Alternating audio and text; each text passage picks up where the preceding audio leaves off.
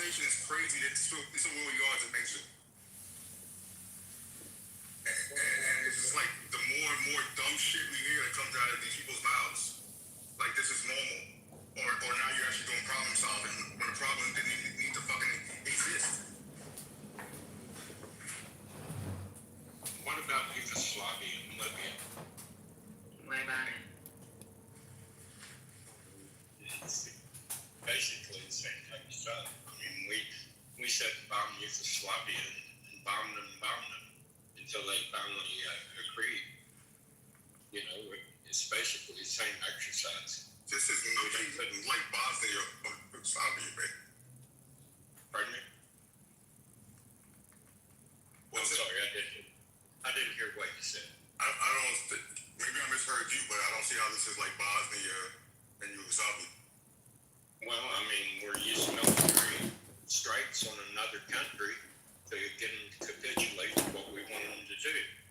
And we're using primarily air assets, just like we did in Yugoslavia. I think Yugoslavia was a NATO operation, was it not? Yeah. Yeah, they were. All of them were. And then that one doesn't work. What's that? Well, whatever. Just add it. Now the U.S. is NATO. Does the NATO operation free us from constitutional requirements? It's happening.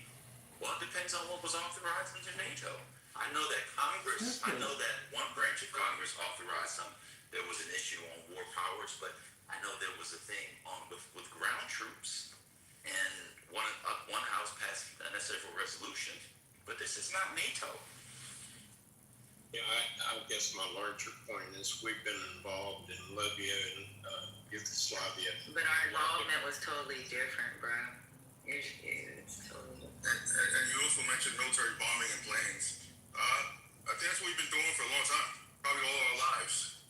Iran is far more dangerous than freaking Libya or Yugoslavia or. It's bombing. Yes.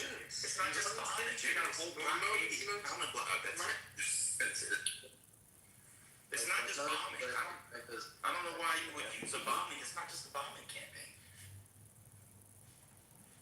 What naval blockade was there in Ukraine? That's true. Well, that's true, but the naval blockade doesn't require us to go on the ground. It gives us a position where we can economically drive them into the ground and bring them to the bargaining table. Is naval blockade an act of war? It can be. Yeah, yeah. When can it not be? So my question would be, when can a blockade not be? Well, is what Iran doing to stop shipping, is that an act of war? Of course it is. They were attacked. They were attacked. They have the right to protect themselves. What were Iran's actions? Iran was attacked. Obviously, This act is truly So fam, I actually invite people to call me a retard now. It'll make me feel better. Yeah. On myself. Yeah. That's where I am too. That's stupid. Yeah, it doesn't make any sense, Steve or John. It doesn't at all. You're not speaking from a strategic standpoint. Y'all are talking from feelings. It's just not going to work, bro. It's not the same, right? So let's say we all know that a blockade on either side is going to be, it's an act of war, period. It's an act of war. But weren't you already in war? No, we weren't. They're calling it military. Well, we are now. So officially, I'm speaking. Goddamn. I'm sorry, Miss. Oh, I'm sorry. I didn't know it was you. I'm sorry, Daryl. It don't matter. You still do it. No, go ahead, Daryl. You got it. It's a war that we know we're gonna win because we got Patty on our side, right, Patty? You're a liar. That is not. This is not a war. You interrupted Lisa the troll. That's fun. No, Ben, I'm not trolling. We are gonna win this war. But that's not the topic. They're talking about war powers. The topic is war powers. Our war powers. Congress's role. All right. You're probably stuff, but you're not going to win the war by yourself there, buddy. No, I didn't say war. We're not gonna, this is not a war we could win, bro. It's already, bro, there's too much. You know what? I'm gonna put in the chat, and y'all need to start fucking reading. There's too much you can Google out there. The War College has released stuff. They even had a fucking radio at the War College a couple years ago where they talked about Iran and what it looks like from their assessments, from exercises, from the constant rotations of students coming in and out. You're gonna stay on mute, or I'm gonna kick you. That's what's gonna happen. There's too many assessments out there that tells us that we cannot win this war. We can't. And Patty, you know what, I finally heard from my brother, he said that they're committed. So, you know, what now? If you can't win it and they're committed, what now? He's sitting on an aircraft carrier, been over there for a minute, I'm not telling too much, but they're committed, he says. So what now? Yeah, but there's But the mission includes, there's more than one mission. The overall, there's an overall mission, and your brother is involved in one mission. Whatever his mission is, they're gonna have to be committed to whatever mission, whatever came out in his orders. He's got to be committed to that mission. The overall mission, we're not gonna win. There's too many factors when it comes to freaking the population, the geography, the weapons, the American people. There's too many fucking things that we have to take into consideration. General Patty. On an individual level, people all to be committed. If I'm boots on the ground, we blowing shit up. Absolutely, because we're trying to survive. But we're there. We have no other option at that point. I don't think anyone in the military is really going to cower and say, okay, I'm not going to do what I got to do at this point. But the fact that we're there for no fucking reason besides Trump and Israel and Netanyahu, it's fucking insane. I'm not sure. I'm thinking that the leadership is committed. Of course, the enlists are, you know, and yeah, but leadership is the same. It's the same. Like it's the same, right? Like the leadership is going to be just as committed to the mission that they're given, and depending on what their mission is, the leadership has to conduct whatever's done, whatever's sent to them as a set of orders. But they have to still do it within regulations.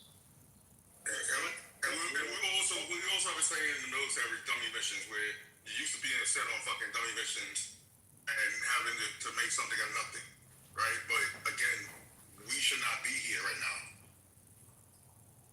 What military assets does Iran have? Is it their Air Force, their Army?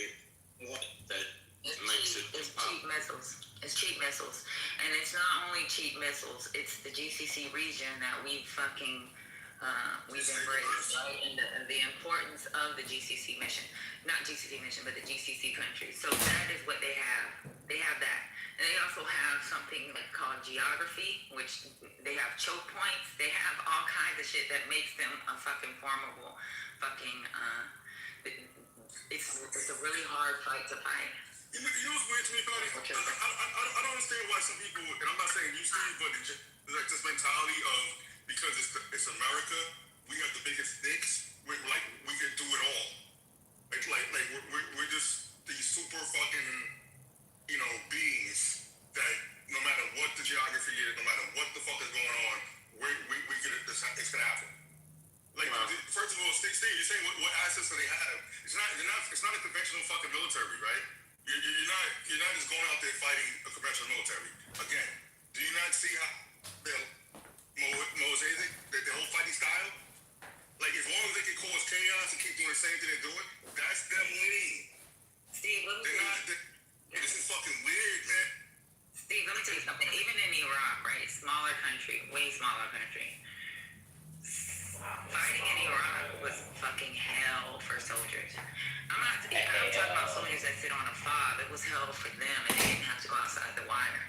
Like, we were always constantly being hit with incoming, and it was cheap ass incoming. It was cheap as fucking mortars. It was cheap ass missiles. It was shit that was so cheap that it was not, that our own technology wasn't able to pick up on it. You know what we had to listen for? Just going to the shower, a whistle. The air, we had to listen to the air. Because our technology cannot fucking capture it. I mean, anybody that's been deployed to tell you we had to listen for a whistle, we were like people would joke and play, you'd be walking back and they go, and that's what we were listening for. The fucking wind.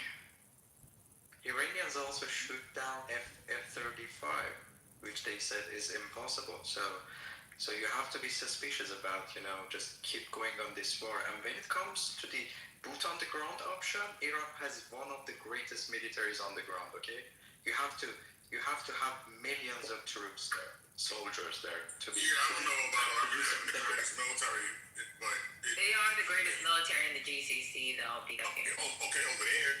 But again, it doesn't matter who the fuck it is. Like, it's because it's not a conventional fight. I'm Top talking shot, the about rock gets boots on the elected. ground option. Boots on the ground would be impossible. Hell, it's gonna be. It would be impossible. They have 1 million troops. If you count the 600,000 of the IRGC and the 400,000 of their ready reserve, you would have to send, if you were to send, they would have to send for security, we would have to send 1 soldier per 30. 1 soldier per 30. But what does a million? And we don't have enough. We don't have enough personnel to do that. The only way we could actually win this war is to break the law. Yeah, but what does a million? What does a million? When was the war ever fought fairly? You kidding me? Yeah, you gotta go. Go ahead. Yeah, I don't understand how a million troops helped you if those troops don't have any air cover. If another military has control of the skies and you're sending people Bro, out. I'm talking about they have 1 million on ground, right? I'm Right. talking about our overall numbers in our military would include ground and troops. Ground troops, and it would include air. This is not this is not a regular war, bro. Yeah, but it sounds good to y'all. It's not a great idea for a lot of people that wear the uniform. What happened to the Iraqi troops when we took out their radar and we took out their air force? What happened to them? They got obliterated. Where you did it? Tell us what happened. Tell us, Steve. Tell us what happened when you were there, Steve. Tell us all about it. Steve, just let me explain it to you. Iraq is a very flat country. Iran is mountainous. Even Roman Empire could not invade Iran. It's super uber fucking hard with millions of troops. They are so powerful, and also Iranians gonna join them. 90 million people we are talking about. No one gonna get alive out of there. No one. So you're saying the Iranian population that's being slaughtered right now and is disaffected with the current government? They would. A big amount of them would. That's how we birthed ISIS. People, like the videos that you see on TV in the beginning back in 2003, people toppling pictures, ripping them off of the walls. That was a temporary thing. The population quickly went against the United States. No, we are not against United States, okay? We are against Neither was Iran. Iraq to invade Iran. Steve, the problem is that the Iranians know that Trump does not give a shit about democracy in Iran. He's just joking about it. He's here for his own benefit. So, our first priority is to eliminate this invasion. So we're gonna first defend our country, then we're gonna deal with our own government about the bad acts they have done inside the country. So this is the order of the things we're gonna do. As far as Iran being an impossible theater or to fight in, I guess Alexander the Great dispelled that myth. Yeah, but we have actual, since 2002, we have actual classes that's gone through the War College. It's not, no private, it's a bunch of fucking either majors getting ready that may be promotable, and the ones that are promotable are the ones that took the tough assignments, and lieutenant colonels that go through War College, and they do the simulations, and they've lost. We haven't won. Yeah, but Donnie, we didn't even have to do all that. A fucking private could have told you the same fucking, the same reason results. Like, why is it so hard to understand when you look at the situation? This dude wants to talk about fucking Alexander the Great, really? Well, I'm just saying, you said the topography thing. Bro, just sign up, man. Go on list. Hey guys, good morning. I'm looking at Elle talking about the Iranians are with the U.S. and Israel. They want to fight, and they want to fight with the U.S. and Israel. Anybody want to speak to that in this conversation?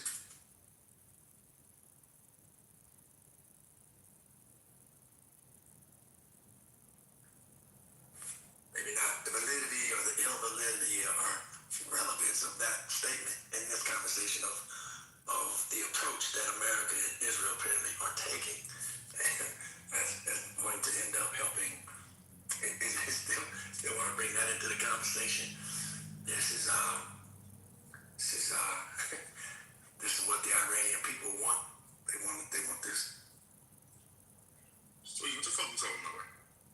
Well, I'm talking the fuck about what Elle is talking about, bro. Pay attention. I'm driving. I can't read the chat. Oh, well, I'm trying my best to. He said 100%. I don't want to be the play-by-play person to read the chat to you, but everybody else reading the chat can understand what I'm saying. It's real simple. Iranian people want the U.S. and Israel. They're on the side of U.S. and Israel. I'm not going to argue his case. He's too shy to come up and talk, apparently. Maybe he's driving too. I don't know. You heard that talking point 50-some days ago. Nobody else seems to be talking about it that much, but Elle is still holding that ground about, I don't know his whole point. I'm not going to try to argue for it. That's what it Trying to is. say, we heard this the other night. They're trying to say, wait, hold on for a second.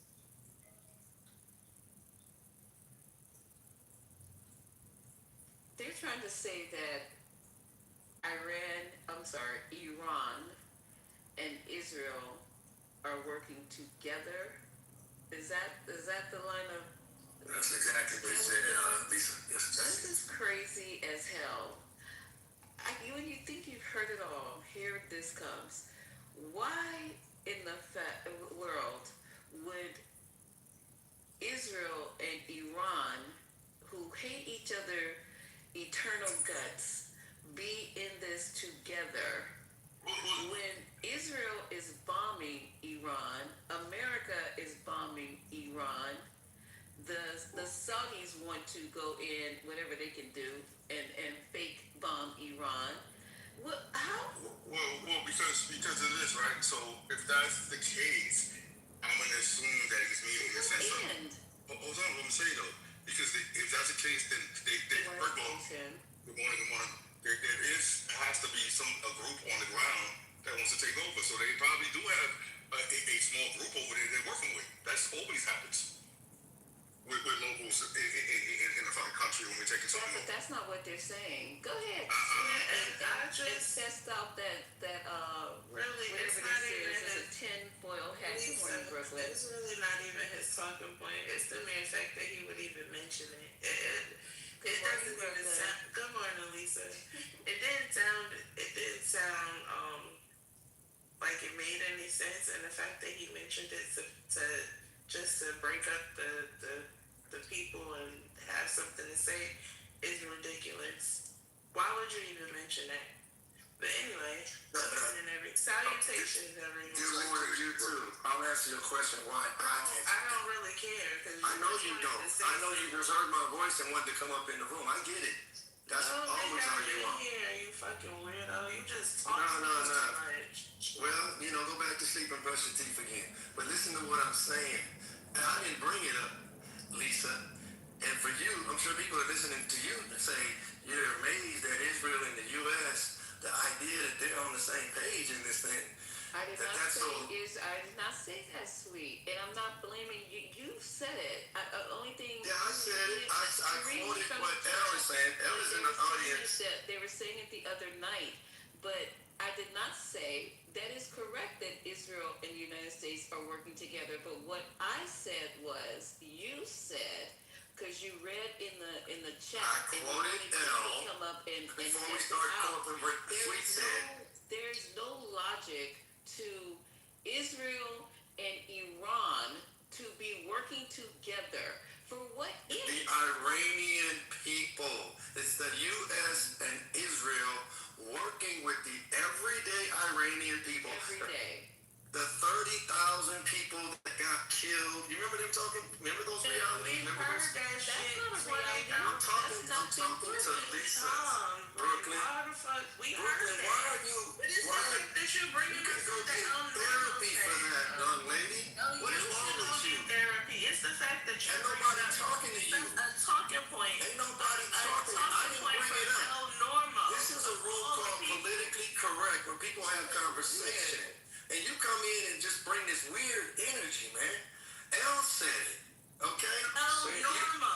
You kept saying Well, El okay, Normo. yeah. Who the fuck you was talking Yeah. about?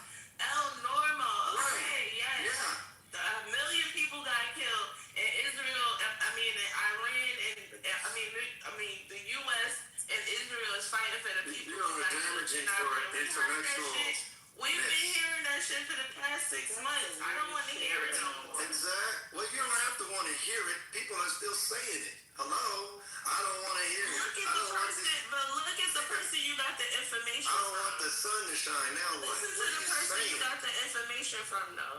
No, you like to do that Person weird has an stuff. agenda that he wants Address to what is spread. being said. And the Don't fact worry that about you- the person that's saying it. Listen to me. Just listen. See, to me. I hear you. I'm not trying to listen to I'm not you. trying to argue with you. I'm Well, really you're not. doing a good job of Just not want you to- doing something you're not just trying to want you do. to listen. Listen to You this. come in and create the nonsense, and then you're mad about the nonsense. Okay, I apologize for creating nonsense, but I just want the fact that you kowtowed to it and did it for Oh, him. wow. El Normo's the only person on the Yes. planet that thinks There like is a that. bunch of other Wow. Israel You are so fucking silly, lady. people that support them. With all due respect and maybe possibly due to you, you are silly.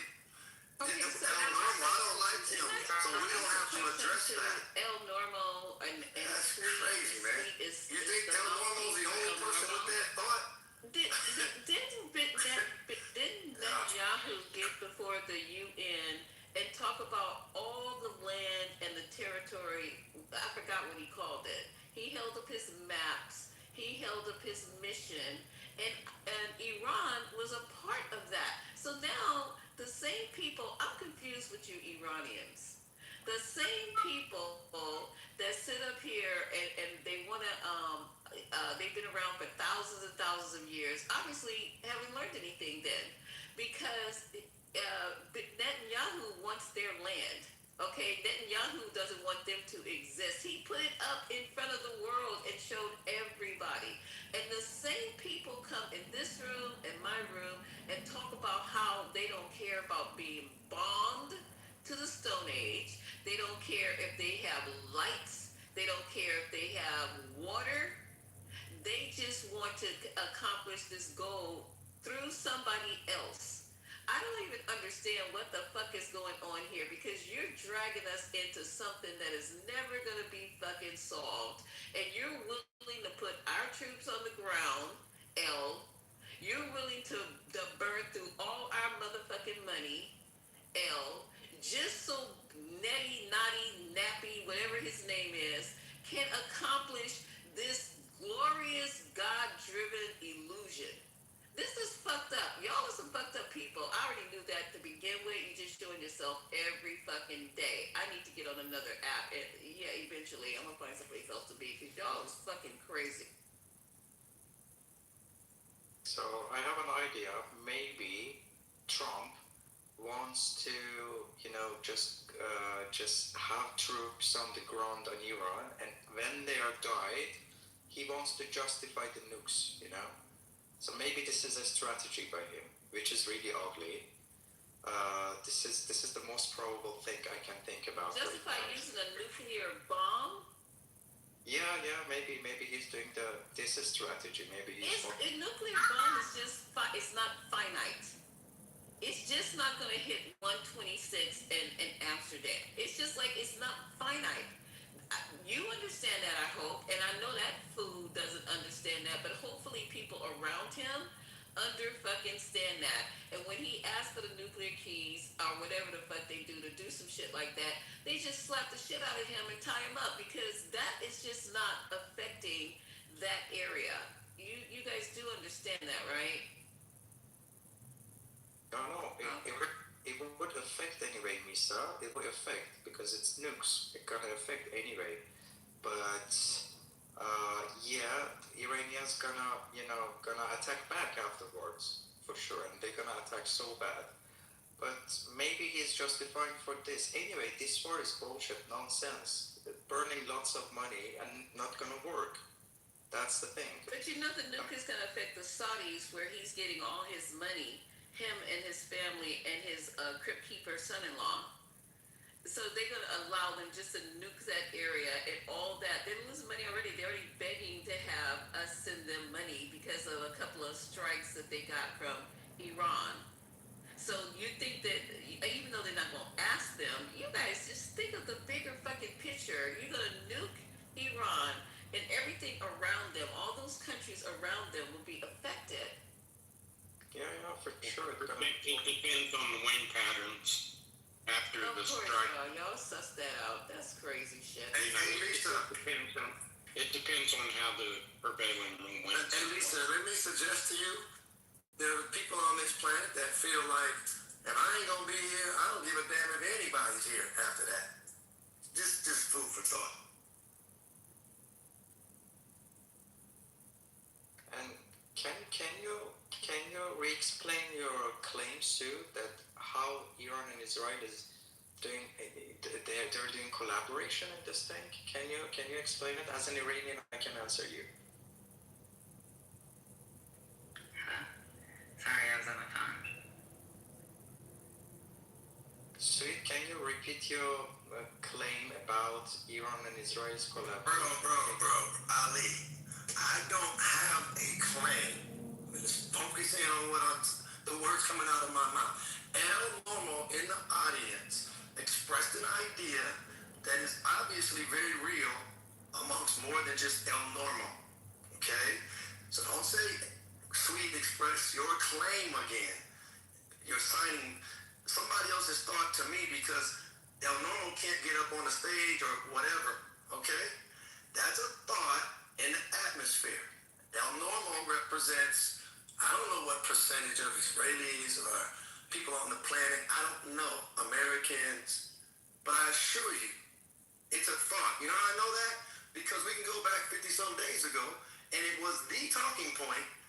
America was coming in to save all the Iranians. I don't hear much of that anymore. However, a few days ago, that was the reason.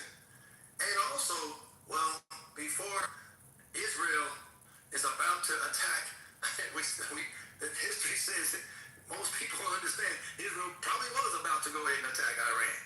Okay? So, Donald Trump said, don't worry, little brother, big brother, I got your back. We'll go in there and we'll drop some more bombs. We did it last summer. We'll come in again. We'll help you out. Because we know they're going to retaliate against our troops. Before they do that, we'll do this. And here we are today, 50-some days later, bro. Okay? So, again, just for you, Ali, who else is listening, so we don't have to address Sweet said, whatever you're claiming, no, I'm not claiming shit from Iran. That's a talking point that people might want to address. Yes. Okay? Yeah, okay, fine. Alright, cool. Damn. Okay. The Islamist Revolutionary Genocide Group. Okay, let me explain, Sue. Israel is following the Great Israel Project. For doing this, he needs American support because he cannot do it alone, okay? He's not that strong in the Middle East. Second, for doing this project, he cannot see any sovereign country and powerful country like Iran in the region. And also for doing this, he is doing carpet bombing of the other neighboring countries in Middle East, like Syria, like Jordan, and its final maps does not get into Iran. It takes some very little parts of Turkey, a very large part of Saudi Arabia, Jordan, Syria, and Iraq. Okay, you can go and see the map by yourself. It does not get into Iran, but it takes many of the countries around, and people are not gonna love it. And Israel really needs, desperately needs American support for this. So it basically uses American money for doing this. That's the problem for both Iranians and Americans right now. Are you saying that the people of Iran are happy with their current government and how they treat the citizens? No, Steve, we are not happy, but it's an internal problem, and bombing does not bring democracy. It's obvious. It's not gonna bring. And United States, I'm not gonna say United States, but Trump and his friends, they have other ideas about Iran. They are here to earn money, for themselves, not for you, for just themselves. They are not here to bring democracy for Iranians, and we got it. We got it in the midway, and we changed our minds. So for now, we are solidating with our own regime, so bad regime, to defend the country. Then afterwards, we're gonna kick them out. So they're consolidating with IRGC so they can consolidate the country so the IRGC can go back in and start putting their boot on their neck. How does that make sense? You're defending the guy that has just slaughtered like 30,000 people, and you think that once it all settles down, the same people that slaughtered these people for objecting to the government is suddenly going to become benevolent? I don't follow that. So, United States and Israel does not do anything beneficial for our aim of democracy. They bomb hospitals, universities, infrastructure, and they brought back democracy for Iran. They postponed democracy in Iran. So they are the second evil in this scenario. So they are not also helping. So we have to kick them out first, then kick our own government out afterwards. Hey, Steve, are you suggesting that this is a humanitarian rescue mission that America and Israel are on? I'll wait. Take your time. Get your thoughts I together. think that's okay. Was it a trick question? I mean, Kyle, welcome to the stage. Do you have anything that you want to comment on? Yeah, I really liked Ali's statements because it kind of shows how difficult it is to kind of, fix your own house when somebody else is trying to reorganize all your dressers kind of thing. And so I was wondering if he could tell us a little bit more about that, because it sounds like he's speaking from a place of experience. So I just have questions, and I'd like to hear him elaborate a little bit more, maybe on some of the questions that others have asked also. But how does he see this going forward? What's your name? Your name, I think, is Arthur. Arthur was talking. Yeah, It was I. IO down here. IO, just 2 letters. IO down here. Yeah, IO. Nothing goes well right now because the democracy is postponed. Before the US-Israel attack, we were already doing the revolution on the street, okay? We were already doing that. But then the war started and we could not go out, finish the job. We could not do that. Then Trump seemed like a guy who is going to bring democracy for Iran. Then we saw that he is hitting, he's targeting the hospitals, the schools, very important infrastructure, like petrochemical infrastructure, iron companies. I mean, they are postponing democracy and a normal life in Iran for at least 20 years, which is not really good. So we see during the war that nothing good happens, and we are far away from our own goal, which is democracy. So we don't like it. We don't want it. Okay. We are now with the government. Yeah, that's because I think like one interesting thing is that we do want democracy. Maybe you do want this kind of change, but when somebody comes from another house and tells you how to live in your own house, you and your neighbor who you were arguing with before, somehow you two now feel like you have to work together against America. It's a very interesting problem in terms of trying to help other countries, because you can come in as like the hero, the helper, and then all of a sudden you're like, yeah, but wait, that man was beating your wife. Why are you defending him? and it's this kind of cruel psychology that it was supposed to be helpful, but now it's not so helpful. So it's unfortunate to see this same pattern happen again. So I'm sorry. Yeah, I know it's basically a double-edged sword for us right now. It's a big challenge, but we have to fix it. Iranians have fixed many problems throughout history. They're a really old nation. They have fixed many things. And no regime stood in Iran more than 50 years, so we're gonna kick them out anyway, especially after this war, because we are not really happy with the economy, the freedom in Iran, and we are also not about the way they're fighting, because they cannot take care of their own civilians. But they're kicking United States ass very well right now, but they cannot protect us very well. So they have to go anyway. They have to fucking go anyway. And Iran should stay a sovereign country, as always, not like the GCC countries and many of our neighbors. And if Israel plans to do something against us, then fuck Israel too. But we are actually peaceful people. This is what Iranians rallied with United States and Israeli flags in the streets all over the world, all over the world, to just show that we are not like IRGC and we are friends with all the nations. But right now, in the middle of the war, we are just defending our country, and it's the first priority for us. Okay, so a quick question. So, in terms of how the war has changed, like, in our news they say, oh, we killed all the bad guys, we're killing the leadership. Has there been a significant change? Do you think that the IRGC has become a little bit more, less radical, maybe? Like you said, kick them out, but maybe reform is better than revolution. So I'm always thinking, okay, what can we do to help without creating more problems? Do you see reform possible? Maybe not kicking them out, but seeing a different IRGC come out of it.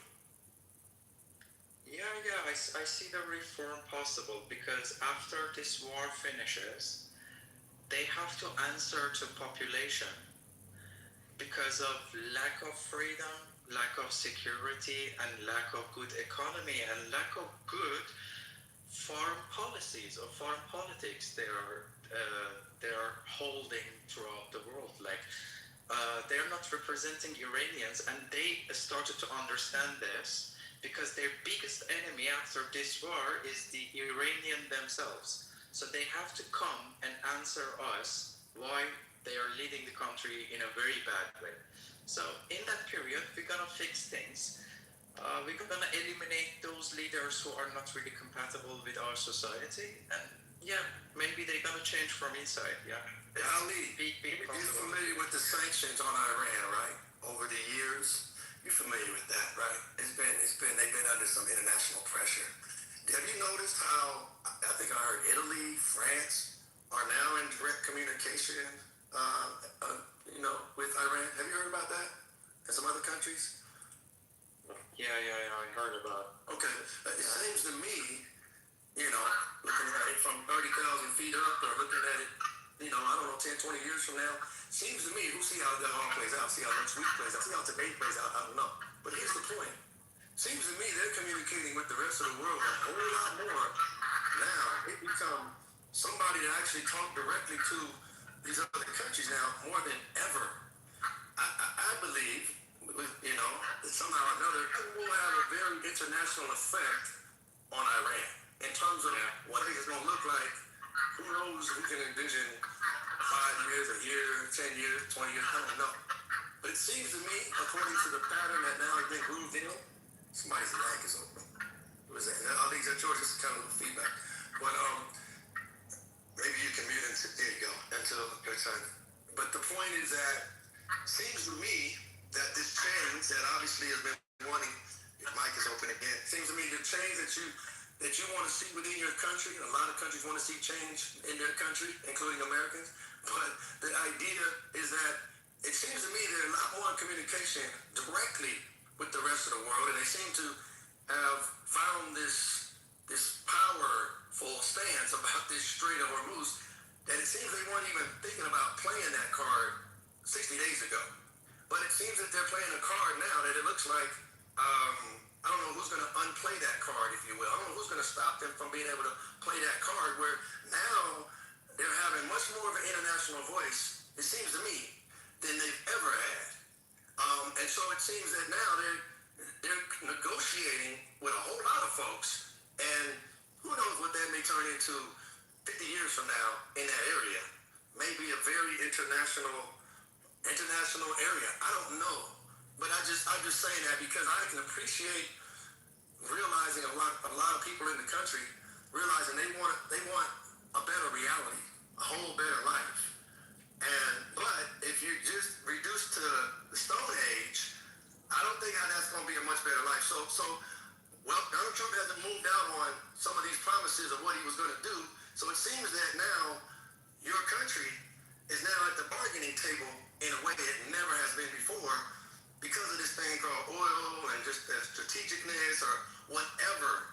And I say whatever, meaning there's a lot of other variables there. But that's all I'm saying, man. So I get it. And there will be some smoke settling 100 years from now or whatever. I don't know. But as of right now, yeah, I understand your point about staying alive is primary as a people. And so, like everybody, because definitely it seems that Israel in America, particularly Israel, really has a problem with them. And they don't seem to be able to communicate in the last how many decades too well. But now here comes this power overseas here called America that has a vested interest, it seems, and it seems to be the history in Israel. And so here we are now, and the whole world is talking in a certain kind of way now over the last 50 days. Yeah, the Iran's war right now, it actually the turning point. It can be the turning point, the historic turning point of peace between East and West. Okay, so Iran is under sanctions for 40 several years. Okay, the collective West, let's call it NATO forces, NATO countries. Okay, they sanctioned Iran because they wanted a weak Iran to buy oil very cheap from them, and prepare Iran economically to impose a war on Iran. Okay. Ali, did that have an effect on the overall people of Iran? Those sanctions for the last 40 years, did that probably make it kind of hard on the Iranian government? Yeah, I think most of the people in here know it's made it hard for the people with the sanctions. I'm just saying to that point about it's so hard on the Iranians. They want to go to the beach. They want to be like the westernized people that they go to American universities, and everybody gets that, Patty, I'm sure. But to leave out how life has been under these sanctions for 40 years, almost like your parents ain't getting no money and things are kind of rough. You got to kind of wing it. And they've been winging it apparently pretty good. They still here, and they seem to have a little more power than some people thought they had at all. And here we are. But go ahead with your point.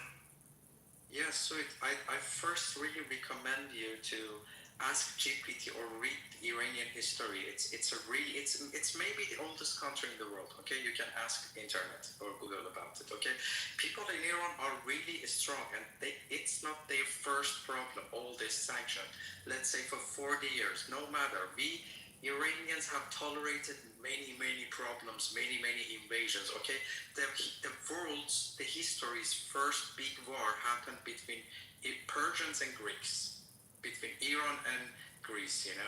So we have tolerated many. Taking us back to Alexander the Great and the Alexander Library.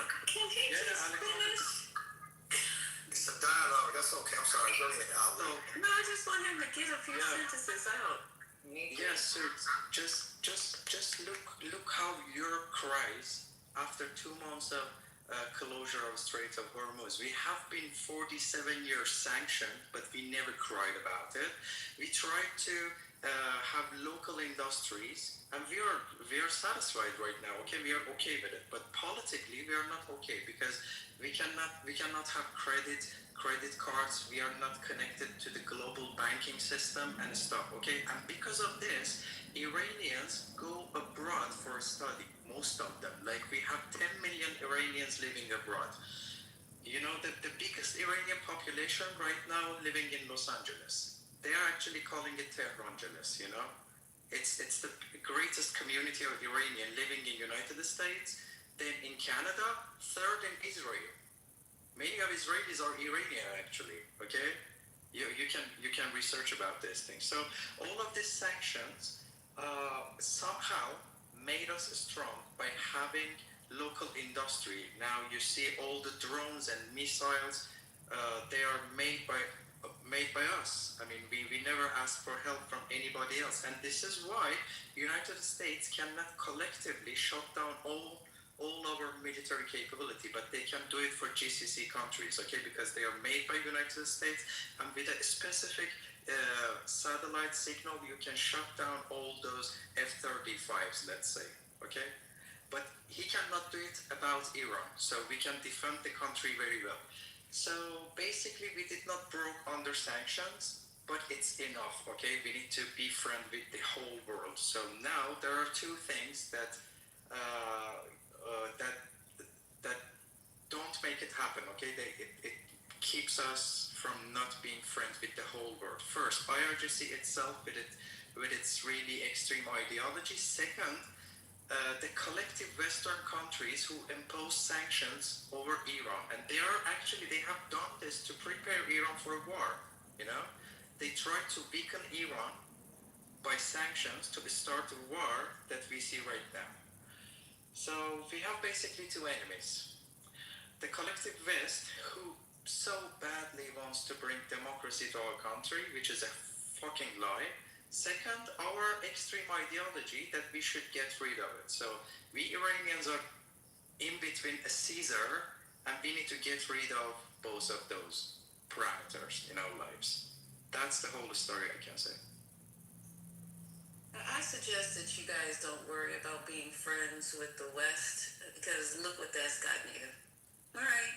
And as far as coming to America, you guys are pretty much, from what I'm understanding, what I'm hearing, not reading, but I hear that you're more educated than Americans are educated. We read at 6th grade levels, and we come in here with tin hat imaginary stories that we don't fess out, or they don't even read in this country. They close bookstores by the thousands every day. So, you know, y'all doing okay. If you just stay out of the fact that they're scared that you, because of your religion and your ideology, Americans are scared of anybody who is not like them. If you're not a Christian, you're an enemy. You see what I'm saying? So I wouldn't too much worry about being friends with the West and whatever. From what I'm understanding, they're trying to go to a different system of paying for shit. The yuan, y'all can correct me if I'm incorrect. So America ain't the shit everybody keep thinking it is, and we're able to say that over here, right? Because we died for that. I died for my family died for that. We came here, as you know, as slaves, and you can make it here. We are in the top tier of just everything that's happening in this country. There are ex-slaves that are mastering and excelling in it. So, you know, I'm feeling for you guys because the mere fact that and I'm not, you know, you guys can start calling me whatever. I don't give a fuck. But we were talking with you as a country, trying to set shit up for whatever the nuclear, what's the word I want to use? To stop nuclear proliferation in your country. And while we were speaking to you and trying to work out some type of deal, we go behind and bomb you. And that to me was a punk ass, dick ass move. If we're the country who we say we are, then we should hold to our principles. We should hold to our honor system. We shouldn't be saying one thing and doing the fucking another. So anyway, that's That's all I have to add, which was very little. Misa, actually, Iranians are not really dying to come specifically to United States or Western countries, but they really wanna to live peacefully with the whole world. This is the Iranian mindset, okay? Because there were time actually before the past 47 years, Iranians could travel everywhere, even to America, without visa, you know. So we used to have tight and very nice relationship with United States, but it changed. Whatever, it was also because of the bad politics of United States, because they always wanted everything for themselves. And honestly, Trump is not here to deactivate Iranian nuclear power. Okay, it's not the case. They are here to benefit, money-wise, benefit from Iran and swallow the whole wealth of Iran. Okay, that's the thing. But they never say these things on news. They never say this. And Iranians are already successful. It's one of the most successful immigrants in the United States. Let me name some companies owned by Iranians right now. You can Google about them. eBay, Uber, Dropbox, and many more countries. There are many Iranians working in Silicon Valley in very good positions, in NASA. In Germany, most of best doctors are from Iran. Okay, Iran's medicine is still among 5 best medicines in the world. So Iranians are actually innovative people. That comes from history, because we at least lived in this country, in this land, for 2,500 years. This is recorded history, and before that also. So we have no problem, and I hope one day you can come to Iran and see the quality of life. You're gonna really, really enjoy it. So Iran is not the thing showed by IRGC, not showed in the Western media. It's something super uber different. So you can find videos about Iran in YouTube, and I also know that people from United States also come to Iran as tourists, and they travel and they really enjoy the mindset of people, because most of Iranians know how to speak English very well from childhood. Okay, the education is really good here, and we very, very well know your culture, even the American culture. We know your scientists, your writers, many domains of your science, and many things. Okay, we already know them. We study them very well. We know American people very, very well. We listen to American rap music, rock music. We are memorizing them. We are just replicating them. Everything is fine here. If you know Iranians, you would have a really, really good chance to catch the reality about Don't this just society. listen to our rap music, because African Americans in this country, African descent, we do more than just rap, sir. Rap, dance, and basketball. So you need to be the mouthpiece, since you know us so well and you're studying us so well. We have astronauts who just went up past the moon, the furthest that a ship has ever traveled. We are from A to Z, from architects to zoologists. We're just not rappers and basketball players and dope dealers. We're very intelligent people. So you need to spread that message. Yeah, definitely. And I work with some Iranians. I have a good friend. His name is he doesn't mind me saying it because he's trying to get on this app. Harmeek Abrahamian. I work with him. And we are tight, as thick as thieves, okay? So we share culture every day. We share food every day. We break bread together, jokes together, whatever. And hopefully he's learning how to put the app on, because I want him to also come on. I don't know how long he's been in this country. I forgot to ask him. But I've been working with him on and off for like 10 years. So he's one of my besties. I know the people. I appreciate your culture. I appreciate your history.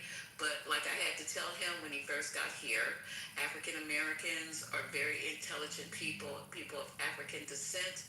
You know that. You live on the continent. You ought to know what African people are capable of. They've also survived as long as you have, and they've been through just as much, if not more, than you have. So, yeah, please respect that history. us, more than us. Everybody comes from Africa. I know that. Okay, yeah, continue, please. No, I'm good. I just appreciate that you have said that, you know. I appreciate you saying that you recognize it. But, you know, I respect your culture, I respect your history, and I know you guys want to live in peace. We want to see you live in peace. We want to live in peace, right? And here, Americans, or most of us, 62% are not supporting the war for various reasons. We all have our reasons. And I know that when you guys sit down with the greatest president that we ever had of the United States of America, Barack Hussein Obama, and you guys worked out that nuclear deal with John Kerry, we saw that you were abiding by it. Now, all of a sudden, we get a madman because 77 million of our people are crazy in this country because we don't treat our people well here. Our mental health here, as you can see, is very, very extreme and pervasive. So we got 77 million people who lost their fucking marbles and voted for somebody who has all kind of history of being a bad person, a disrespectful person, an ungodly person, and we set them right up in the White House. You know, they're so worried about the LGBTQ community, which ain't done shit, but all of a sudden we got somebody who's sitting on the throne. Now we got a king over here, sir, who's sitting on the throne in the White House, and he is the worst human being that we've ever seen. And they've also activated our religion, weaponized Christianity. They've weaponized it here in this country to do bad things to people. So, you know, I'm just saying that, and I can say that because I am an American. My ancestors were slaves. They died in this country in all the wars. And even before that, they were hung and slaughtered in many kind of ways, bombed from the air in their own country, bombed from the air by our government in our own country. So, you know, we got a lot in common. So there you go. That's all I got to say. I'll sit down. But thank you for saying all of this, and I really respect you. You know, I really respect all of you guys. And I just want to mention that Iran is not the only problem. There are many other countries in Middle East and Africa. They are also suffering. So it's good to think about those people. It's really good by you. No, thank you.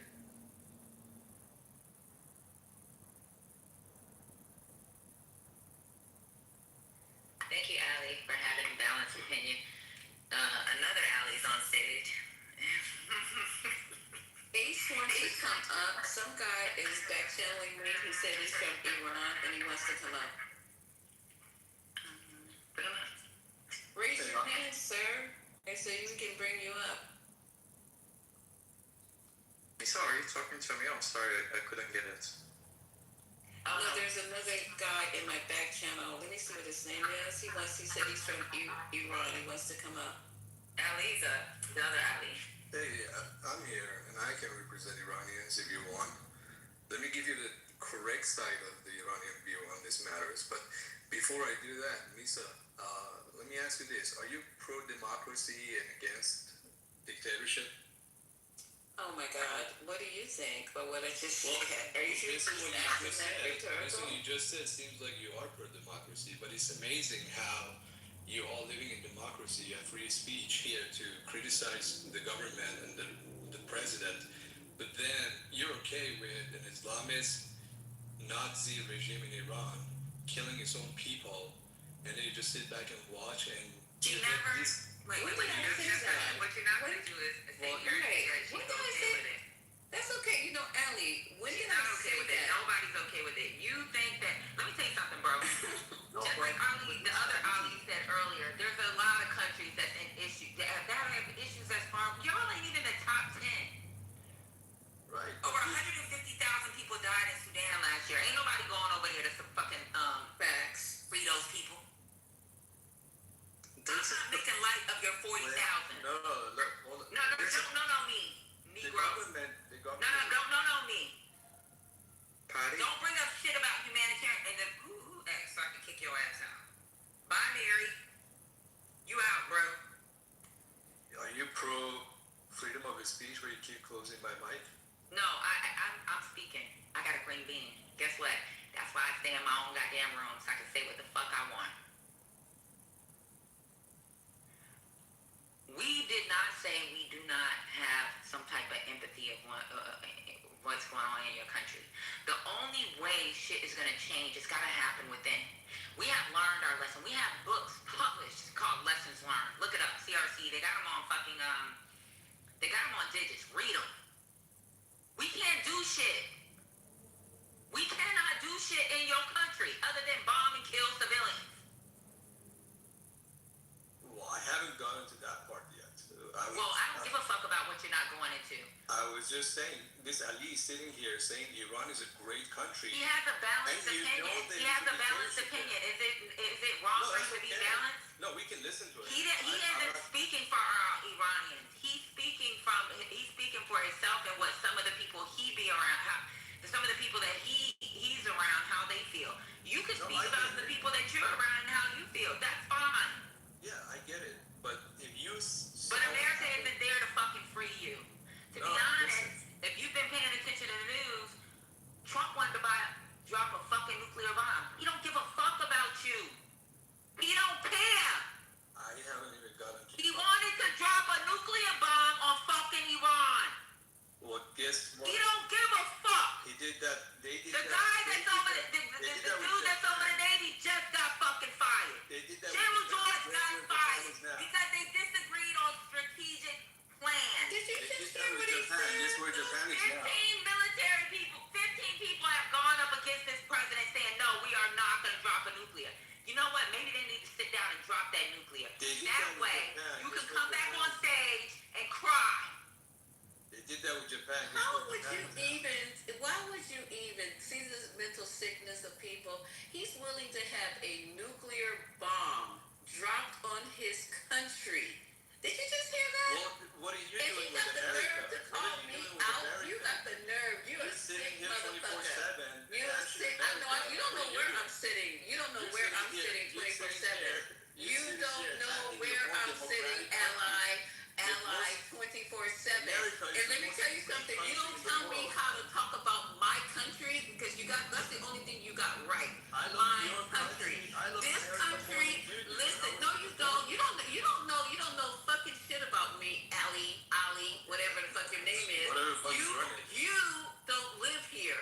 You weren't brought here as slaves. You haven't crawled out the dirt. You just up here talking out of your ass. You are the one who's talking about dropping a nuclear bomb on your own people. So who is the dummy? Who is the fucking dummy right now? Oh, who cares about that dummy? That's none of your fucking business. No, it's not my fucking business. You're not a citizen here. You are not a citizen. No, you're not a citizen. You just got here, bro. Your green card ink is still leaking. You just got here. We're people of the soil. You're not. No, you don't. No, you don't. You just came here to take advantage of it and do what you need to do. You don't love this country. You don't even love the people in this country. So shut the fuck up. This Western civilization, democracy shit, go join the fucking military and do something about it. Absolutely. You know what you motherfucker, job. B2X is hiring. Go join the State Department, sit your ass in the middle of these fucking countries. They do this thing, it's called needs of. Lead a need of. Tell them you ain't never gonna fucking leave. And go fucking fight for your people and leave me the fuck alone. Fucking people been here for 10 minutes and gonna try to tell people who've been here since the inception of this country, the reason that you even got that little green piece of paper is because of my people, motherfucker. So don't even sit up here and tell me nothing about what I don't and do not love.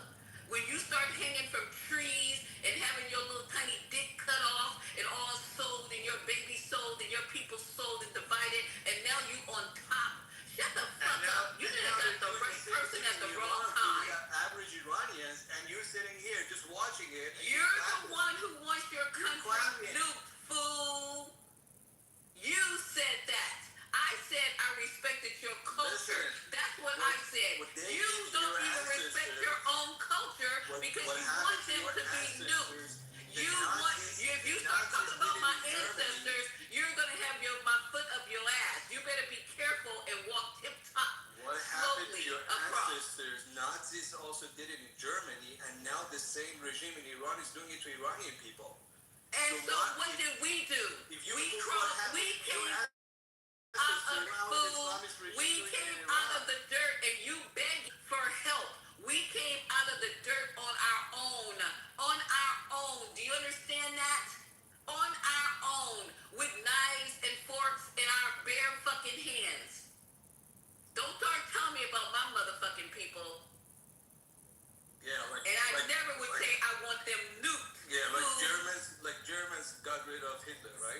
Sir, in your country, you guys have a population of enslaved Africans as well. You guys call them Lugars, right? So I did quite a bit of research on how Iran has treated people of African descent, bro, and the shit ain't good right now. I think we motherfucking dummies up in here. So first of all, there's been hold on, sir. I'm speaking. Hold on, sir, slow down. First of all, second of all, no, are you speaking on behalf I'm of an talking to American or you. you talking No, I'm on talking. behalf No, of an fuck who. African American? I'm speaking on as a human being. That's who I'm speaking on the fuck behalf of. So I'm gonna tell you, you need to perhaps you need to address how your people have treated Africans in your country. Don't come over here on these borders and try to intervene with what the fuck we process. No, thank you, sir. We good over here. And your weak, tired ass came over here willingly. You bragging about your fucking citizenship that we died and suffered to be able for you to have. The Civil Rights Amendment was because of us, not because of your dumb ass. So now you over here and you want to talk shit? You better shut the fuck up because Trump will gather all you motherfuckers up in a minute and send you back over there the same way we came over in the bottom of a motherfucking ship, chained to it, okay? So don't sit up here and be licking some orange motherfucker's ass when you know he can't even stand you, number one. To show how ignorant you are, because he'll get up and gather all you motherfuckers out of here. I'm not going to use your language, but hey, I don't give a fuck if you use my Jewish language. people were coming to America on boats way before your civil rights movement. You are a motherfucking liar. We were on boats before they even decided to come on a boat. Exactly, you dumb motherfucker. You have lost your fucking mind. No, you came on board. You don't know the history of the United But States. what I'm saying You're is, an idiot you for spoke of the don't civil even fucking rights. bring up no Jews coming to America on a goddamn boat. All right, you all want to be idiots. One thing about America that you just proven, the only reason why they got turned away is because they didn't have much to offer. They took Nazis in before they took the damn Jews. They took in Nazi scientists before they took the Jews. So you put that together and see where your place is in America. The Democrats did. All the Democrats that were enslaving you, and now you're taking their side. And that's why you don't know shit about history. Exactly, you don't know motherfucking history. You don't. You haven't said nothing ignorant like that. As if Democrats didn't change ideologies the same way that Republicans change ideology when it comes to them being Republican versus MAGA. You are dumb, sir. Yeah, right. You are not the They average change ideology, but they're still. are a lot smarter than this dumb motherfucker. the ideology is staying alive. We ain't One of changing. those schools that has an You understand why Democrats are the promoter of illegal immigrants? Stuck on Democrat and Republican, bro. We way past that. They were Way past that conversation, Mark. because they want to continue their slavery. You are a immigrant. You are a immigrant. Who You are are you? cheap labor. You God are knows a what your immigrant. level of understanding of history You is. are I am history. You are a immigrant. Let me I am a remind legal you, immigrant. 'cause you, I no, am you're a not. legal And you are immigrant. As long I as am a immigrant legal is in front of immigrant. your name, as One long of- as the only immigrant thing is is in that front of your I name, only you one are thing the is you are the That's all. don't They want to slave. don't do it. Don't do it. Illegal Don't do it. immigrants who don't Don't do it. qualify for You minimum are wage, a don't immigrant. qualify for health benefits, You don't are a qualify for immigrant. Social Security. You are Why a do they immigrant. make illegal immigrants? You Because are they a want more slaves. immigrant, If sir. you're dumb, you You can't are see it. a immigrant. You are not a immigrant, sir. Yes, open the border. You just are let a people immigrant. come You are in no because you want different. more slaves. You're Let them immigrant. come in. Lisa, Why you attacking me? Don't start. Hey, don't You say don't have please a good me. response. Why you attacking my You're an immigrant, fool. I am an immigrant. Responding You are an I immigrant. promise you, I've contributed to this country way No, more. you didn't contribute shit to this country. You think you did. This We motherfucker just said he contributed. You ain't contributed gonna more do than it. most Americans to You're this not country. gonna come over here and This pick some on me. funny That's shit, what bro. you're not gonna do. It's some funny shit, bro. You know, And that's why, you know what? And then your statement is the reason why a lot of Americans do not support Iran. Like that was so. You're a bigot, bro. You're a bigot. How the fuck can you say you contributed more to America than See, a it fucking black always American? comes out. It always comes out. They come in here and try to pretend like they sold this and they sold that, and it always comes out. Don't play with me. Fucking racist move, bro.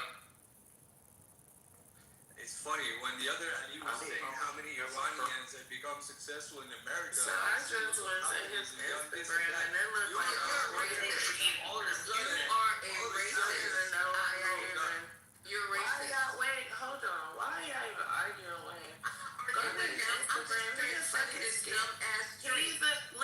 He's a scammer, and clearly he doesn't know what the fuck he's talking about when it comes to history of America. He's talking about this fucking immigrant shit as if he's not one of them. He wants his own country that he supposedly loves so much to be bombed to death.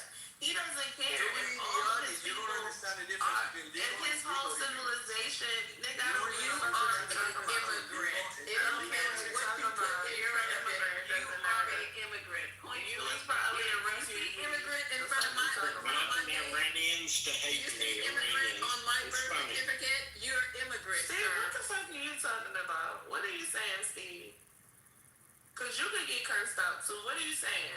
I'm saying you love the other ally because he was stroking your boat, but as soon as That's not why. this guy comes in, and he don't stroke your boat, that's it.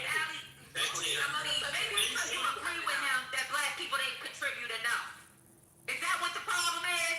I didn't say black You people. want to maintain your white fucking foot off I didn't say black people. I said you Shut the fuck up, everybody on the fucking stage. I'm talking to you. Is that it? You voted for your white rights? Don't agree Your with white privilege? Is that the problem? my white privilege. There you Is go. that what it was? You Is victimizing that yourself. I want to know, bigot. Just victimize No, yourself. I'm saying that's a different opinion. You didn't like it. Patty, I better have You to go. didn't like it. You didn't like it. Different opinion. You struck that It's one not out of about a spoke different because he opinion. did. Yeah, it is. Steve. Yeah, it Let me say is. something. That's all Let it me say is. something, Steve. Steve, No, let me say I something, Steve. don't He's know. not even American, right? He's talking No, about the he issues said in his that own he's fucking not country. been Shut naturalized. the He is. fuck up, motherfucker. Oh, I am a citizen, and he That's not his You're an immigrant. And he about to go there. You're an immigrant. Like I said, Definitely an immigrant boy. Stay on mute. See, he's not even an American citizen, right? Oh, he might be a citizen. I don't know. He's a permanent resident. He's probably a refugee though still. But regardless of the fact, if this is his people and this is his culture, why is it that they don't even represent themselves in our own military? Why is it that they're not in those countries doing the needs of the army to fucking protect their own? Why is it that black people are overrepresented in the military? We have over 20% of our military as black people fighting for a country that has people like him talking about their contributions outweigh black American contributions. You tell me that shit makes sense, bro. Now, we don't have to be on the same side on who has privilege and who needs the privilege, but one thing we have to agree on, and as Americans, is that if you are in this fucking country and you have a fucking conversation about sending fucking troops to go fucking bomb some fucking country, maybe you should be part of that fucking fight instead of sitting on your fucking couch drinking your fucking latte. And that's one thing, Steve, that we should fucking at least agree on. Are you These talking? Iranians that come up here and talk about go fight, fight, fight, and let us die, and don't have no representation within our own military. Look at Are the you talking representation. about Ali now? Are you talking about No, Ali? I'm not overall. Period. Anybody that has that conversation. Look at their representation in the military and look at their representation in the United States. It doesn't even match. You could premise I met one Iranian the entire time I've been in over 15 years of military service. I have met one. One. So Steve, you try to make this, you try to segment this into a low conversation. You know what the fuck we talking about, homie. You taking the side of, I shouldn't even call you homie. You taking the side of someone that's not even here over us. Bro, I know my lineage. No, but I know my lineage. How dare you? Talking about black. No, I'm not. What I am saying, if you're talking about if you're talking about the Iranian people, let them all have a voice. That's what I'm talking about. You wait until I'm finished, then you can. Thank you. Bro, you the shit that you're talking from white privilege, bro. You're talking from a place of always having opportunity.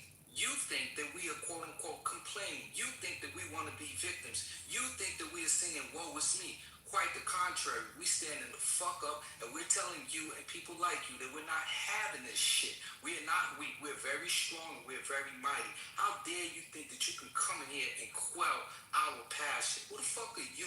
You're a human being. I'm not trying to quell anybody's I passion. know. I want you to know your place. I want you to know your place. My place is just as good as anyone else. You have no power. What I was trying to say is what I was trying to say is we got two guys from Iran here. We got two guys from Iran. Iran. And one is, okay, whatever. We got two people from that culture. And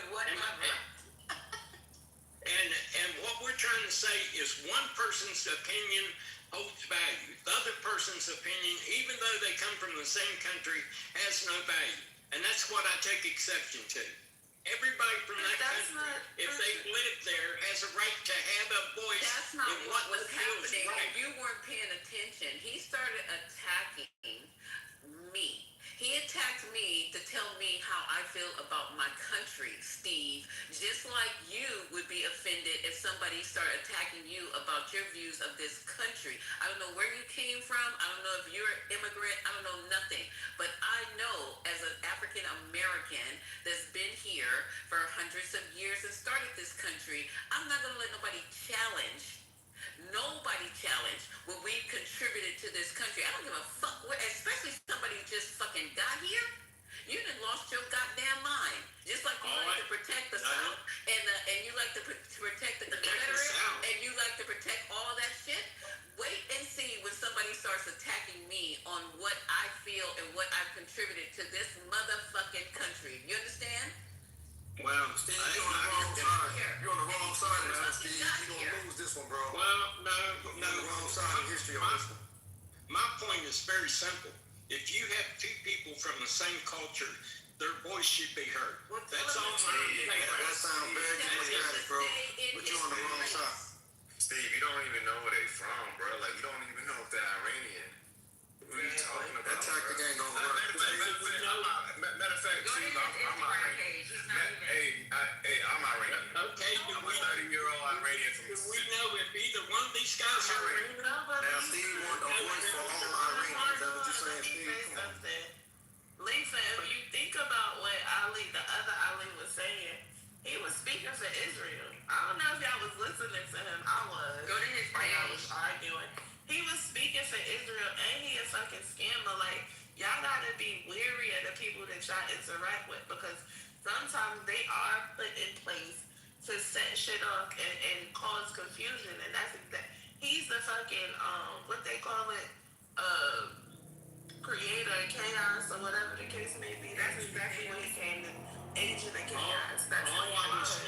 All I was trying to say is there's probably more than one opinion in that country about the destiny of those people. That's all I'm saying. Instagram page. He's from fucking Israel. We just went to his Instagram page. Yeah, the Israeli bots are on here. I guess not bots, but agents are on here spreading stuff like that every day. Right, because think about it, Sonny, like, you are from a group of people, and the president of the most powerful country in the world is saying that he wants to make your people. He wanted to get rid of your whole fucking civilization. You for that shit? Make it make sense. Nobody in their fucking right mind is for anybody wanting to kill their own people unless they really just hate themselves. Y'all gotta think about it, Steve. If you think that if a president was to say, I'm gonna kill all the white people that look like Steve, you going for that shit? No, you're not. So that's what makes sense. And if anything, we American first, right? Steve, ain't that what you voted for? And that's what makes it easy to see through the bullshit, Steve. You over here caping all of a sudden for, I want everybody, there's other sides. The whole conversation was about the fact that there were two different sides. That's why Patty said, thank you for the balance that you brought to the conversation, the original Ali. And then you want to jump in with this tactic like ain't nobody seeing where you coming from, man. That divide and conquer nonsense, that you going to co-sign on a dude that love his people so much and love him so much that he going to all of a sudden say, go ahead and nuke him, yeah. Because you won't shit I about have in a your question goddamn from self. you. Why did you... Yeah, Peter. Because of George Floyd. God help George Floyd. You prefer that out of Peter. for half a million times. Peter, go on. Hear my people you are. Peter, you're not making sense. And I think sometimes Peter actually doesn't understand what we're saying either. Yeah, because his response, like, he's like, oh, what you're saying? Peter, I don't think you understand what we're saying, actually. Yes, he did say George Floyd. He said y'all are inhumane. Has anyone ever heard of Patrick Buck David? He does a podcast. He's Iranian, and he holds very similar views to what the Second Ali did. He's a famous Iranian podcast. The second Ali is not Iranian. I'm just saying there is a famous guy that does a podcast. It's got one of the biggest podcasts. I believe and you. he's Iranian. Iranian. Let me ask you one simple question, Steve. Do you think it makes sense? We know damn well it's about national security. It should be, at least. All I'm trying to say, Patty, Steve, does is it make sense that the United States goes and saves every fucking country where there's humanitarian issues? Because I'm going to tell you, in the top 10, so even just do a simple Google search of the top 10. Iran isn't even in the top 10. So that means we're going to save every goddamn country, at least in the top 10, and then we'll follow up with Iran. Do you think it makes sense for the United States on our taxpayers? It makes sense to me that when Saddam Hussein went into Kuwait and threatened his Saudi oil fields and threatened the global economy, that we would take action. It makes sense to me. Yeah, but what was the action that we took? What was the action that we took? Well, we went in and we... Did we actually have a war, or did we just push them back and came back home? It was 45 days. We made sure that the global economy wasn't threatened. Right, but did we go into their country and did we bomb their country? Well, yeah, we bombed Iraq. We bombed Iraq. We bombed the hell out of Iraq. But did we stay there and like decide that this is what we're gonna do? We're gonna stop the fucking we're gonna stop all this shit that we got going on now. This is not the same fucking fight, bro. Well, do you think that Iran, that has sponsored the Houthis, that has sponsored Hezbollah, that has put the Middle East, which is critical to the world economy, in disarray, that a country like that with a nuclear weapon that could affect... They don't have a nuclear weapon. They don't have a nuclear weapon. Well, I know, but that's the objective. That if they would have a nuclear weapon, just like right now... But did Trump say he got rid of the uranium? He said he got rid of their nuclear enrichment facilities, which is... Okay, so if he got rid of it, what's next? Well, you could have had centrifuges produce it. You could have had a Okay, so why, if he... Do you see him as part of the problem and why they continued to enrich when JCPOA was in place? Yeah, there were infractions, but as soon as the infractions were touched on, they fixed it immediately. Well, the inspectors themselves said the whole thing was a joke because the Iranians wasn't letting us in to do inspections.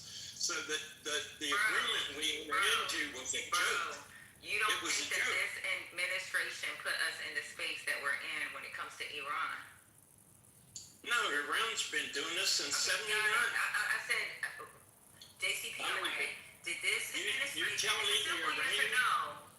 What? If you're saying no, so Iran has had their issues. They've had their issues for years, right? Decades.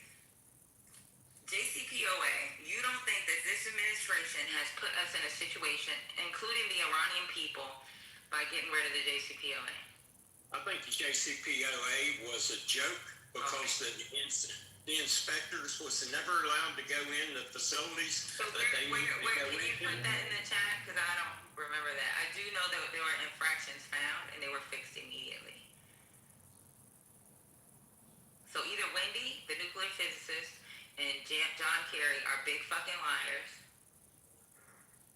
Our biggest issue had to do with the sunset, right? And then also the missiles. But all that was included in the JCPOA, the 5-year, the 8-year, the 10-year. No, it was 8, 10, and 15, sorry. It was 8, 10, and 15. But even with those fucking sunset clauses, there was renegotiations that had to be done under this administration. And instead of going back to the fucking actual negotiation. Say, hey, you're doing great because you are fixing infractions, making shit happen. We will lift this sanction with an extension saying that you cannot make the you can only make X amount of missiles to defend your country, and these are your right and left limits. For an additional, we're adding an additional 2 years to show good faith. They did not do that. Instead, they got rid of it because of his own fucking ego and his issues with Obama. That was our biggest issue. There was people after Obama. There was Biden. Biden So was there Biden did after try to Obama. get back into it, but Iranians did not trust us. There is proof out there that shows that they did send delegates to have the conversation.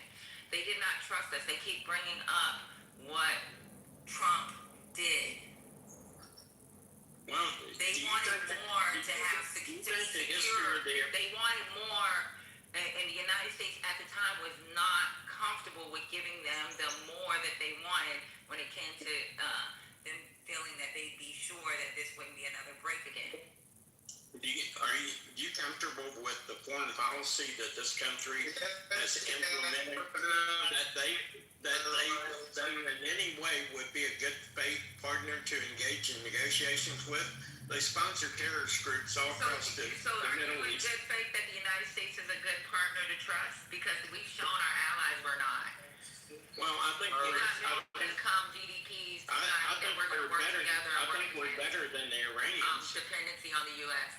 No, we're not. Not under this administration. We're not. We've shown our ass. We fucking kissed the fucking boot of Putin, bro.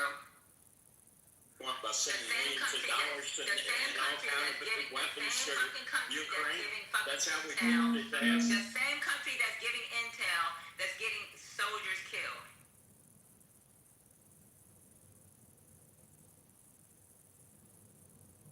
Has Iran been settling into the Middle East and pushing more and more settlements, more and more Iranian settlements, pushing closer to Israel and pushing up on Israel? Come on, man. Bro, Israel wants America, needs America's back, and want to act like we don't need you. Y'all ain't shit. While she's all up in America running a lot of shit and definitely running Trump's ass. And that's what history will say. That's what the facts are, bro. So, sorry, the cards of trying to just back this warmongering people that have gotten real accustomed to killing and shit and just taking over with American dollars at the core of it, man. American lives and American leases and the history and has usurped all of this shit, man, and the world sees it, bro. And you come in with this talking point because you obviously are vested on one side. The rest of the planet, bro, that's not vested into it the way you are, that wants peace on the planet, realize the approach that you're speaking from and that you are espousing, that you are married onto, will not bring about world peace, bro. It's not going to happen that way. But when the and that's what you don't seem to understand, or you can't back up off of it. We get it. But to act like you got an actual talking point and you actually standing on some real strength, that some folks in this country in America is really standing on some real shit and are definitely proving that, like Lisa said so beautifully, God damn it, we get it from the root, homie. We up in here doing this shit and you want to try to usurp that and get in the front of the line like you got some moral standing on that land? Bro, you don't, man. So that's where you push up against the wrong shit right there. See, that's where you're trying to get all of us to be passionate about over there in the Middle East, bro. Look, we got mamas and daddies and cousins, man, so understand something. We Americans, fuel this against many Americans will. And that's what's changing right now, bro. Whether you like it or not, I get it. It's scary as hell because a lot of Americans were already before Donald Trump. That's how he got in there. I'm not a war president. I'm the peace president. Bullshit. Your actions are going to be recorded and they speak way louder than that bullshit that came out your mouth, homie. Because the planet is at stake, man. And like your little brother, you have a tendency to want to push the button and destroy the whole shit. You were sincere in that. The world knows, man. That you would have loved to take them back to the Stone Ages. You and BB would have gladly loved to do that shit, but luckily there was enough around you to realize, look, homie, slow the fuck down. You talking all that macho shit? Slow the fuck down, bro. you ain't doing shit, okay? Now let's get back to the rest of the world and politics and geopolitics and moving oil and having these conversations, okay? They not Venezuela. They not the natives of this land. They not in that time frame. It's 2026. And you're going to have a different strategy and treat them like they're some real human beings that are vested in the history of their own shit and want to be international players like everybody else does. That's where the world is going. That's what time it is. And so you keep talking this, well, yeah, it's a humanitarian mission and we got to save them. Bullshit. Patty pointed it out. That's some weak-ass talking points on some first-grade level shit while we on some college, high-level, higher education shit now, bro. And you talking that kindergarten shit. We got to have real conversation, man. I think Steve is like defending the administration's goals. But no, Patty, I'm just saying, do you think it's a reasonable foreign policy for someone to support shutting down international shipping through the Suez Canal? Do you think it's reasonable, bro? Well, okay. Do you think it's a reasonable foreign policy to support terrorist groups to create terrorist groups, man? You keep talking. Okay, what do you call Hezbollah? What do you call that? Don't go into your conversation. Just stick with your conversation, Steve. Go ahead. Go back. No, I'm just saying that your actions kind of dictate how people's got to deal with you. If I'm sitting here trying to sow chaos and I'm sponsoring people that are terrorists all over the Middle East, I become a problem. After a while, if I'm a problem, people's going to deal with me. And that's what we're talking about. 50 days ago, there was no problem, bro, like this. It's a whole new problem now. Iranians didn't cause that, Steve. It was all the terrorists, all them talking points, man, they tired and played out, man. You know what I'm saying? Ask the Native Americans about terrorists, bro. They're tired and played out. They are responding. They're saying we control this. And Trump came along so many days later, 10 days ago, whatever the hell it was, and said, hell no, we put a blockade on the blockade. The fuck are you doing, man? Because you started that shit, Trump. Don't lose sight of the actual fact. You're trying to get these talking points as if we're not watching this, man. We're not living through this. You talking stupid, man. Do you know why they have proxies? Like, so, like some countries look at us as terrorists as well. Like, we're considered something like the United States is considered something like a proxy, right? We're in the GCC regions. You don't think they have a right to have people in certain areas to say, hey, this is how we protect our own interests, especially when you have embargoes against these countries where they've had to learn how to freaking move without the rest of the world. Like sometimes we gotta look through the lens of someone that's being blocked out, right? Because we're not blocked out. We're all over the place. If we want to be in Iran, we'll find a way to be in Iran.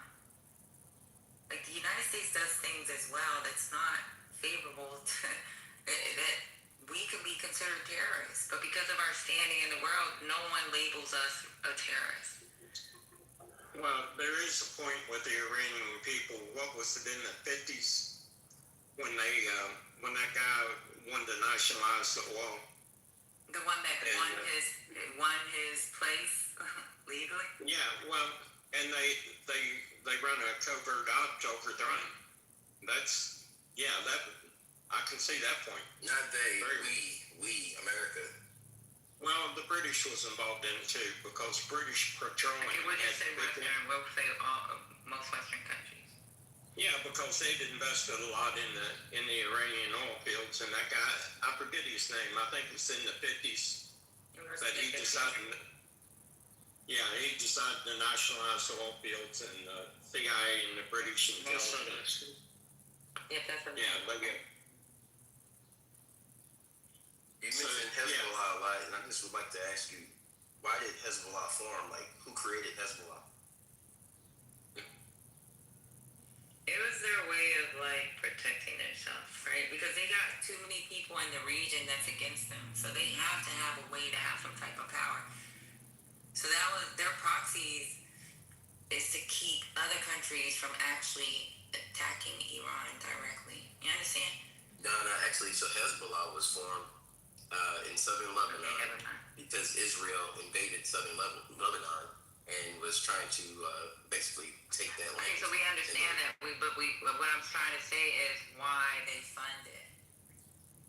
Yeah, I mean, as a defense. I mean, so someone who would say they were a terrorist, you know, one person's terrorist is another person's freedom fighter. The only reason that Beirut is free from Israel is because of Hezbollah. That's why the history matters. That's why it matters what happened first and how this thing has unfolded. That's why historians understand, you know, and so that's what I'm saying. These weak talking points, man. Come on, bro. Kindergarten, first grade. That's why nobody can stomach that, man. You still keep forcing that down our throat as a justification of why this shit is going on. And it doesn't work, man. And so to keep hearing it, oh, well, you know, I just want to hear from the other Iranians, you know, come on, man.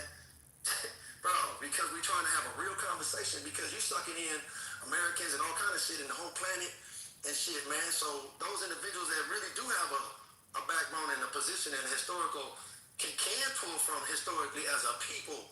We've handled it this way. So like Patty's saying, nobody's excited about any torture or drama going on anywhere on the planet. But goddamn it, we gonna go over there and worry about that. We got our own shit here. That's the whole point. Well, man, you know, we just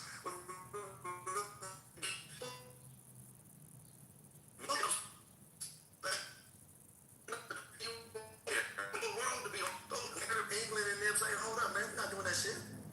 That don't mean that people ain't still peace-loving people, and now you want to be the Jesus Christ, and now you're leaving hands. Come on, man. All this shit is adding up. We ain't looking at it from one little angle. The whole historical thing of this individual, the America, over there, over here, NATO, all of that. The generals are getting released, and Navy, and this ain't no goddamn board game, man. Fuck this, this ain't Monopoly you just thought over. This ain't a video game, just put in another quarter. Shit, this is the whole planet right now. You playing with some real shit, and you don't want nobody else to get it, so you can be a big bully. Only thing that brings their time, shit, if they had that shit, you don't fuck with North Korea. Why? You ain't fucking with Pakistan and India and shit. Why? Because you know better. That shit would get sent the fuck off, so you don't want them to push back at all. Everyone sees this playing out, man. It's because when we trying to help the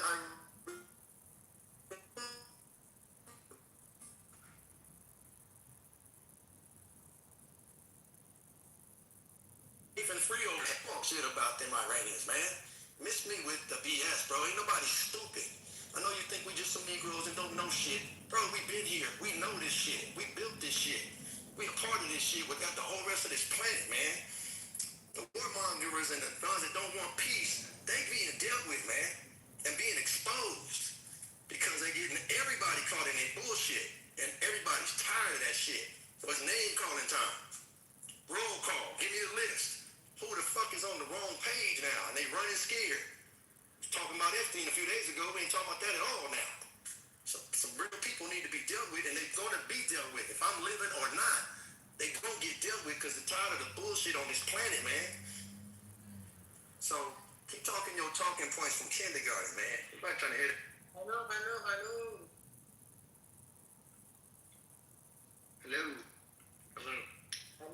What's the meeting, bro? Sir, what's the meeting, eh?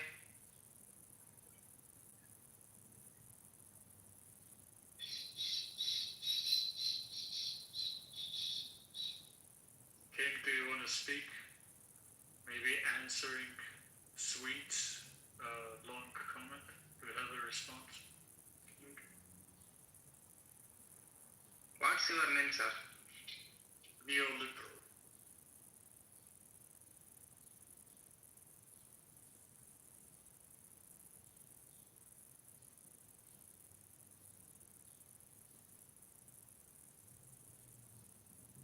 See, without the talking points, ain't nothing to stand on.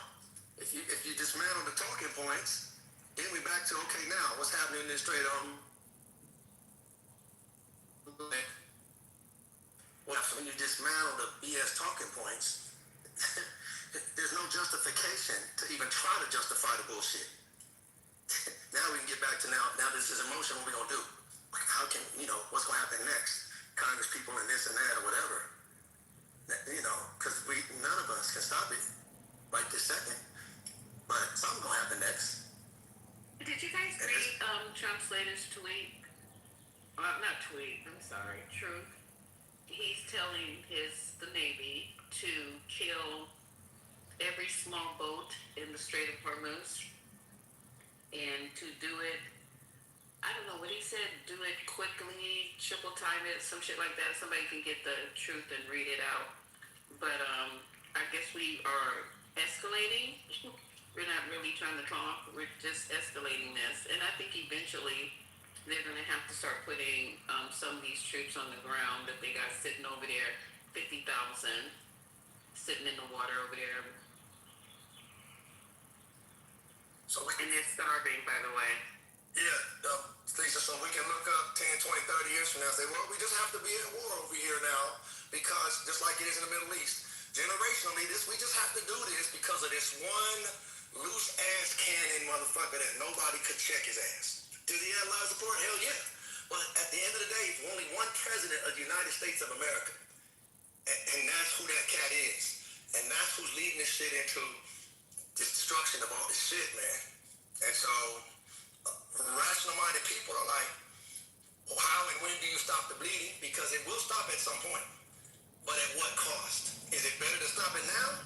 Or just let's look the other way and let the shit escalate worse and then try to stop it? And where to some point, the only thing you can let it do is just let the fire burn all the way the fuck out until it loses all oxygen.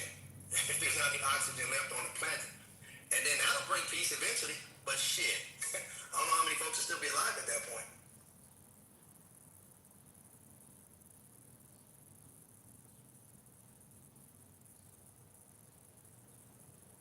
Just gonna dismantle the whole shit. One man. I know it's biblical. I get it. It has to happen. I understand. But we watching it. We not 100 years ago, 1,000 years ago. We the ones watching this shit play out live now.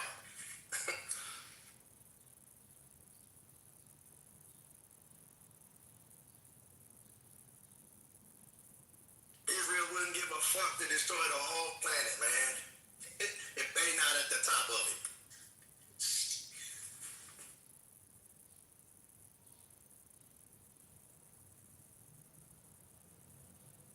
So everybody could have a better stocks, huh? Well, my stocks are doing good.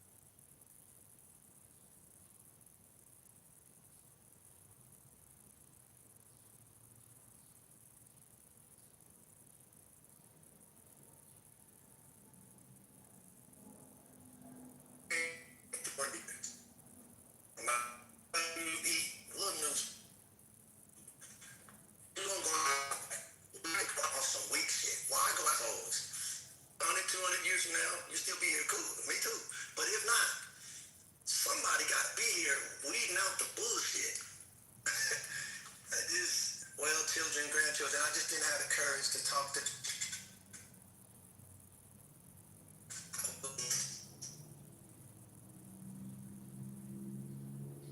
Seen the Matrix?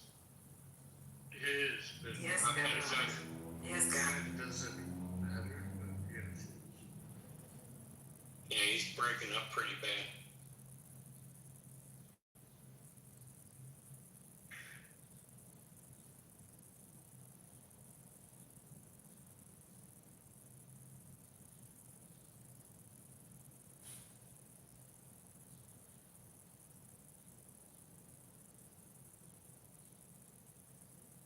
Anyway, in the news, U.S. Navy intercepted what appears to be 4 Iran-linked oil tankers near the borders of India, Malaysia, Sri Lanka in recent days. May I ask a very respectful question?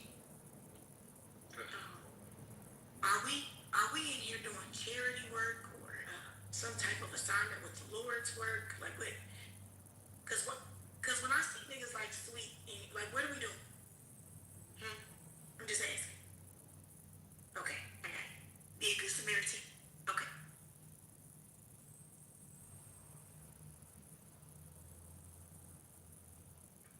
those two. Oh, No, I wanna do right. So I be trying to understand. But go ahead, Neil, I apologize. those two Iranian women in ICE detention that Laura Loomer flagged, doxed, whatever the word is, are actually not related to Qasem Soleimani. And there's an article on Dropside News.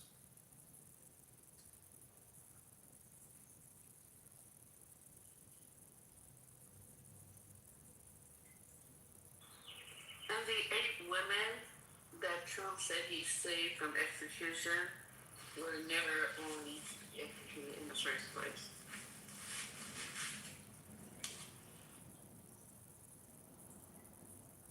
Lies are just crazy, aren't they? Like you couldn't fact check something like that.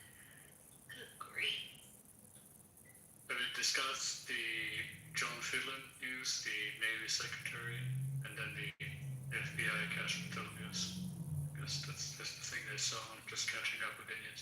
Now, can you update us on that's the Phelan guy is the one who quit the military because he wanted to build the Trump fleet, the Golden Fleet for the Navy. Is that the one? John Phelan ousted as Navy Secretary Wednesday, giving him the choice to resign or be fired, 6 sources told CNN. The Pentagon announced the departure as effective immediately with no explanation provided. A person familiar with the situation told Axios that Phelan didn't understand he wasn't the boss, and then he and Hexed didn't get along. Sources said Hexed believed. Yeah, I'm sorry, go ahead. Phelan was moving. I'm getting to your point. Yes, he was moving too slowly on shipbuilding reforms and was irritated by Phelan's direct communication with Trump, which Hexed viewed as an attempt to bypass him. This is an Exodus. Okay, so the other story, in case you didn't know, just to add to what you said, this guy Phelan is a donor, and he was given that position by Trump. He was trying to play favor with Trump by bypassing Hesef, but he wanted to build the Trump fleet of aircraft carriers, and he also wanted to have the golden Trump fleet. When Hesef's vision moving forward is unmanned, smaller, quicker boats.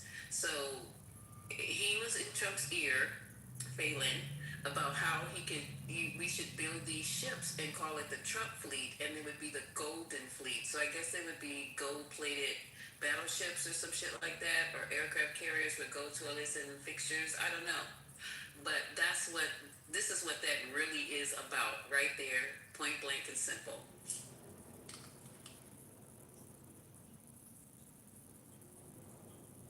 I've seen that. I think it was in the New York Post article. He was also apparently on Epstein flight manifest. Or whatever it is.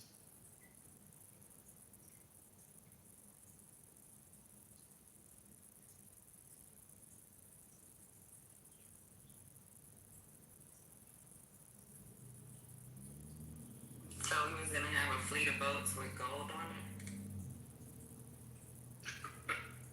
I mean, if that's the reasoning, I have to agree with Hexes. Like, if that's... All you have to do is say gold to Trump. That's it. And put his name on the side of it. Did you guys see the bill that was introduced?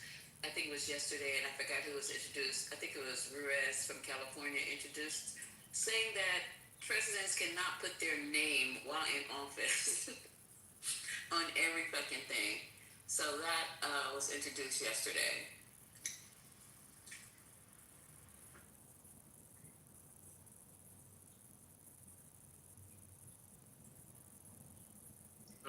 Haaretz has an article about Israeli soldiers in Lebanon testify to widespread looting in Lebanon. Commanders, quote-unquote, commanders know and do nothing. The looting has expanded in part because some Israeli military police checkpoints and exit points from South Lebanon were removed while others were not set up. idea of soldiers say when there is no punishment, the message is clear. There is an article kind of describing their experiences, not going to read it, but yeah, looting.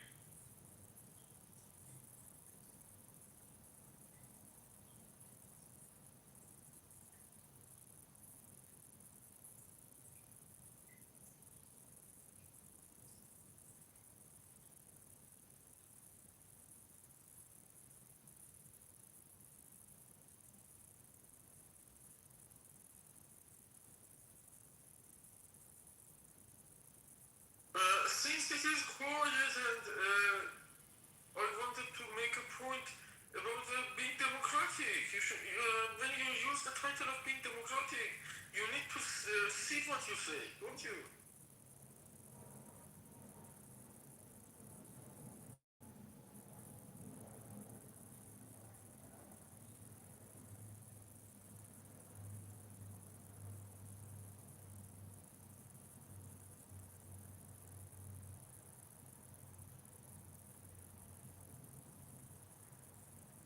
It means we should increase our tolerance, durability to political discussions, pitching more than before, pitch more people in, don't ignore others. Okay, Peter, I'm gonna talk to Peter. Okay, because Peter, now, damn it, we can't even understand what the fuck you saying. Okay, and every time I look up, you got a new goddamn job, Tommy. Guys understand, no worries, Janet. Other people understand. Other people understand what? What I say. No, the fuck we didn't. Now you understood. Now, this moment, you are making discussion with me. It means that you are understanding. I don't even know person me or can you first of all, okay, you went from an Amazon worker to now you a construction worker. Okay? That is irrelevant to political discussion. I don't know what you're saying to me right now, Peter. I have no idea what you're saying to me right now. I don't know. Go enjoy that lunch break. Ready to move from room. Ready to move from room. Relax. You are Democrat. Yeah, I am.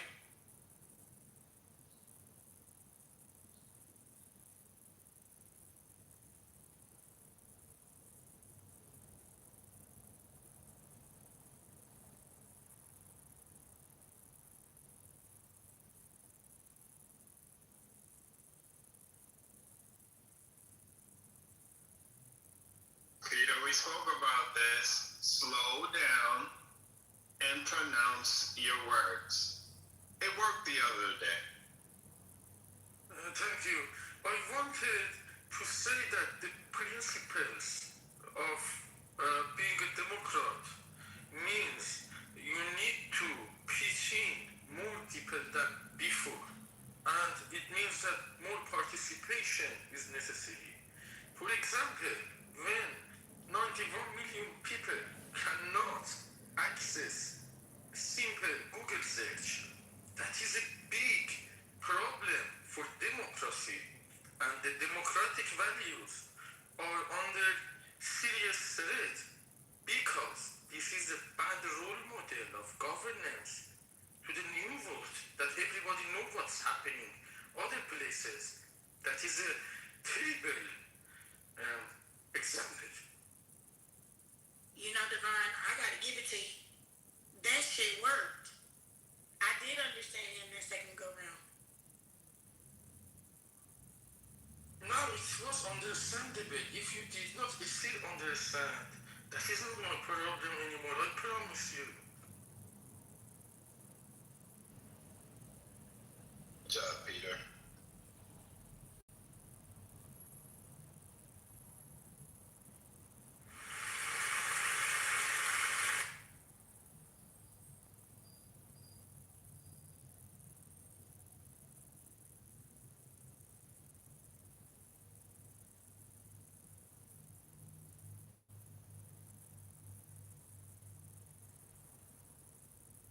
Peter, first of all, I'm wishing you a great day. I'm not sure if you're on the job right now. You might do better with typing in the chat. Was that possible? I know you're on the site. I will do my best. Okay, to keep my temper. When I was treated out of the line, but I keep my temper. I will do my best. Okay, thank you. Okay, we appreciate you, brother. Have a great day.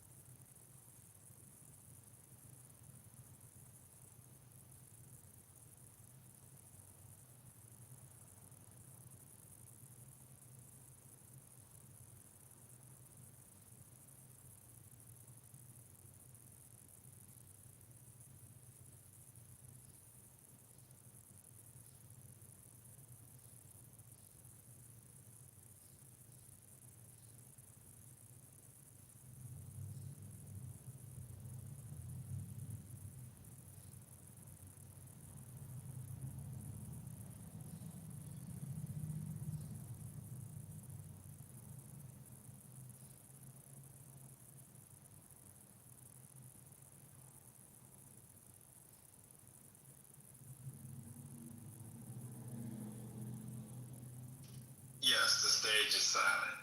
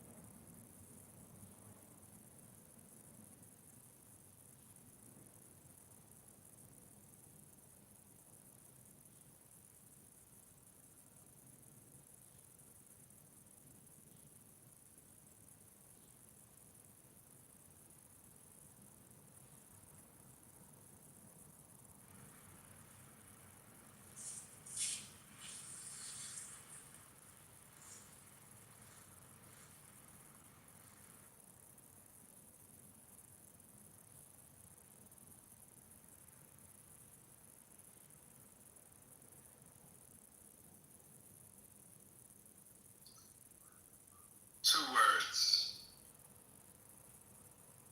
Democratic Socialist. No go.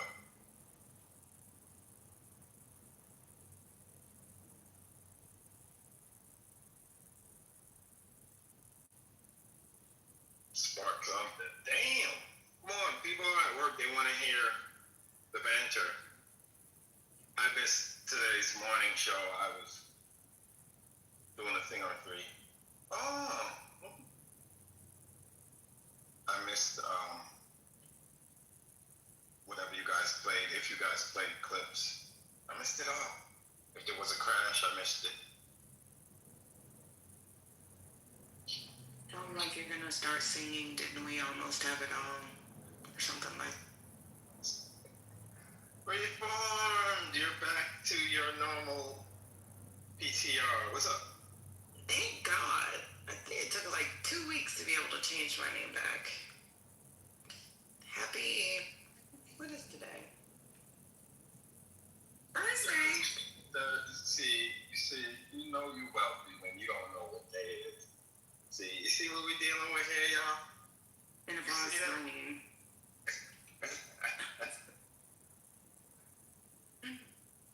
Hey, y'all.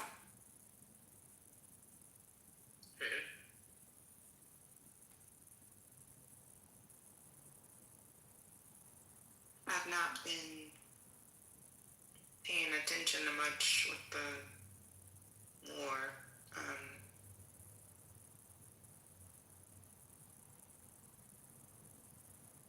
well. Neoliberal. Neoliberal, I would love for you to come in my space, money markets and power. Just like talk about anything. I have rooms at 4 o'clock. Central. For Financial Literacy Month, thank you. I've been yapping about the OpenAI and the SpaceX IPOs. Now, and I love to always pick your brain. We're also going to have a room about bonds because people are surprised to hear that the bond market, the global bond market, is huge. You know, we got to cater to the old folks on the app too, not just the young. Ty, oh my God, it's too early, Ty. Jesus. I think he misspelled space. I think he meant to say face. I don't know. I'm just playing, Ty. I'm just playing, Ty. Don't back me up. Don't back.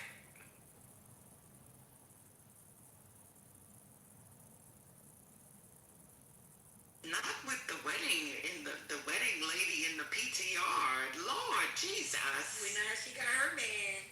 Period. Oh. No. What you alone? I just, in case y'all didn't know, I definitely support doing freaky shit with your man. Okay, all right, I'm done. Oh man, I'm not supposed to follow that. I'm sorry. We're not supposed to. I'm sorry, Ed. My bad. Hey, Ed.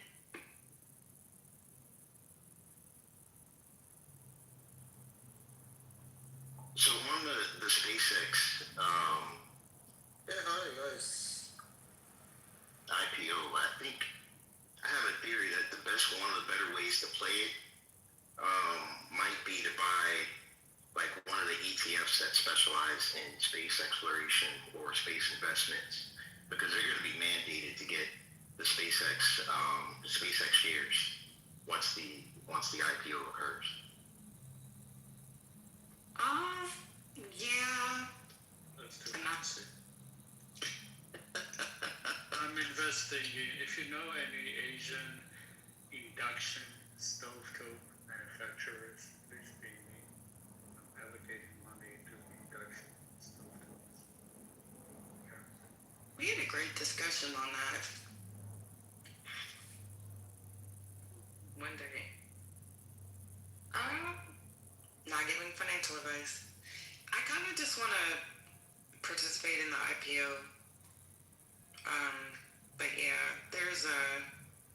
if you've been in my rooms, Ed, there's a Vintage and a couple of guys they're really, really good at doing the research.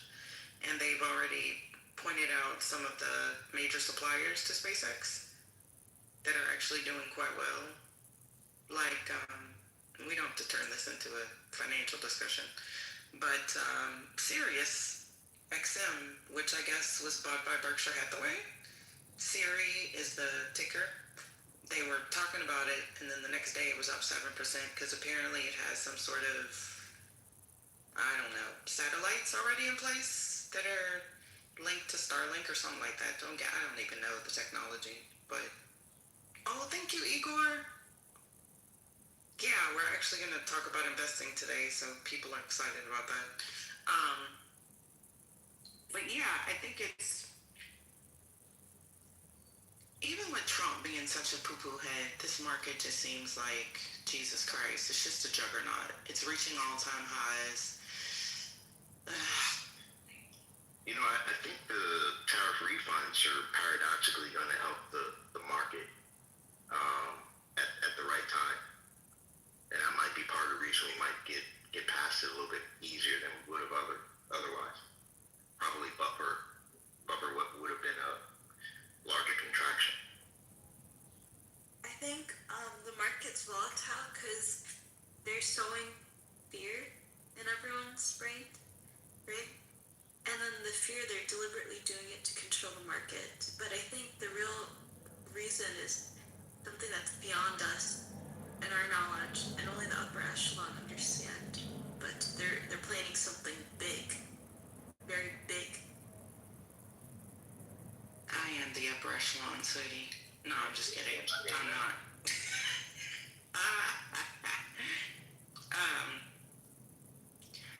Yeah, that's all baked in. That is manipulation, to be perfectly honest. It's kind of like One Monkey Don't Stop No Show, or maybe people are just over the transparency of it. But yeah, and to your point, I was a little bit worried about, major financial catastrophe, but there's like over $7 trillion in money markets right now, which is also a huge record because of the interest rates. And people really made so much freaking cash. The boomers are retiring. So there's their injection of cash. And grandma and grandpa, you got a lot of first-time millionaires that are just not like holding on and hoarding money. So we're still maintaining spending, which I would have thought would have been the first thing to kind of be diminished. So somehow we're still keeping on pretty well. Things seem to be expensive, but everybody seems to be maintaining the expensivity. So your guess is as good as mine. Agreed. And the market, kind of went up and down these past 2 days, but I think really important thing is to keep your money in your investments and not pull out due to fear or single day adjustments, because when it's low, when the market goes low, you can just buy in. When it goes high, you just keep your money in there and just have a goal. That's all that's important. Just have. That honestly, like, when you're ready to invest, just invest. I mean, I'm not giving advice, I'm just saying. But it's already recovered its losses from the back and forth. Year to year, the market is up like over 35%, which is insane for the S&P 500. I mean, Tide, there's always a couple of stocks that uphold the entire market, to be perfectly honest. So, you know, I'm more concerned about the bond market than the equity market, to be perfectly honest. But like I said, even if we went in bear territory, which I think we did briefly, like, you know that the last 5-10 years, the returns have just been crazy, so we'll be fine. We could take a 20% dip right now. People would freak out today, but you have to look at, like, the overall, right? Like, we'll be fine. It's way more than the average 8 to 10% that we're used to seeing. These returns have been freaking insane. Yeah. So, the way I see it is, like, even if there is total market collapse, like, right, we go down 20%, like you just mentioned, or 30 or whatever. If there is a market collapse, yeah, bigger things that we should be worried about, and there's going to be a collapse of the value of the dollar and a collapse of society. So I'm actually not worried about market collapse, because if a market collapses, I have bigger things, bigger fish to fry, and I need to start preparing, you know, in my home. so have you found a cave that you're gonna go and like hibernate in when the world society collapses and the zombies come out and try to eat you? I haven't built a cave, but I'm gonna get guns and lots of them. We're gonna have lots of supplies because I'm gonna be fighting. I'm gonna be out fighting. I'm not gonna be hiding nowhere. Oh, all right. Well, good luck, girl. Okay then. Bang, bang, bang. Do you know how many households currently rely on liquefied natural gas for cooking across Asia? People are investing in Bitcoin. I mean, investing in Chinese stovetop manufacturers. That's how I'm going to make my money. I don't invest in single stocks, you know. Oh no, it's not a single stock. There's like a lot of appliance manufacturers in China.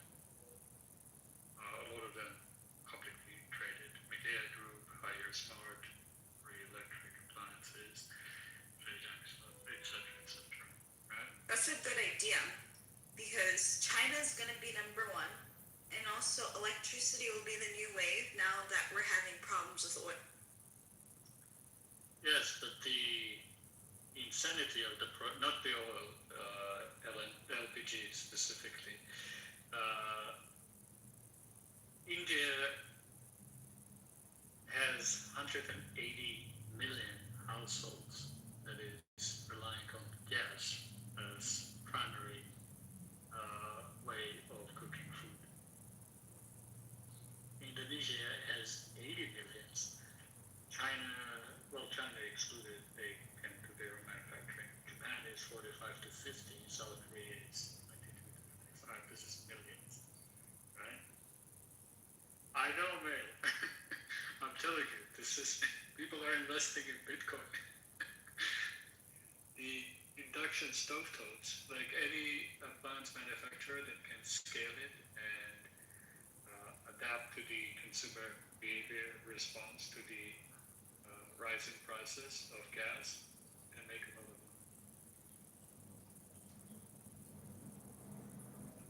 money. Wow. But are they nice cooktops? Are they pretty? Yeah. I love Chinese appliances. I got an espresso maker, very cheap, affordable, but it's like the best. Casa Brews, it's Chinese, I'm pretty sure owned. And I just press a button and it comes out, and I love looking at Chinese and Japanese appliances online. They're just so much prettier. They're just so much better than appliances in the US. Like when I was visiting Japan, you know, their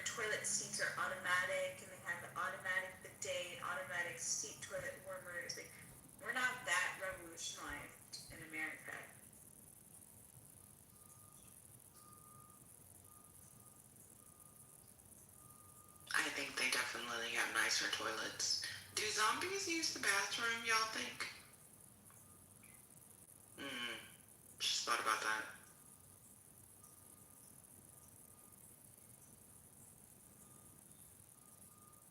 I'd imagine they just shit on themselves. You know, I've actually thought about that before, Reformed, because I'm a huge Walking Dead, Fear of the Walking Dead, Daryl Dixon fan.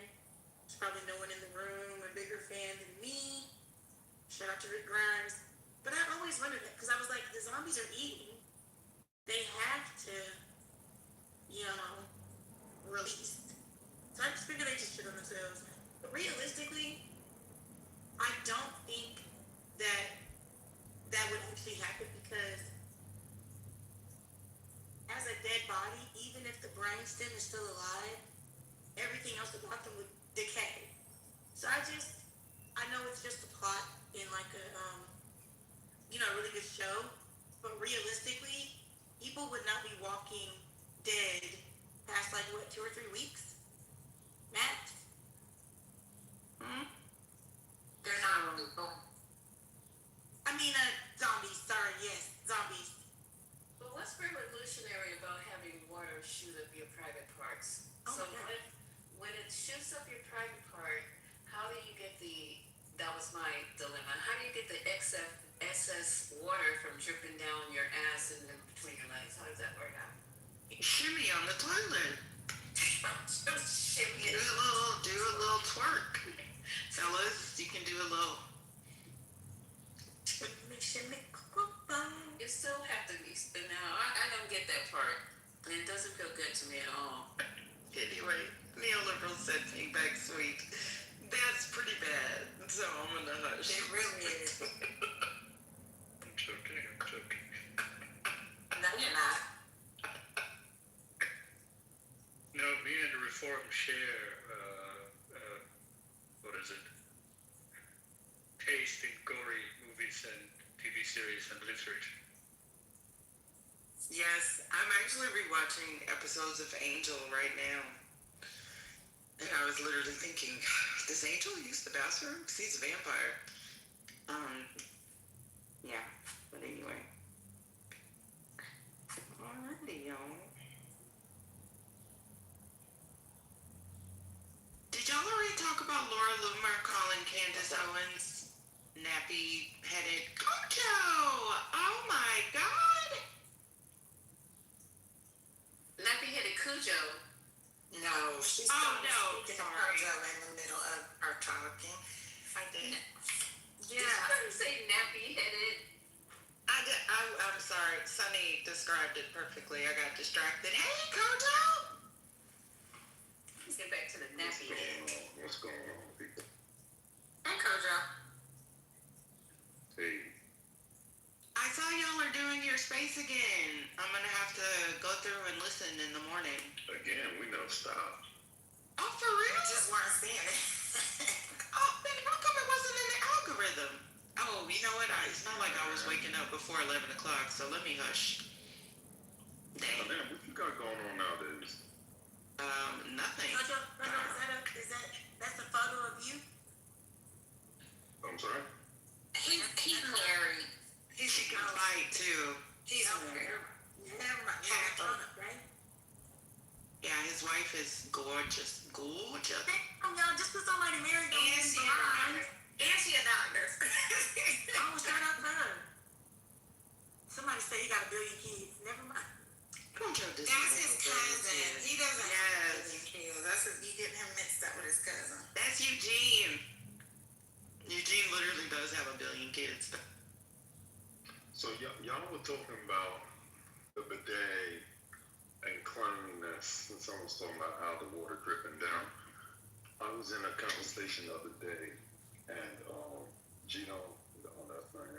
Anyway, this came up where we were arguing about like using a washcloth and like the utility of it.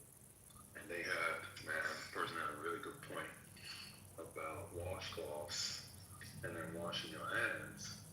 I'm like, yes, you should wash your hands after you use the bathroom, and you should use a washcloth when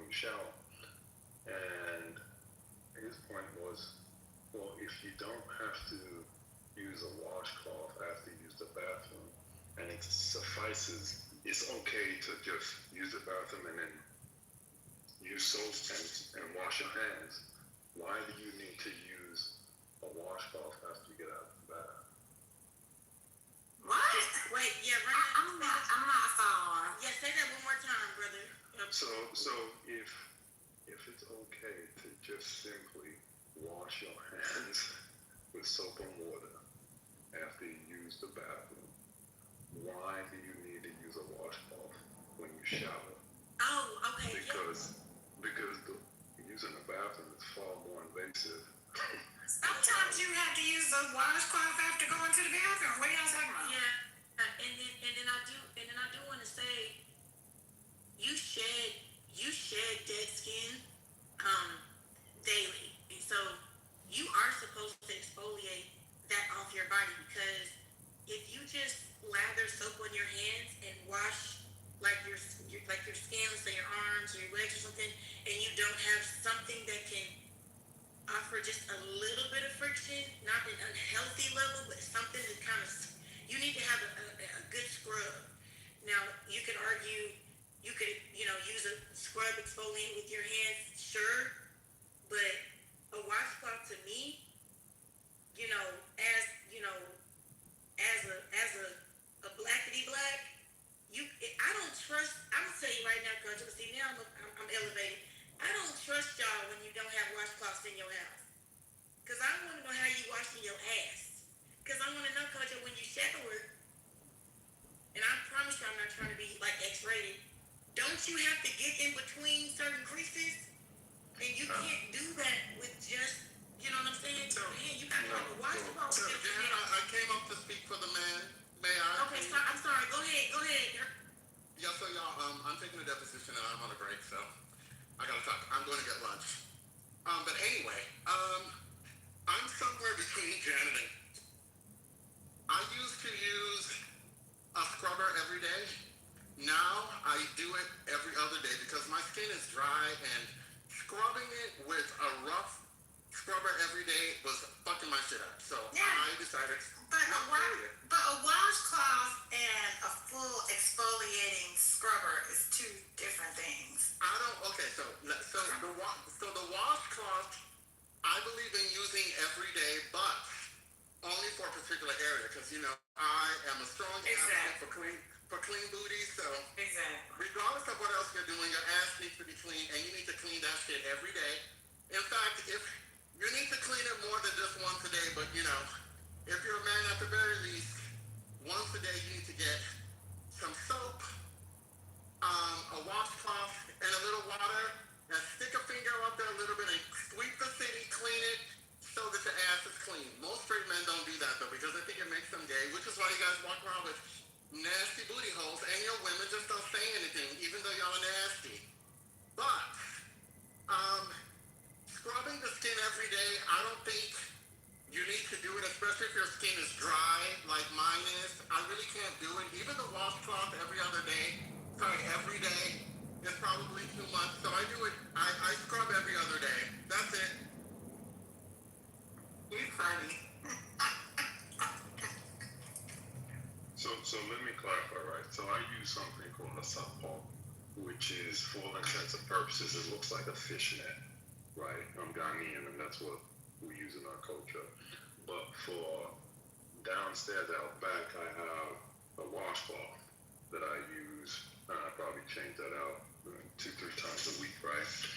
But I'm stuck in this cognitive dissonance space where I don't think I got a good argument for what they were saying. Like, you literally, the southpaw is for my skin, and I use that, every day, twice a day. But the logic isn't there based upon what they're saying. Like, it's true. Like, you're telling me dead skin is more toxic than fecal matter? No, nobody said that. They said, no, listen. You need to clean your ass. It sounds like you're trying to say, sounds like you're trying to suggest that, you don't need to use sorry, I'm doing multiple things, a washcloth when you're in the shower to wash your ass. And,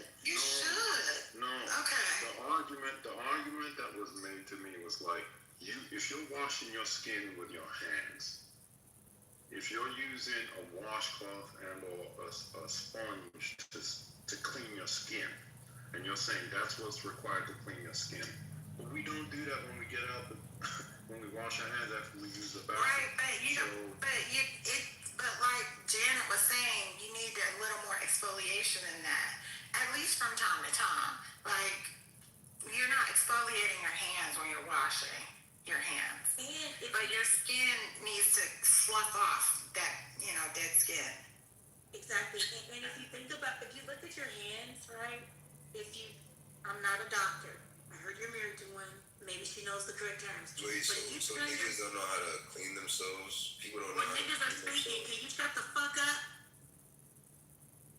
Fuck, y'all just, ooh. Okay, I'm sorry.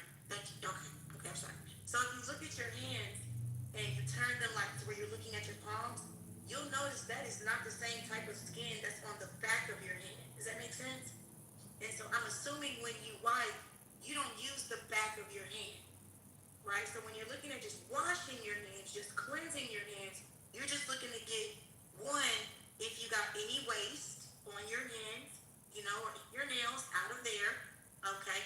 And then, I'd assume not as much nastiness got on the back. Now, you're supposed to wash all the part inside, the fingers and everything, but I'm just saying, I look at it like it's two different types of epidermis. Your palms have more of like, not callus, but like it's a thicker, because you do more with your hands than you would the inside of your ass, if that makes sense. The skin inside your ass is not the same skin that's on your palm. It's the same consistency as your lips. Isn't that a fun fact? The anus, the outside skin. Ironically, the coochie interior is the same consistency as inside is your cheeks. There's just random facts there. You think so? I don't think so. Yeah.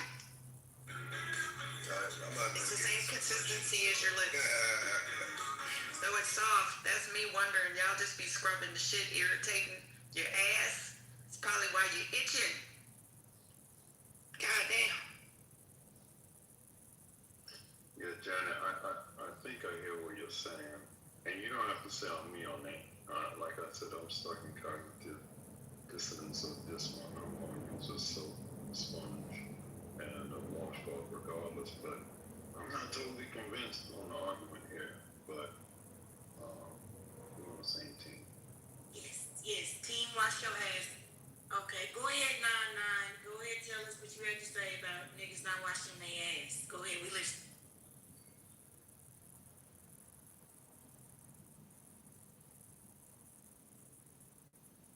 Oh, okay.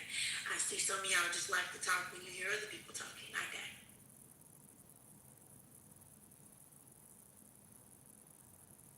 I'm here for the violence in this room. I need to come in here more often. Be quiet, Ty.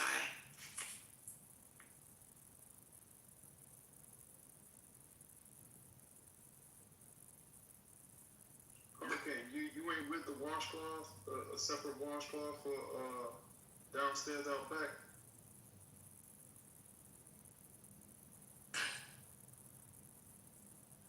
Why the fuck y'all gotta be scrubbing though? God damn, does it get that dirty? Yes, ma'am.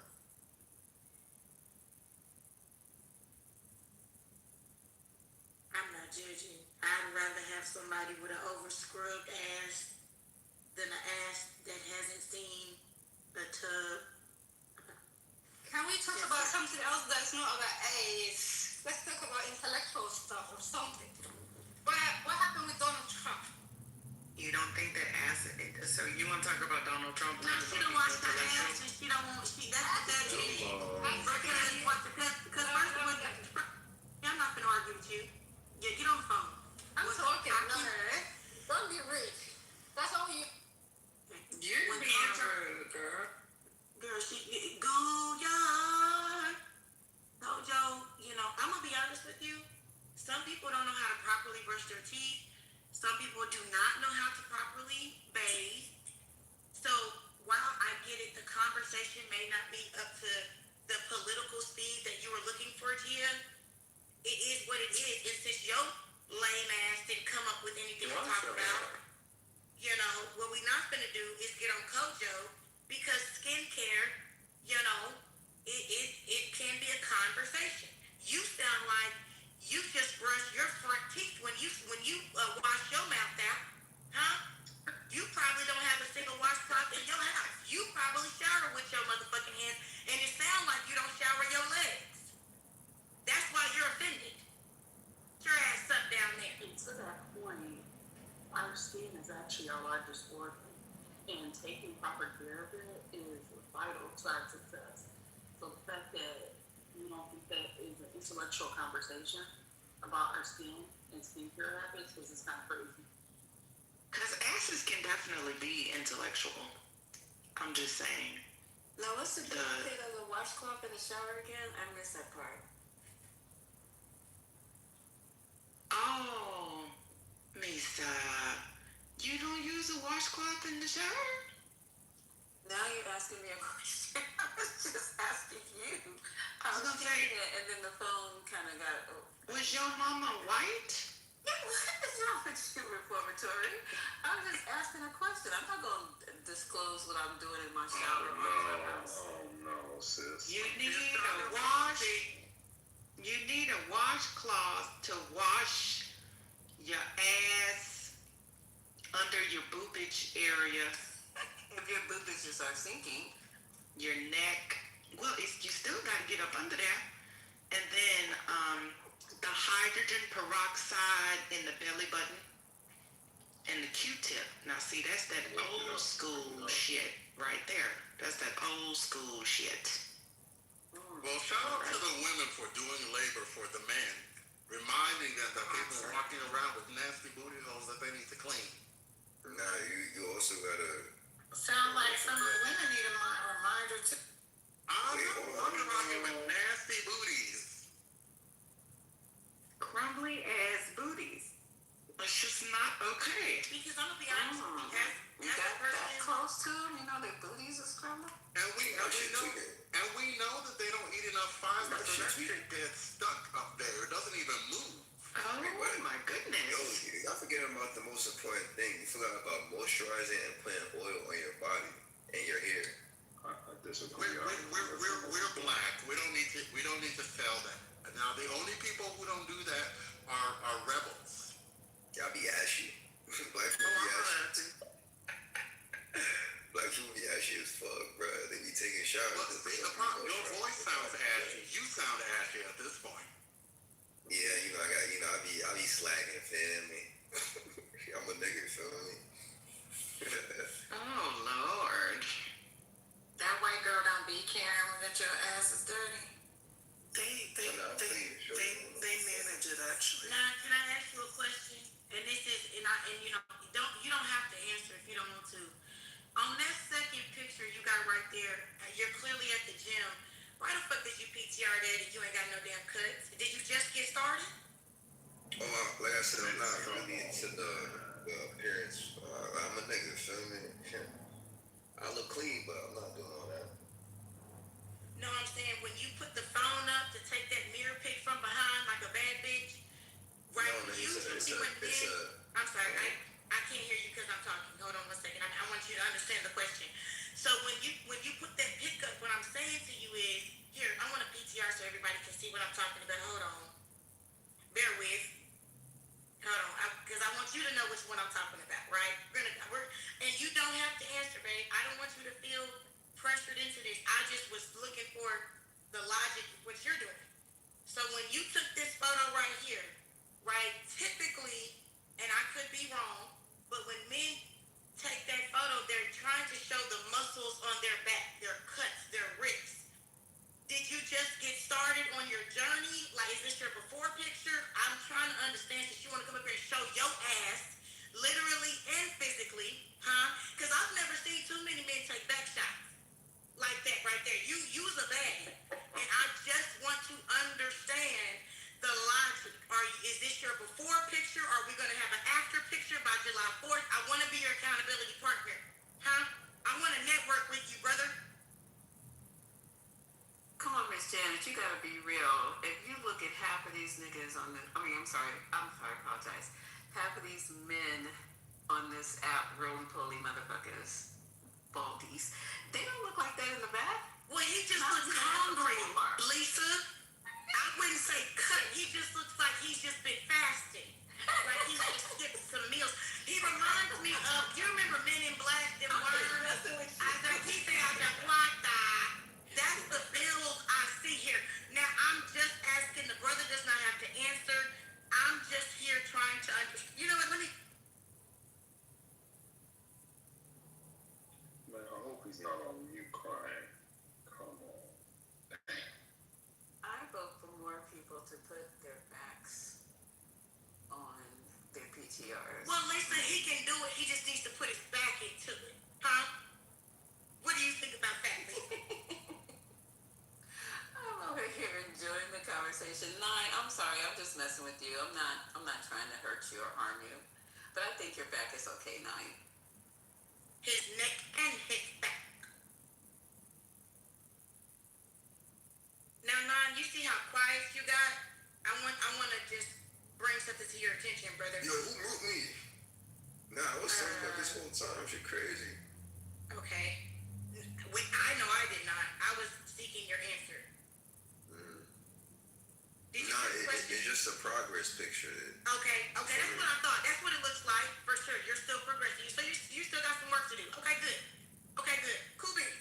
Have a great. Man, don't let that woman scare you into that, bro. Come on, man. Stop it. I'm chilling. Actually, I gotta write a follow-up email real quick. Now you gotta do work. Yeah, you know, this is what I'm saying. You probably should have did that when you jumped on stage cutting niggas off. No? You said what? I said perhaps you should have done that before you just jumped on stage cutting niggas off, right? I thought we were having a dialogue. Oh. Is that what that is? Your contribution was you participated? Yeah, I was saying, like, you feel me? Like, a lot of people be ashy. Like, I could clean yourself, but you white as snow. You gotta put some moisturize. You can't be letting the skin crack up like that. That's funny as fuck.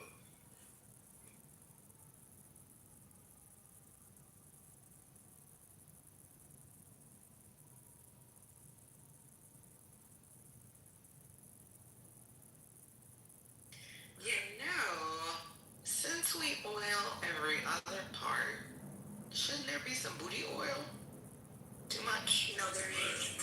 You gotta tap in, Mickey, tap in. Don't you oil your booty as part of your skin when you're oiling? Well, can you be specific what you're saying or reform specific? Maybe I don't want to anymore. Hold on, Ron raised his hand. He wants to talk about this too. I meant not the outer booty, not the curvature of the shell. Because, you know, I will say, I like, because I've been blessed. I do like to do the little slap, little tap, when I'm oiling the vessel, little, tap. Yeah, somebody said for me to run. I was about to say, I had to agree with that. Let me run real quick. I just came to tell y'all that the judge blocks, I'm sure y'all already broke it, but I just want to be able to say it. Judge block certification of VA redistricting referendum. Why? What does that mean? What's going on? Did y'all talk about it? No. Yeah, it's probably going to be overturned. It's probably a Republican judge, but yeah, I saw that. They're just being haters. That's all. Janet, can you let Gia back on the stage? We have an intellectual. Yeah, for sure. I didn't see her. I thought she left. No, I'm being facetious. Oh, okay, my bad. But I actually did before we bring it back up. I want to remind everybody we're operating on nigga-free hours, okay? Nigga-free hours. Bye-bye. Y'all, I did get the Dr. somebody said that feels like interesting. So anywho, being serious, my bad. I used to have rooms. It was called the girls' locker room. We'd have girls' locker room topics. Your room used to be fun as hell, Janet. That's when I met your crazy head. No,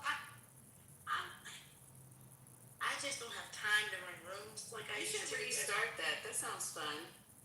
Yes, and okay, and I'm gonna so thank you. It really was, and it was just ladies talk, and we would talk about being hygiene and different things, hydration. I remember one time we had a room. It was like 100 people in there. We were just talking about water, H2Os, H3Os, spring water, the important. I mean, and then like the effects on your female reproductive system. We had ladies in there that had PCOS. We had ladies in there. We talked about like the nursing. I remember one time we had we were talking about breastfeeding and when you have a little baby between 0 and 12 months. I mean, just lady locker room talking. And so I know like today's conversation talking about washing ass and stuff. One time we had sex worker, baby, she put us on motherfucking game. She had told us, she was like, you want to layer how you moisturize and like layer your scent. So she said, I mean, this is coming from an exotic dancer, but it's really important that they keep smelling good, like their whole shift sort of thing, if you catch my drift. So she was saying, as soon as you get out the shower, you're going to want to, I think it was like a body spray while you're wet, and then you lock it in with the oil gel. I know they have like the Johnson & Johnson one. I know we're not supposed to use Johnson & Johnson, but there's other brands out there.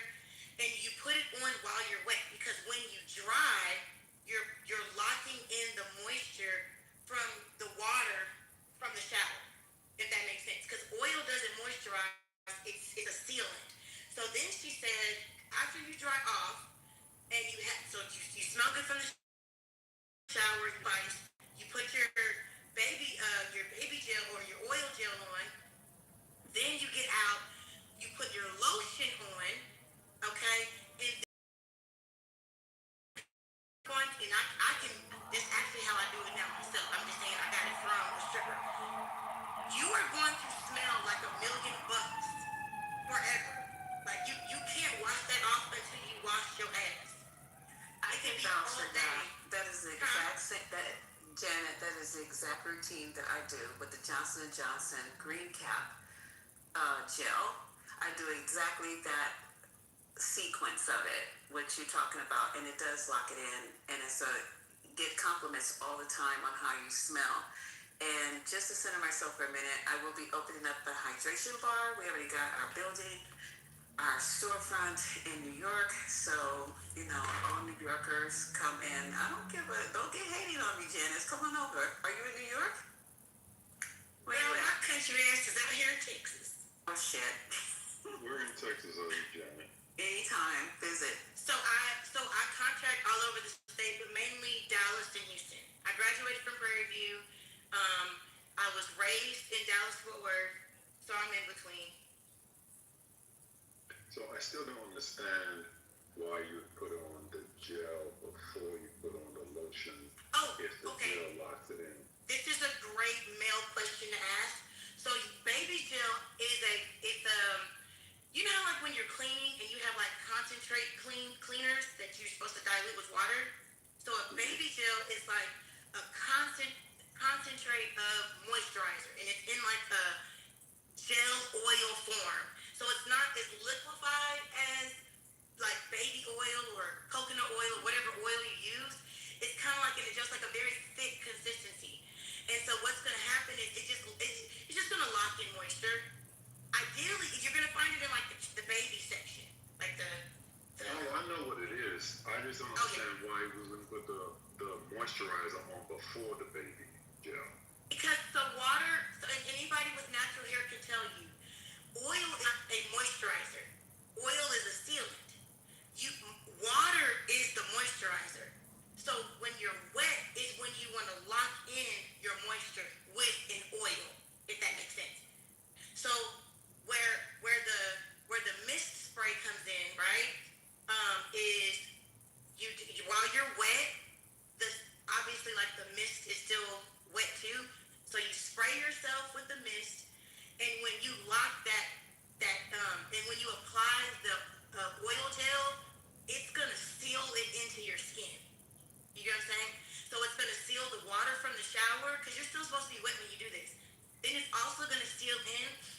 light scent that you just sprayed on your body. And then when you get out, you're supposed to dry yourself off. And so really your body is kind of moisturized just from that first step. But then you're gonna want to put lotion in. Ideally your lotion, now if you have to use like CeraVe or like a really good lotion for skin issues and stuff, then stick with that. If you're going out, you're gonna want to use the lotion that matches the body mist, that you just sprayed. And then you're gonna put your perfume on. Now your perfume and your body spray have to sync together, if that makes sense. Don't put two opposing scent, like, you know what I'm saying? Like, and look that up. Go on TikTok. I follow the little perfume girlies on TikTok. There are some perfumes that work well with like they have a vanilla or like a floral. So you can go and get your, because I'm a perfume girly. I don't do Bath and Body Works in my grown age. You had to catch me in high school. However, it is, as ladies, I'll have body mist spray, right? I mean, you should. I have some in my gym bag, just throughout the day. But when you do it this way, you won't have to do that. You're gonna smell good all like it could be happy hour or dinner time, and you could walk into a restaurant or something, and people are gonna say, "Oh my God, what are you wearing?" And you could have applied it early in the morning, but it's because that baby gel locked it in.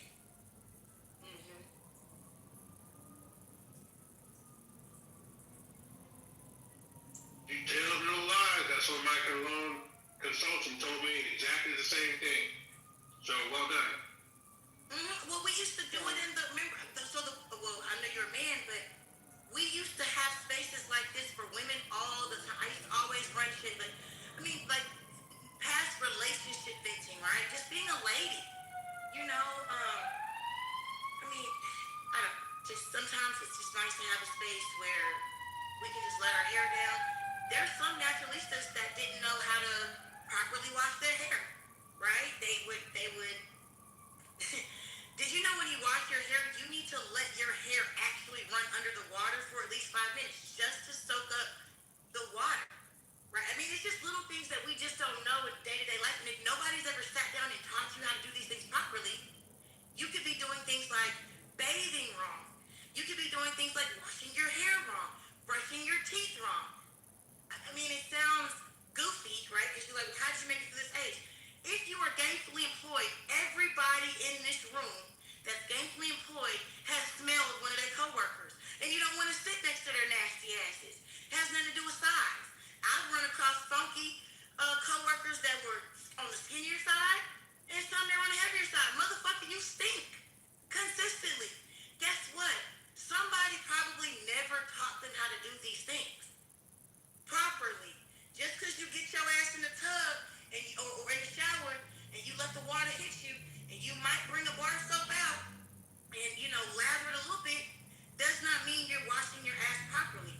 What if I told you you're supposed to do a double cleanse, right? When you use the Dove is a system.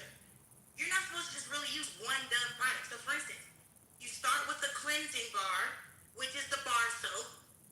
Then you move to the moisturizing soap that's usually in the bottle.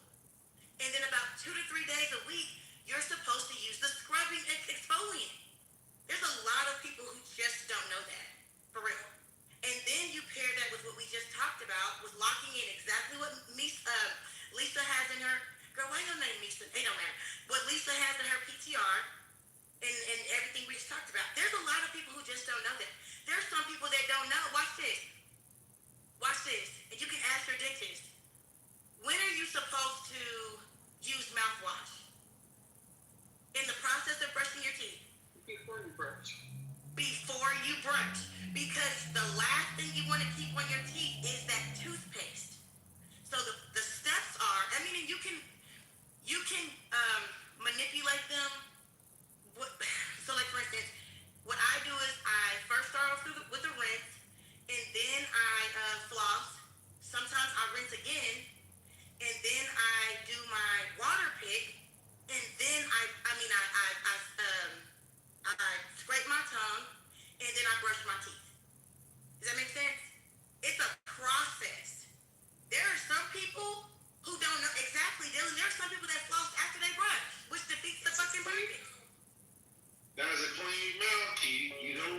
a dirty mouth. Because what people don't know is having a dirty mouth is what can keep you sick. Sometimes y'all think you have the cold or the flu, but those germs originated in a dirty mouth. They say you have over 1,500 germs in your mouth alone. But even though we're at this big grown age, there's somebody in this room that did not know that. I guarantee you. The mouth is the dirtiest part on your body. On your body is your mouth. I appreciate this conversation. I dropped you 25. Thank you on that. That is some real good advice. So You're gonna make me do the rooms again, girl. This was kind of fun because no, I love it. I'm loving it, girl, right now. We used to do these things like just back when Clubhouse was like really, really, really fun. We used to host these rooms all the time, and the girls loved it. It was like, okay, I'm gonna try that. Recipe swaps. You know, oh, hey guys, I have a good first date. Hey guys, I have a first date coming up. I really like him. What should I wear? Or this is the event. What do you guys think? It was just like, like ladies' locker room talk. I'll be honest with you. I never heard about the peroxide and the belly button situation, but you know what? I'm gonna drop that tonight. So thank you. I'm gonna try that. A lot of people don't clean their belly button, and there's a lot of stuff that gets in there. So yeah, the peroxide. The old people used to have you clean your ears with peroxide. They'd use peroxide for every damn thing.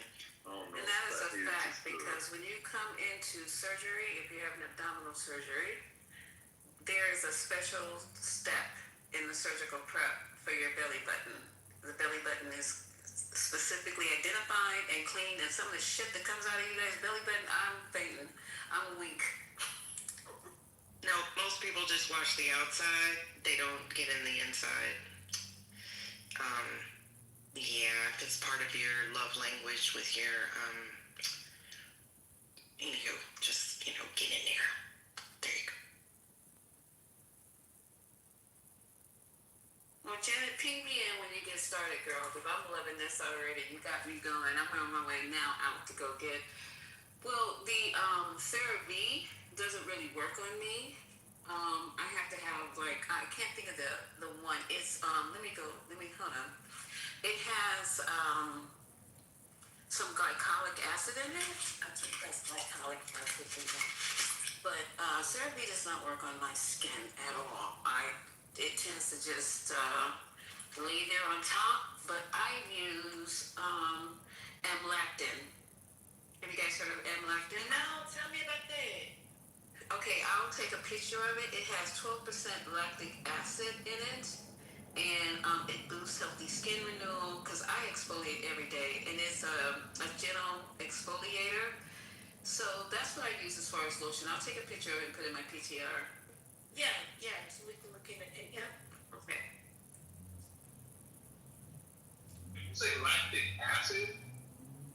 Yes, 12%. 12% lactic acid. Isn't that the same stuff that builds up in your muscles and causes muscle collapse? Yes. And you're gonna put that on the outside of your skin? Child, just it's different on the outside versus the inside. You got 3 layers of skin to get down, and plus your fascia and fat to get down to the muscle. So there's actions. I'll take a picture of it. That's just another discovery. I'm just saying, I've encountered it in a different way. So when you say, oh no, you can don't let it build up, but put it on you, it just doesn't register. But I'm gonna trust you. I'm gonna trust you. So wait, wasn't Donald Trump saying the same thing about ivermectin? I'm gonna go on mute, bro. Well, he said a couple things, that, bleach, and all that other stuff, cleanse your body, quick. And let me clarify, I was absolutely being sarcastic and facetious right there. For anybody getting my DMs talking about a MAGA. I'm like, nah.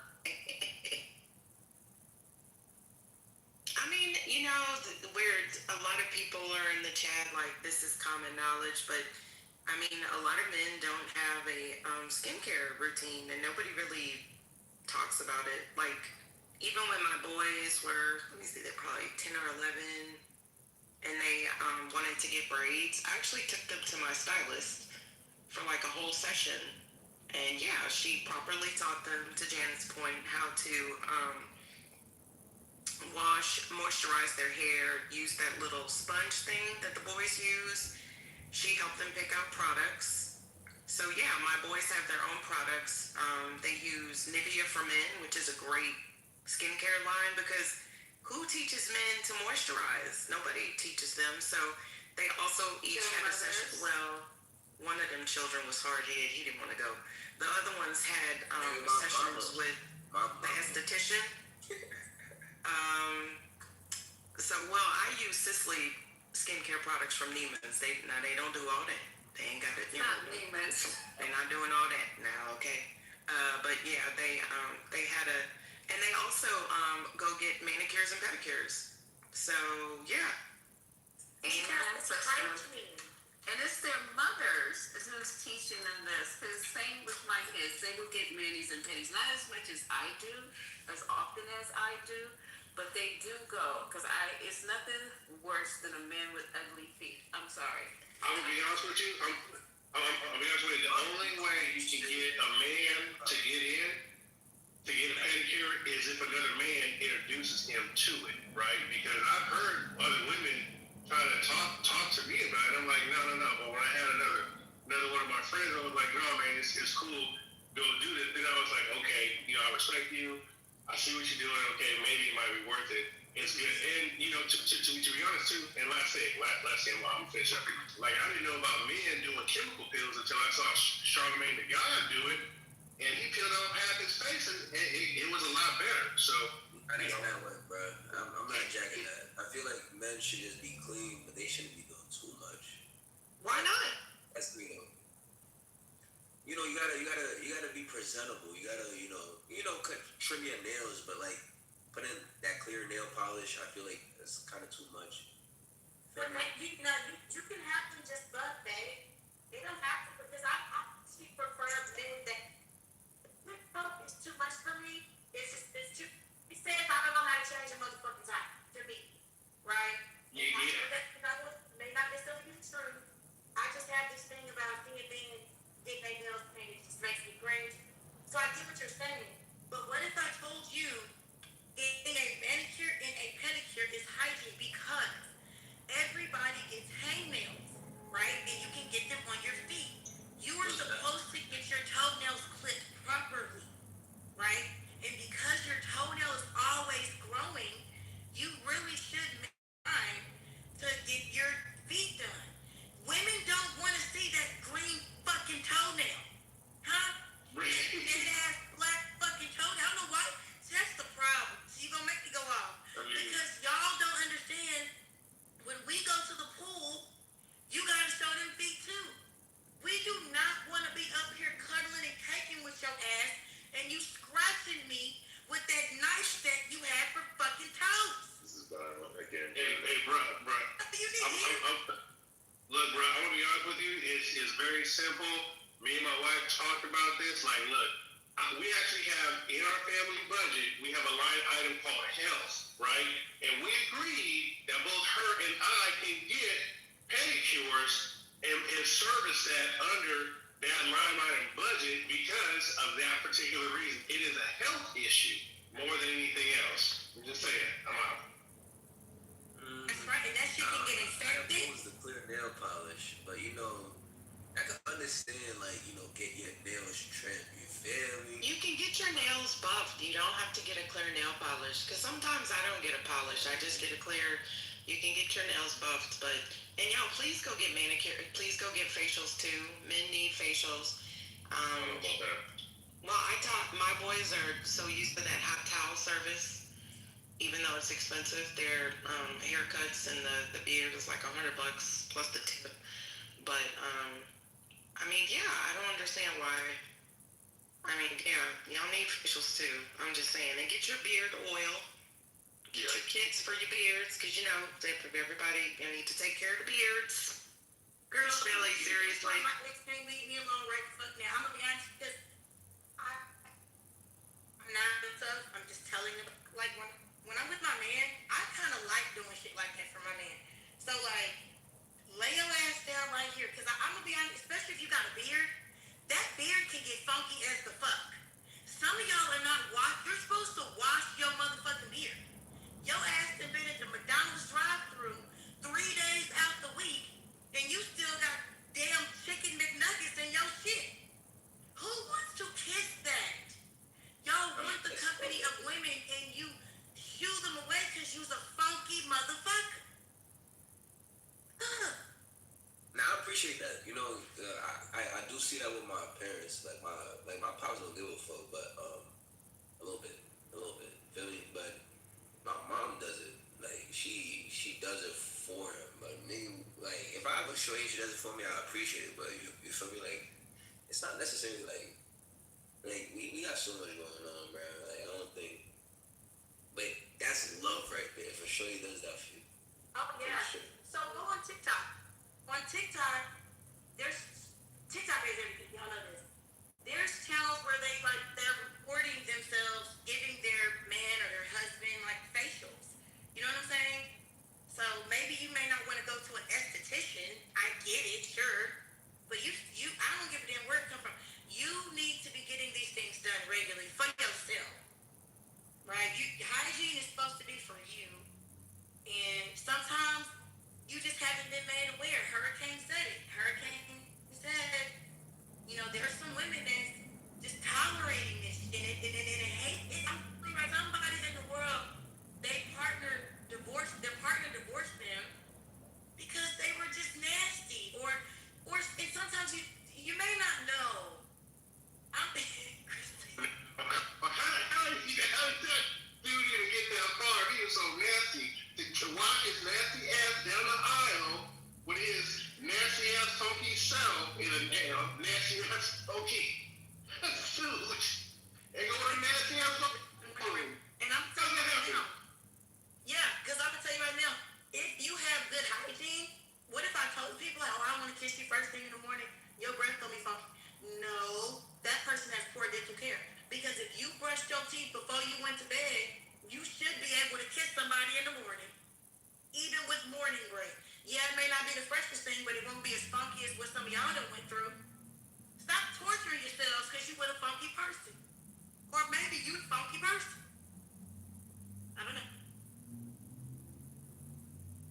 I'm gonna say something. I'm so judgmental. When I come to people's houses, I look behind their goddamn toilet. I'm gonna be able to tell how clean you are. But too far now. You going too far. Come on now. It's all related. I promise you, every person that I've ever met, huh? So you saying if a guy has like a very clean back toilet, but when you open up his medicine cabinet, and you know what, in the ladies' locker room, sometimes we have it private, but sometimes we would let the men listen. But you had to be in the goo.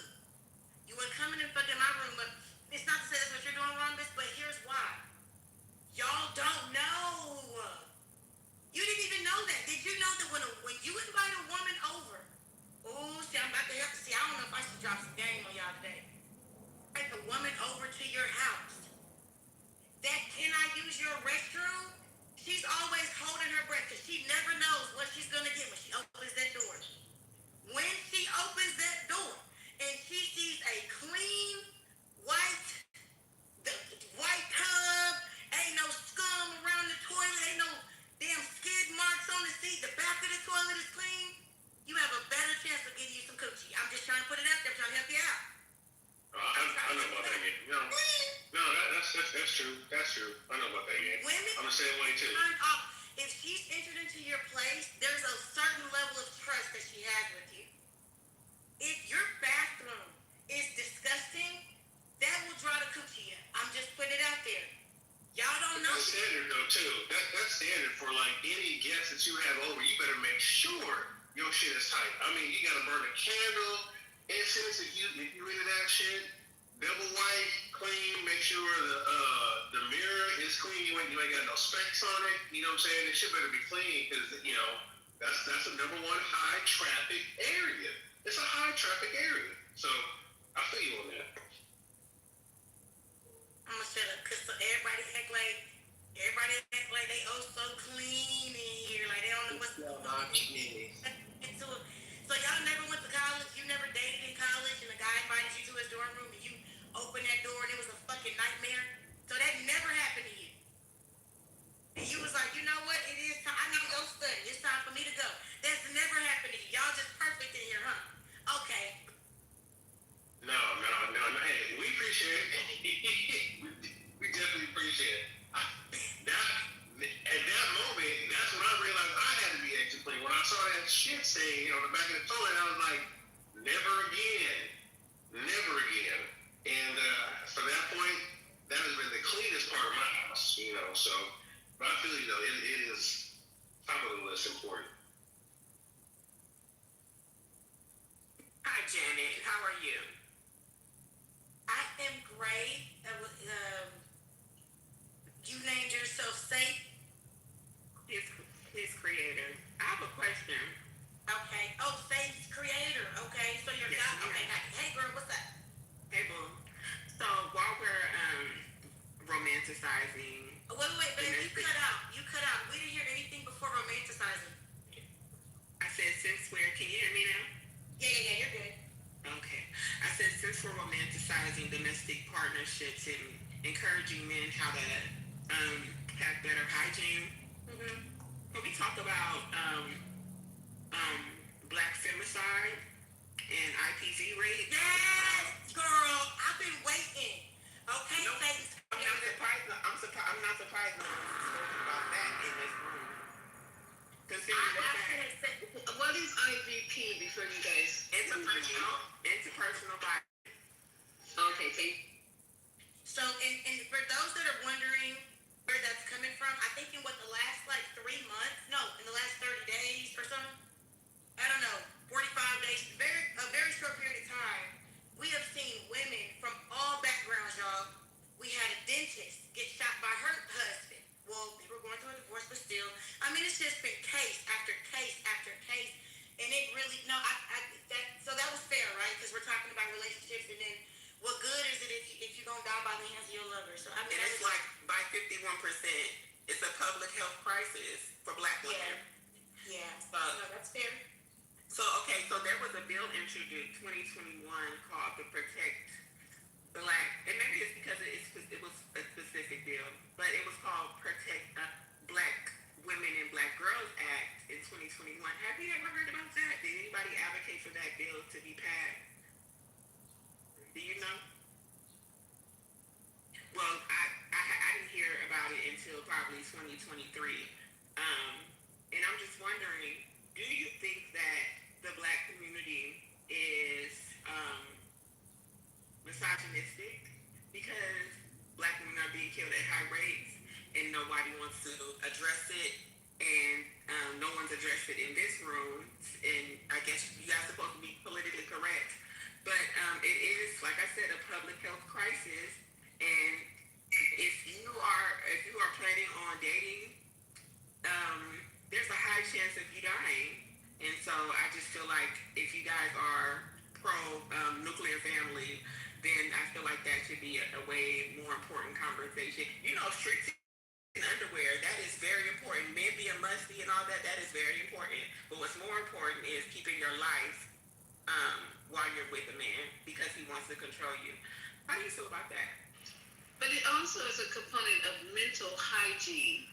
I am on this crusade about mental health in this country because we got people walking around here purporting to be smart, healthy, intelligent, book learned, all that other bullshit, and they're mentally unstable.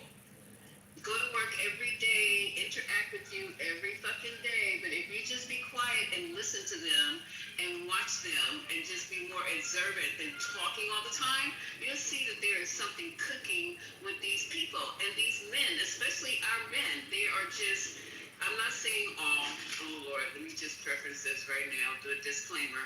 I'm not talking about all, there's not all of anything.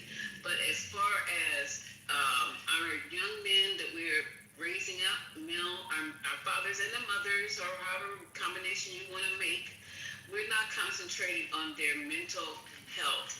their mental maturity. That's just it. So let's use that as also when we're talking about, you said it's control.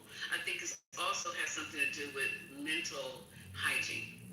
Yes, but I don't think that, I agree, but I don't think we should blame it on mental illness. No, you should. No. No, because Yes, we live under, yes. by definition, we live under a patriarchy where people are taught to be roles, and men are taught that they are the head, and inherently that means that they think Black women men? are less than them. Black man? Yes, 100%. 100%. So I don't see that so much in the black community anymore. Sis. That's fair. You don't see misogyny on there. No. No. I'm not saying that. I'm not saying. Okay, hold on. Wait a minute. Let me just be clear, and I'll be quiet. Okay? Because I'm gonna be judged by the words that I say. So let me say this. Says I'm saying maybe it's in the environment that I'm in, right? Maybe it's who I deal with. Maybe it's who I fuck with. I'm just saying what you just said about raising men to be, in charge and whatever the case may be, and ahead of this. That all sounds good, but I don't think that is actually maybe outright being taught. Am I wrong, you guys, or don't? Absolutely wrong. It is being taught. It is being taught. Let me be very specific, okay? But it's not being taught in my house. Especially, so go ahead. Okay, especially in the church. In the church, when you look at a black family, right? Like I came from, black family, went to black church. I'm a PK.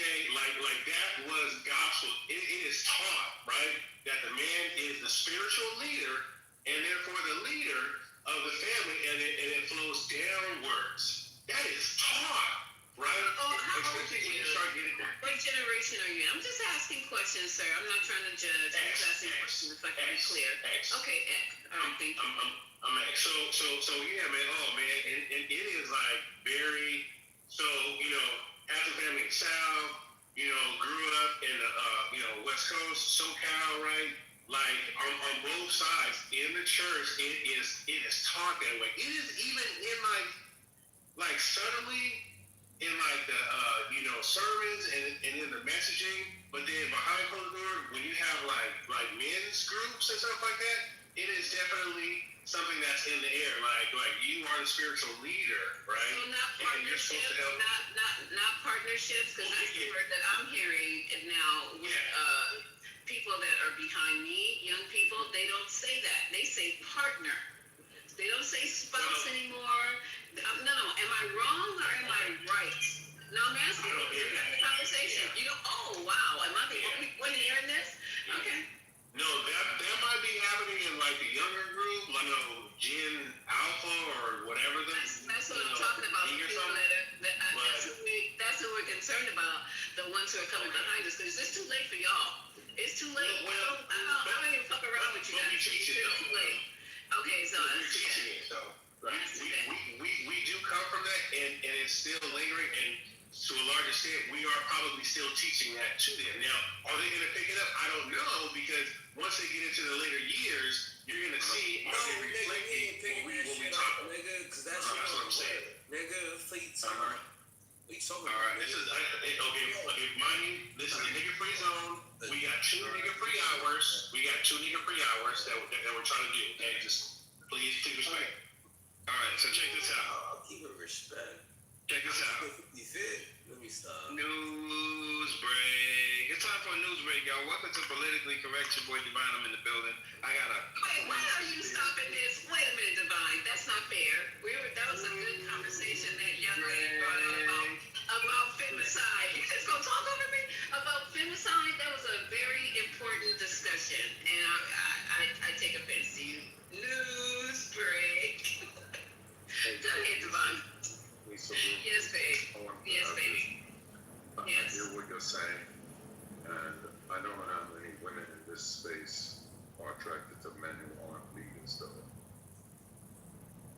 I'm just curious about that piece. I didn't say not a leader. I guess I'm not clear. I don't communicate effectively. I'm saying that a partner. So if you have a partner, both of you guys have different values. You have different weaknesses weaknesses and strengths, right? So you identify what your partner's strengths are and what their weaknesses are, and if you're willing to combine with that person, fine. I have certain qualifications in a partner, and being a leader is one of them. That's all I'm saying. I'm not saying looking for no weak men. That never came out of my mouth. So, yeah, let me do a quick news break.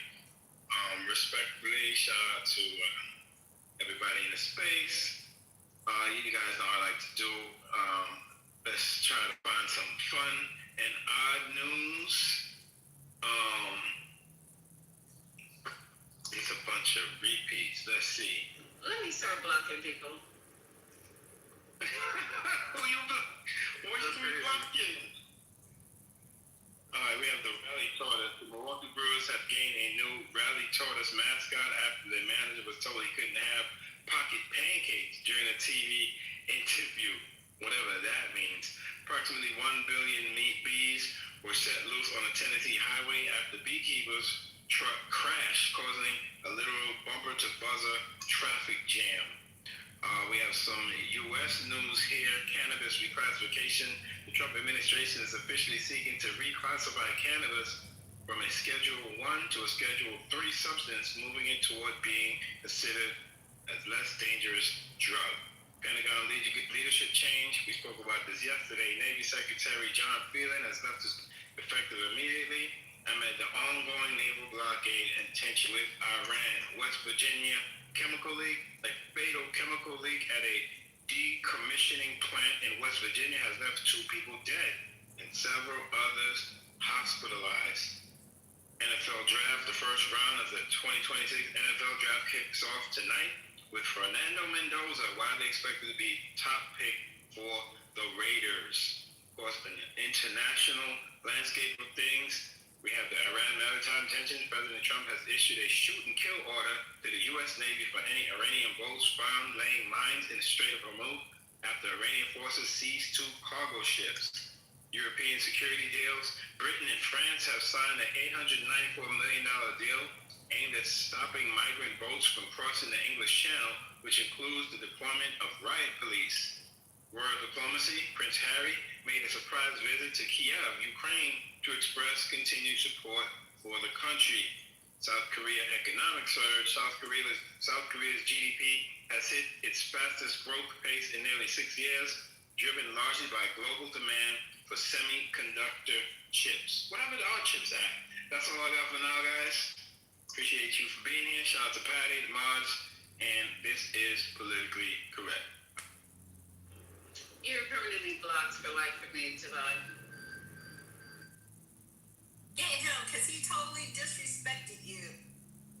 I'm just kidding. He knows I hope he knows I'm kidding, but is that lady still on the stage who brought up the femicide? I can't see the phone. She left? She left. Yeah, she left. All right. Good evening, everybody. How's it going?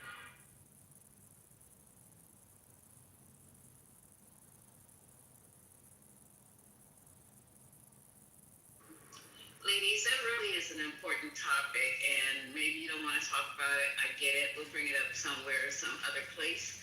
But that's a very important topic, and I don't know a lot about it, and I was hoping I was going to learn something today. A while ago, she said, "My work here is done and bounced."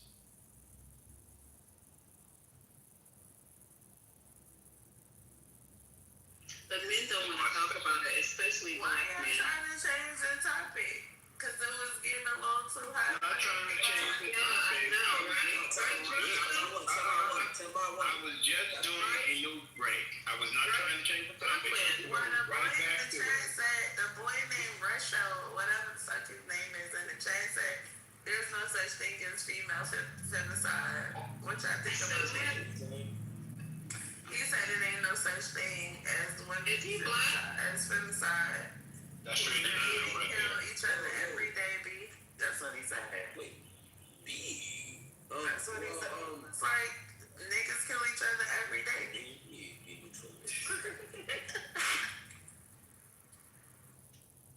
Brooklyn, I think black men have a problem with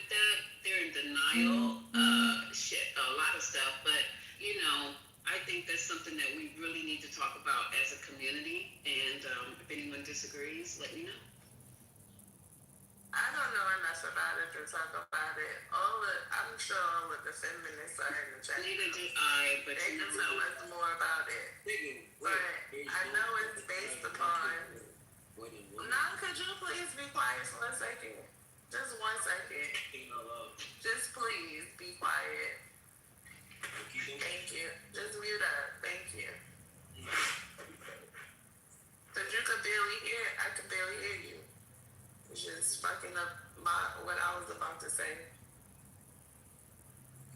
But what I do know is it's based upon like the rate in which women are being killed by men. I mean, what the fuck? And somebody said, Black Freedom said, white target black men specifically because I'm a black woman. I don't know. You want me to just broaden it out? That's who I deal with. That's who I fuck with. That's why I said I don't know. I just came from a room discussing femicide. Why is this the topic that?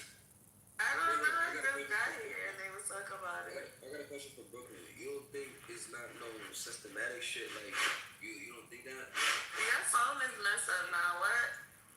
You show up. Fix your headphones, buddy. No, I can't do that. Unfortunately. I could barely hear you. I want y'all to hear me nice and concisely. Feel me? Mic is low, bro. We can't hear you. You can't hear me. Alright, I'll be quiet then. It's so low. What you was gonna say, Concrete? It's like we got here at the perfect time because it sounded like they was about to have a gender war. What you say, Concrete? Oh, I'll say it again. I said I was in another room and this topic was being discussed for the last couple of hours, and I was surprised to come in here trying to get relief that you guys were talking about the same thing, and I thought that, I was wondering why it was a topic in multiple rooms. I don't know if there was like some event that occurred that, spurred. Did he say relief? Yeah. Lady came and dropped the bomb and left. So it migrated from Chile. But that it.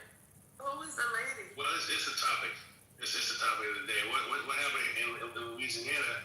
Not only was a family kind of thing, but it's femicide, right? So that's what I think. All this is going off because a lot of women are getting attacked on all levels, and the ones that are getting hit the most is obviously the black women. So it's a topic of discussion, and when it makes cover news, it hits different. It hits different, right? Especially when it comes from a family.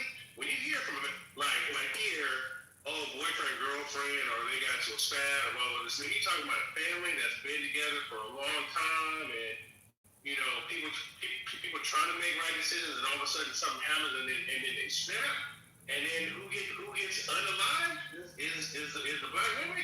Come on, man, that's a problem. So death in general is a problem, but it's different when you hear from stories from people that we think are supposed to be doing it right. So how do we keep it right? How do we make sure it doesn't go off the rails? How do we make sure when we get on the rails, we ain't trying to do something stupid, so somebody end up unalive, That's all I'm saying. I'm so lost now.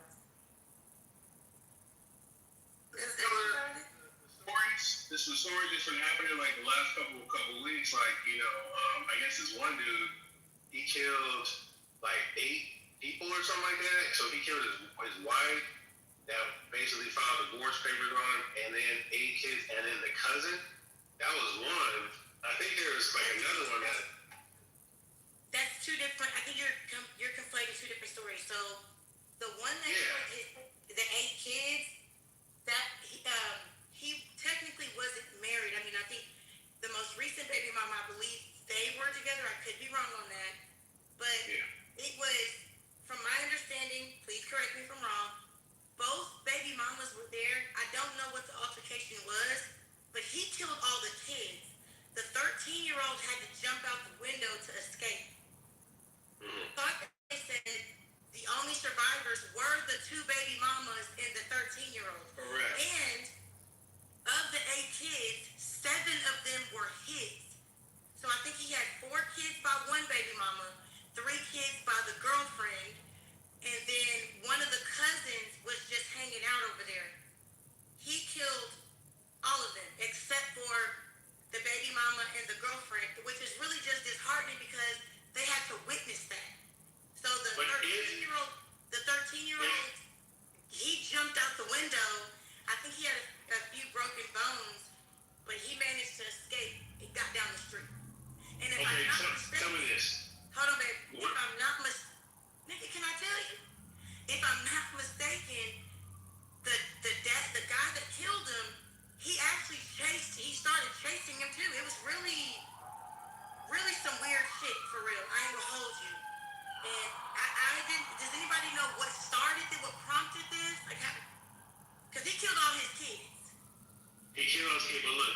So since we're talking about femicide, right? Like, okay, there's a domestic abuse situation that was going on, and then you got the kids, right? Now, since we're talking about femicide, was one of the kids or multiple multiple numbers of the kids were they black girls?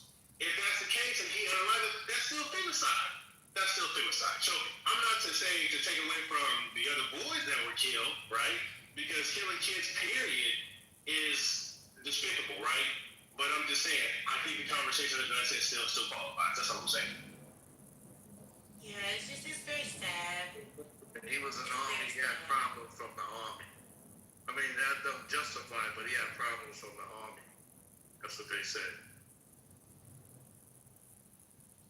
Came back, one of these veterans came back with a lot of issues.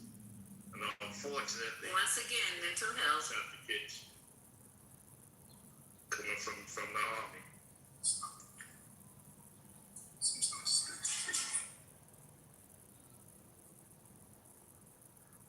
Wasn't there like a politician, there was like a wife, he was like the mayor of some Florida town, and then the husband ended up killing her? Lieutenant Governor, he killed, it was a murder-suicide, and he is a sad, disgusting motherfucker because he let his children were home, his teenage kids home. They're both, and that's who discovered their bodies and had to call 911.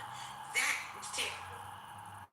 It's honestly, guys, there's been a number of cases. Mimi, who she's not in the room right now. Mimi actually did a room on it. I think she had like 4 fucking people in there, and I think that was the reason why Satan's creator came in here and said something, because it's like it's been so many. I think the point she was trying to make was that the conversation is not matching the urgency about the matter that involves black women. Is what she was, I think, what she was getting.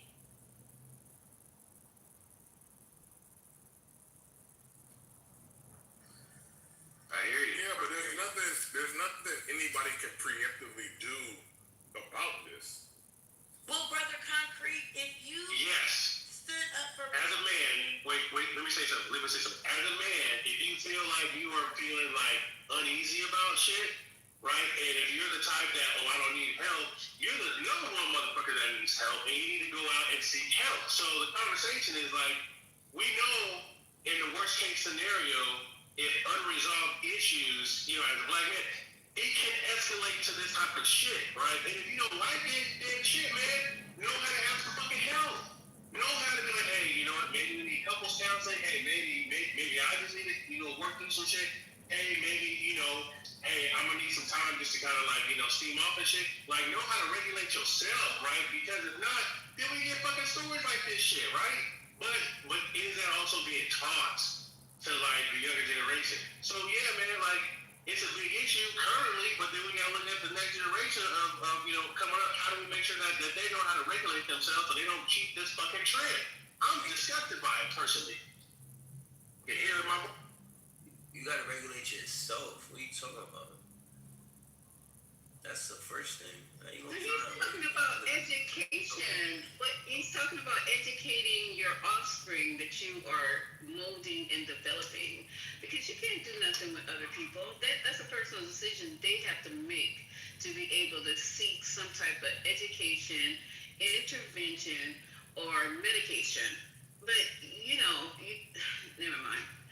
It's Stop raising your children. It's regulation. You gotta regulate. How you gonna tell somebody? How you gonna tell me to regulate myself when you not regulated? You gotta regulate yourself first. Who are you talking to? I'm talking to you, Shorty. I'm talking. Right? Oh, okay. I'm sorry. I thought you were saying I need to regulate myself. He's talking to me. He's like the first thing I said. No, I'm not really trying to put a back end. You feel me? Whatever. But it's like you gotta regulate yourself before you regulate other people, because like you can do a good job by regulating other people, but if you're not really like on your shit, and then I see that it's not gonna work, because it's like, okay, you succumb to that. You're right. What I want to know is, or the knowledge for me to know I shouldn't succumb to that. Then what makes you think I'm view you as an adequate leader? It makes no sense. And see, that's why I think like black men probably need to go to black men. Robbins, please. So I'm wondering if, setting aside, because I truly don't know enough about it to make any kind of to insert myself in this, but I do have questions. So anybody who's going to answer.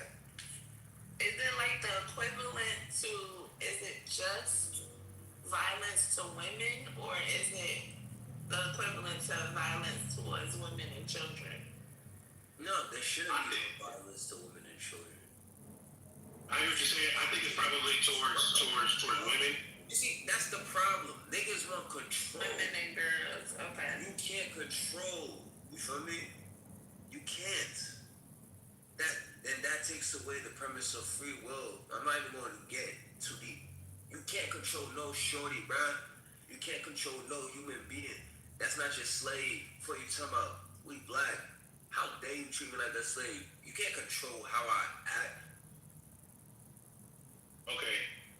Plus to that too, what I want to say, because he's expressing something that I understand, and it's like there's anger management issues where it's like you gotta know, like, if you're getting angry, right, and are you about to snap, right? Because again, I had a friend. I'm not gonna get into too much detail, but something happened, and then he was trying to be cool, and then he snapped, and he almost got arrested that night. You know what I'm saying? But he had anger management issues, right? He clearly had anger management, and it wasn't until he actually stepped away and said, okay, I need to deal with this first, because, my life is in danger now, because he's got this shit on his record, his family's in danger, because he don't know if he gonna make it through, right? And it was an anger management issue that was always there. And I think as black men, yeah, we are fucking angry a lot of the time, right? And that, this shit ain't nice, what we living through, but we gotta learn how to regulate that shit. Okay, so if you have, don't you think it's nurture versus nature? Because for me, a lot of things start when in your household. I might be wrong. Y'all can come and tell me. I'm here to learn. I'm not an expert on shit. So I think it's nurture, and you have to teach your children how to regulate, like the YN was saying, regulate, whatever that means. You have to teach them how to work through situations that don't involve being hostile, angry, belligerent, unable to talk. It's crazy. I don't even know what the fuck is going on. I don't know where you guys are, but I'm gonna stay far fucking away from you. It just doesn't make any sense. I'll tell you this. Like, what it means, growing up. Brandis, please. It's like you've been dominating the fuck out of this conversation, Jesus. I hardly talk ever. I don't know what you're talking about, though, still. What are you talking about? I'm talking about from a black male's perspective, growing up in a rough environment, understand it, and I had to deprogram myself, and I had to look at my boys go through some similar shit, and some of them didn't fucking make it. So when you say, Ramos, what are you doing? You don't know my story.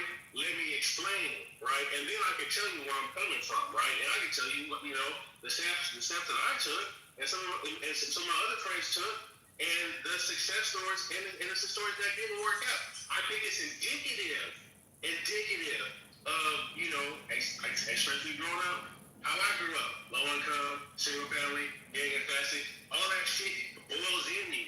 It boils in you, right? So when you're taught how to deal with shit, you're not really taught how to progressively navigate. You're taught how to escalate, and next thing you know, you got a ball fish and you're ready to knock somebody the fuck out, or you're ready to slam somebody. You gotta deprogram that. You gotta know how to tap in, chill out, and go through it, right? And then hopefully, if you can learn how to get a handle on that, your life will be better. But then the other part, right? And this is the part 2 of the deprogramming. Then you gotta be able to pass that on. I grew up with a father who was fucking violent. He slammed my stepmom up against the wall and put a fucking hole in the wall. Right? Okay. I see that shit. Okay, all right. Let's reel it. So you gotta tell me, but I have a successful relationship now. Rhombus, please. You got me triggered. You got me triggered. You're triggering yourself because it's like now you telling us your personal story. You're not even talking about the topic. But sometimes, Wait a minute, just give him a minute. Like, it leads to the I'm just saying, y'all let the sweet go on and on and on. Just let him tell me what I'm gonna say. I love when he started doing that shit. All I'm trying to say is it leads to the femicide. It leads to femicide. I appreciate you opening up and sharing your personal experience, with your father, because this is stuff that we keep in a family, and we as a community don't like to sit up and talk about this stuff. You know what I mean? All the trauma that we're having inside of our homes, behind closed doors, we don't want to talk about it. We just want to pretend like shit is all good and goody. I appreciate you. If no one else does, I appreciate you. Appreciate you. And I'll meet up. Brother, the stage is yours.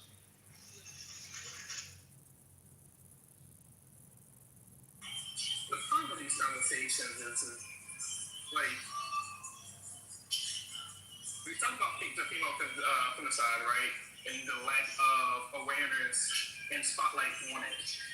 And then we ask somebody, Francine and Peacock. Oh my God, what the fuck is wrong with this girl? Let me block this.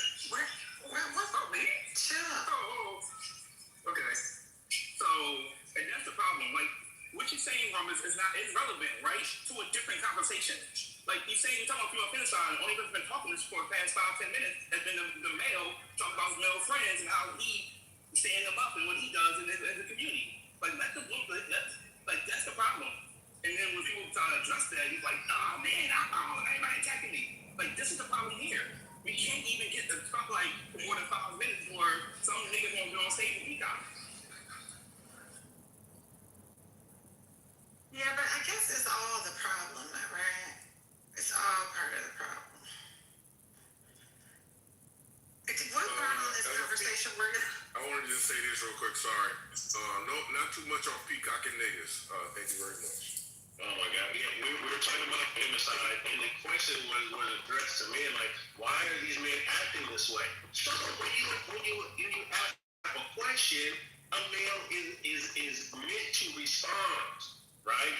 And so I just decided to share some of my thoughts, right? Because I think I'm doing an outstanding job now, but I had to go through some deprogramming, and now I see the light. I don't like to see femicide. But I see it, and I know how that shit escalates. So you want an explanation? I'm gonna share something with you.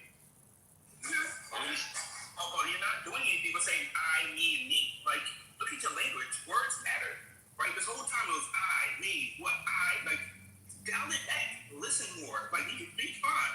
But there's more people on the stage. And even when the women themselves was telling you going off Kenter, you decided to double down and get louder and start getting offended. We have Why don't you share? Why don't you share? When you ask questions, don't ask a question question. Listen. He trying to share. Hold on, brother. He trying to share his story so you could know how he got to his glory, brother. That's what I'm saying. I'm gonna drop some money. But that's what I'm saying. Like, if you ask a question, then boom. If you information, I will sit down and listen. I will. But if you ask a question, and it's not rhetorical, you really answer the question, somebody gonna step up. And today, guess what? It was square ass rhombus. This is your topic, rhombus. Thank you. Yeah, rhombus is a square. But some of that, I hope that you are talking through individually with someone. Because you have a good job, so I know you got good insurance. So that would be really helpful. I'm curious what brought on this conversation. Were you guys talking about all the women black women who've been murdered in the last months that were kind of public? Okay. Yes, this young lady came on, and this is a topic I think is important. This might not be the platform, because this is a political room, but a young lady came in, I don't recall who it was, I didn't see the screen, and she was, it was obviously something she was concerned about, and she goes, well, you guys are talking about this, that, are you talking about what's going on? I'm thinking she was referring to the black community, I could be wrong, about all the femicide that's been going on lately. There seems to be an uptick in it, and I just wanted to learn a little bit more about the subject. That's it. If y'all want to move on, that's fine. Yeah, but the thing about it is, guys, I know this is gonna be annoying as fuck. I just can't help myself.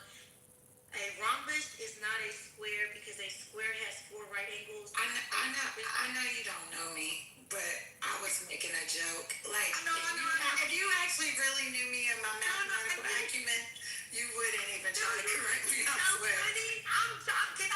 Damn. Okay. I was just making sure you didn't think that. I didn't know. No. I get it. I was just saying. I was on President. I was like, I just want to share this with everybody. A rhombus has 2 obtuse angles and 2 acute angles. I'm done. Thank you. Wait, hold on. Not all rhombuses are squares, but every square is a rhombus. That's all I gotta say. I'm good. Shut your ass up. Shut your ass up now, goddammit. That was for Sunny. I got you. Sick. She was calling you a square. She was calling you an L7 weenie. Rayshon, can you come up? Because he's trying to explain how men kill men more than men kill women. And I just want to hear the perspective of somebody. But need more insight. But isn't that? I don't know much. But that's a non-sequitur. Like, that's not what we're talking about, right? Right. We're talking about femicide, which doesn't even. I mean, I don't believe the definition of that means that it has to be a man killing a woman, unless I might need to check that, but I don't believe it has to be a man killing. Oh, I didn't know. Let's look it up. Hold on. Femicide? That's a good point because I didn't think about that. So it is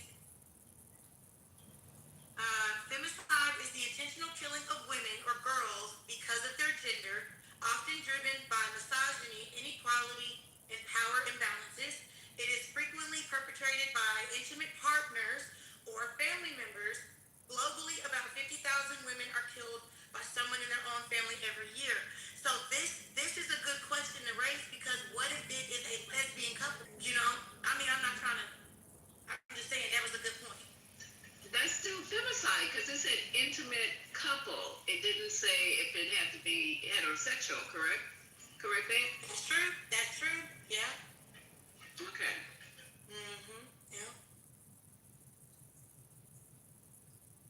What is a guy being killed for? Murder? Let me see. What? Okay. If femicide is when woman is murdered, what is it called? Wake it up. When man is murdered. It's called niggercide, obviously. It's called anti-crime. You are stupid. What? Y'all didn't know the technical term? Put it in the chat.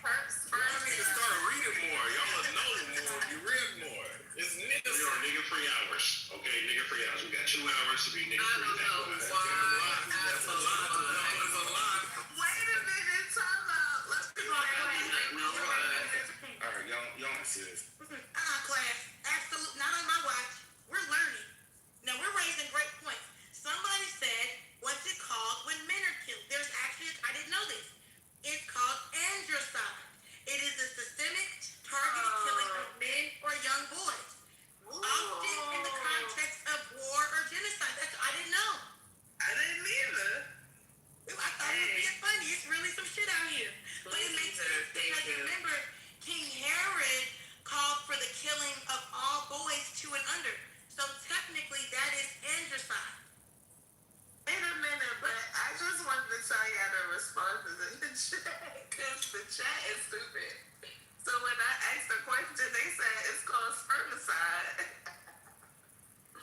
Somebody said it's called progress. Oh wow! We gonna laugh now. But if I would have started laughing at, let me go on. I ain't gonna lie, that shit was funny. But See how y'all laugh at the death of men? Because you was about to say something. I agree with that. I laugh at femicide. It wouldn't be funny. And while I do get your some little jokey joke. Now I'm getting moved to it. Like, what's wrong with y'all? That's why these conversations are not fruitful, because they're just, as somebody else mentioned, signaling of virtues to the broader audience. Like it's You've learned a new word you can use when you're speaking on behalf of men being killed. You could tell them I would never engage in such a fruitless conversation unless it's on But Clubhouse. you will, I have nothing else to but do. you will. And I'm using it, 1 second, man. And I'm using it to pass the time in between other nigristic forms of entertainment, right? Because this obviously is constant. What is nigristic? Look, I don't like y'all anti-nigristic. I don't like y'all y'all are being very anti-nigristic or you're showing anti-nigritism, and I'm hoping that y'all can stop. Jesus, the word you need to write that down. Nigristic. What do you mean niggristic? Yeah, so the word is nigritic. There's a real word. It's called nigritic. There's no S. It's nigritic. And it means it's an adjective often considered offensive that refers, so you rude as the fuck, per this definition, that refers to or relates to dark-skinned people of Africa, their descendants, or the Negritos. Yep, nigritic. So nigritic. We learning in this bitch today. I like it. I like learning. I'm loving it. Thank you. We learn every day. We learn every day. Oh, thank you. You've been using the word this whole time wrong. Thank God you know the real word. But there's a thing called nigritic. What is it when 2 words sound similar? A homonym or a homophone. Yeah. So it's a homiletical issue. Okay, sorry. It's a homophone. Excuse me. Same sound, or a homonym is when it's just different. Well, hold on. Similar sounds. No, not similar sound. So you have a homonym, a homophone, and a homograph, but let's not do that. Let's just do homophone. Just excellent today. So homophones are the ones that have the same sound but different spelling, right? So like bear and bear, like one is an animal and one is like you're naked, and then you have homonyms that have the exact same spelling but completely different meaning. What about similar sounds? Not the same, but similar. No, the same spelling, right? Let me help. You have a bank, right? Let me give you an example. I'm not asking you to educate me on a homonym. I'm just giving you an example. I'm not trying to educate you. I'm not asking for an example. Well, I'm giving. I don't need the concept to be illuminated. I don't need the concept to be illuminated any further. I'm asking a separate question. But you're trying to be condescending towards me, and I'm asking a different question. Okay, first of all, stop centering yourself. All right, but you want to talk to me though? No, I'm talking to the stage. I said, let me give an example. Okay? The bank. There are 2 kinds of bank. You got the 2 of the bank. That is a homonym. I'm going on mute. See, that was Perfect example. That is a real, yep. Yep. Things that sound similar are different different word. So I don't think there's a word for that. What he's talking Thank you, about. Sonny. I was trying to explain that to his ass.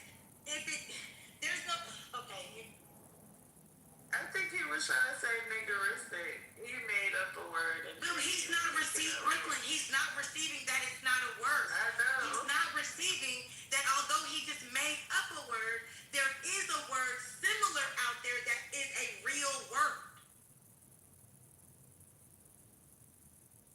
Concrete brother, you gotta stop this. First lady, thank God you're back. These motherfuckers that went everywhere from the county jail to washing and the dictionary. Now we in the thesaurus and everything. I can't just thank God you're back. Hey, Concrete, can you help me find out the difference between saying somebody's acting like a bitch and someone's acting like a biatch? Are those very similar or are they different? Oh, so that would be that would be a homonym because a bitch is a female dog. But it can also be some of the characters that came up in this motherfucker today. See how that goes? I know, y'all went from talking about femicide to now y'all going through the fucking work, through the dictionary. That is crazy. I apologize for my pardon there.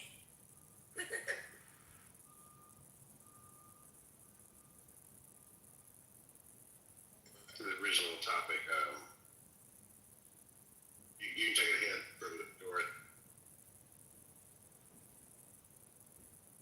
Problem was that lady came in here and she was accusing us of not protecting women in this here space, and that is not a fact. That's why you were trying to go to the next person, because you didn't want to hear that shit.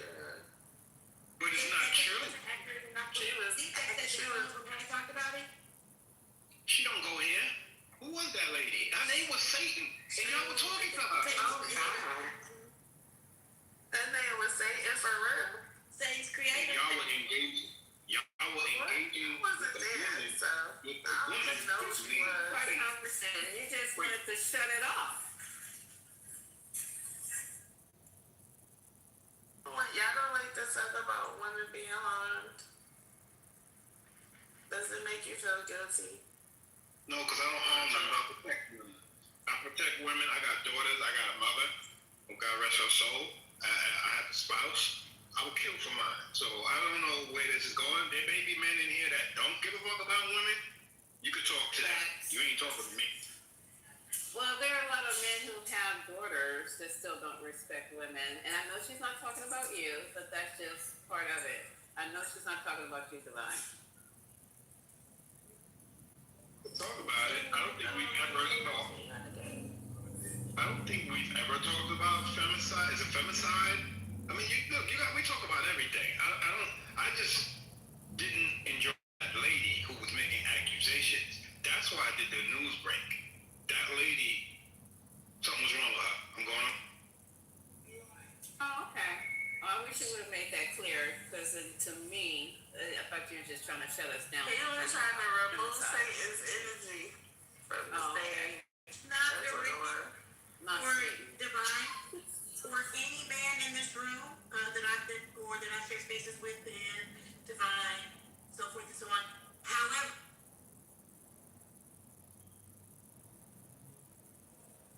What happened? oh my bad, I think I muted myself. My bad. I said I don't believe that this is 100% not directed towards Divine, Ben, or any other men that we share spaces with in here. However, it is profound thinking to know that every woman knows another victim of abuse, right? Physical and or sexual. Yet no men ever fucking know a rapist. Or no men ever fucking know a man that beats on women. That's crazy to me how that works like that. That shit should be studied.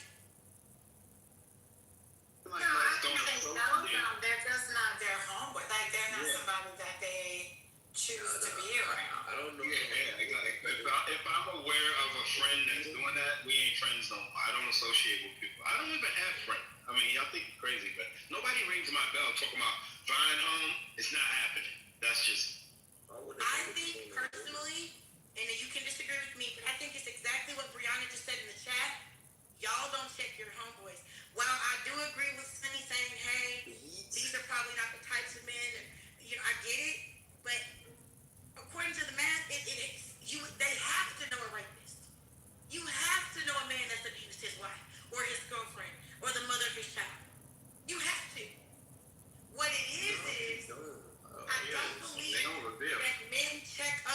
men with the same energy that they are willing to check other women. Come in here and like, yo, Vine, I beat my wife's ass last night. That's not something they do. They keep shit like that to themselves. So we would never know. You're right. We don't know. We find out when it's on the motherfucking news. That's when we find out. What's so glamorized about being a woman? I don't think it's a glamorous thing. What I'm saying is there has to be some type of character trait. So I'll give you an example on a football team. You are not going to sit here and make it seem like all 11 players on the field or all the players that make up the whole team are all great men. You get what I'm saying? Now, while they all may not be friends, what I am saying is you recognize fucked up characteristics in other men and they go unchecked every day. No. Niggas, listen, bro, like, niggas, when it comes to, like, actual nigga, I would never, I would never know if someone is a woman beater, nigga. Like, why are you being a woman, nigga? So let me ask you this. What about this? What if the consequences for violating women and children as well were increased? That's interesting. Right? I can't talk about it. We're on the internet. I think it's just we play First up, the audio app, you 100% can contribute to a conversation on Clubhouse. I want to say, Janet, if you're looking, right now, woman, bro. What are you talking about? That shit. Janet. I feel like that's taboo. Niggas will never say that shit to real niggas. Like, why you beating on a woman, nigga? You a bitch. You can't, like, you need to control it. Can I talk in semantics and shit? Or do I gotta be, like, politically correct? Be your authentic self. Even though this is keep it real. Beating on a bitch, nigga, like, nigga, what? Nigga, what's up with you? Do you have to say that every other word, though? Can I say something? Can I say this to Janet? Because you're saying, what if Misa, can I go after you, Misa? Oh, yeah, I don't mind, sir. I didn't mean to cut you off. I like All right, no problem. We're good. We're good. But, okay, so what I wanted to say to Janet, when they increase the penalty for murder to death, and it don't stop these greedy motherfuckers from killing people, it ain't gonna change nothing, because in the heat of the moment and their pathology, they're not thinking about all the statutes and shit of the law and criminal codes. That's not, we need to just teach them how to, from the ground up, from the DNA up, how to respect people, how to respect women, how to respect children. Laws don't stop no crimes. Am I not right or wrong?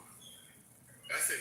Lisa, that was the exact point that I was going to make, that we have normalized certain pathologies within our society that is leading to these unfortunate outcomes, and nobody wants to talk about it. We got to get back to where What do you mean we normalize certain pathologies? What do you mean by that? It's normal for women, especially the Negroes. Yeah, I know. See when I say they don't want to talk about it? The nigga said, she know what I'm talking about, he know what I'm talking about. Because if he know what I'm talking about, that means you know what I'm talking about. And if he already can anticipate that it's going to be something, hold on one second, man, you're interrupting me, man. You're interrupting, please. I didn't he interrupted you, and then you said we don't talk about it, and I asked you a genuine question. This is the problem right here, man. You're interrupting. I asked you.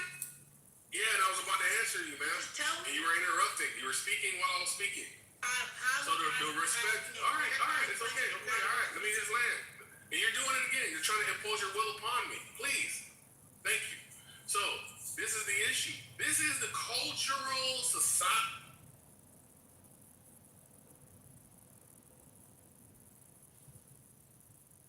What happened? You're on mute, brother. Damn it.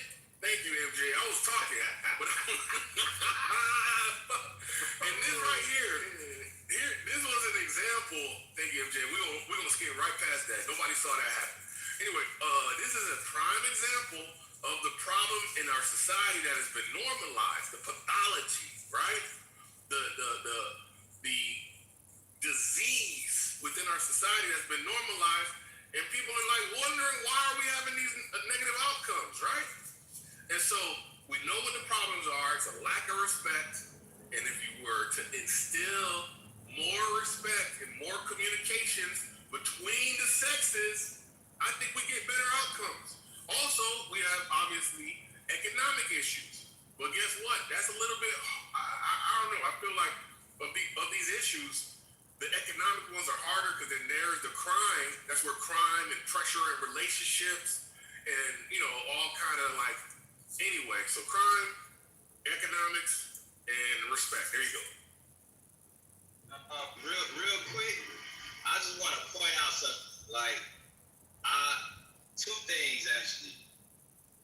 Did you hear how Bruh came in here and said nigga, nigga, nigga, and then in response to the question of why women he was asking why women are getting beaten. He said, man, beating a bitch is crazy. Like, just his conversation don't speak to his respect for women. So it's like, damn, bro, you indicting us through way of your mouth. Like, it's crazy you say that. But also, like, we don't know any guys who beat they women like in mass like that, because it's the same way. Like, do y'all know y'all homegirls that like beat they men? Y'all know that's a thing, right? Like, do y'all just know y'all homegirls that legit beat they niggas up? Is that something that y'all just talk about in mass? Like, Hey, stop that with that shit. Wait, what did you say, Janet? Stop that.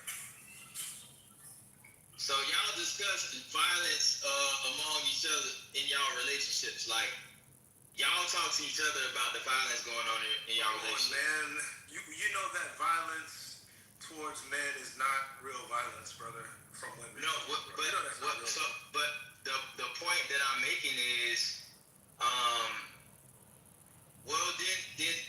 I guess that's an issue then, because if women will talk amongst themselves. That's crazy. He's exactly that. That's crazy to me. That speaks to the issue. It's like, whatever we do is violence. Then I guess, like, if I knock your ass out because you punch me in the mouth, it ain't real violence on your end, but it's real violence on mine. So it's a one-sided situation. Yep. So I might. Go ahead. I'm sorry. You're seeking equity with women? Is that what you're saying? Yeah, they're not worth it, brother. Like, they're not valuable in the same way that we are. Where is she? No, Janet. Here, let her speak, please. Gentlemen, please let her speak. Is she there? Wait, you cut him off to ask him whether or not he was treating women equitably. Pardon me. And now you want to give his mic time to somebody else? That's crazy. I asked if he wants equity with a woman. I mean, obviously, you should want equity with a woman. You should think of them as equal and worthy of equity. That's crazy, brother.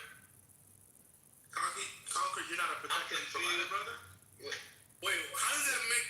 How does that mean that women don't get equity? What does equity mean to you, brother? What does equity mean to you, MJ? Please put it in your own words. Thank you. I'll wait for. Oh, my equities are in my portfolio, sir. Yeah, he don't want to answer that. Well, what I told earlier, who's the man on the stage who was talking about, that men in our community are being raised to be the leader and the head of the household and all this kind of other shit, and we just are raised to be subservient. Where did he go? So, well, I don't want to trigger the men, and I don't want to make any pretend conversation. I'll save that for you. I know, that just blew my mind. For him, the church is teaching. I don't know what's really going on. I don't know where the fuck I'm living, on what island, but I didn't know that was still a fucking thing. I just find it real interesting when the point is brought up on female behavior and violence that y'all commit is brushed off as it's like, look how it's just brushed off. I guess it really don't be a man.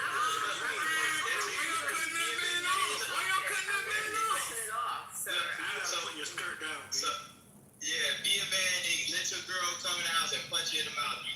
So the reason why it's probably, and I want to acknowledge that I did cut you off. I'm like muting you right now.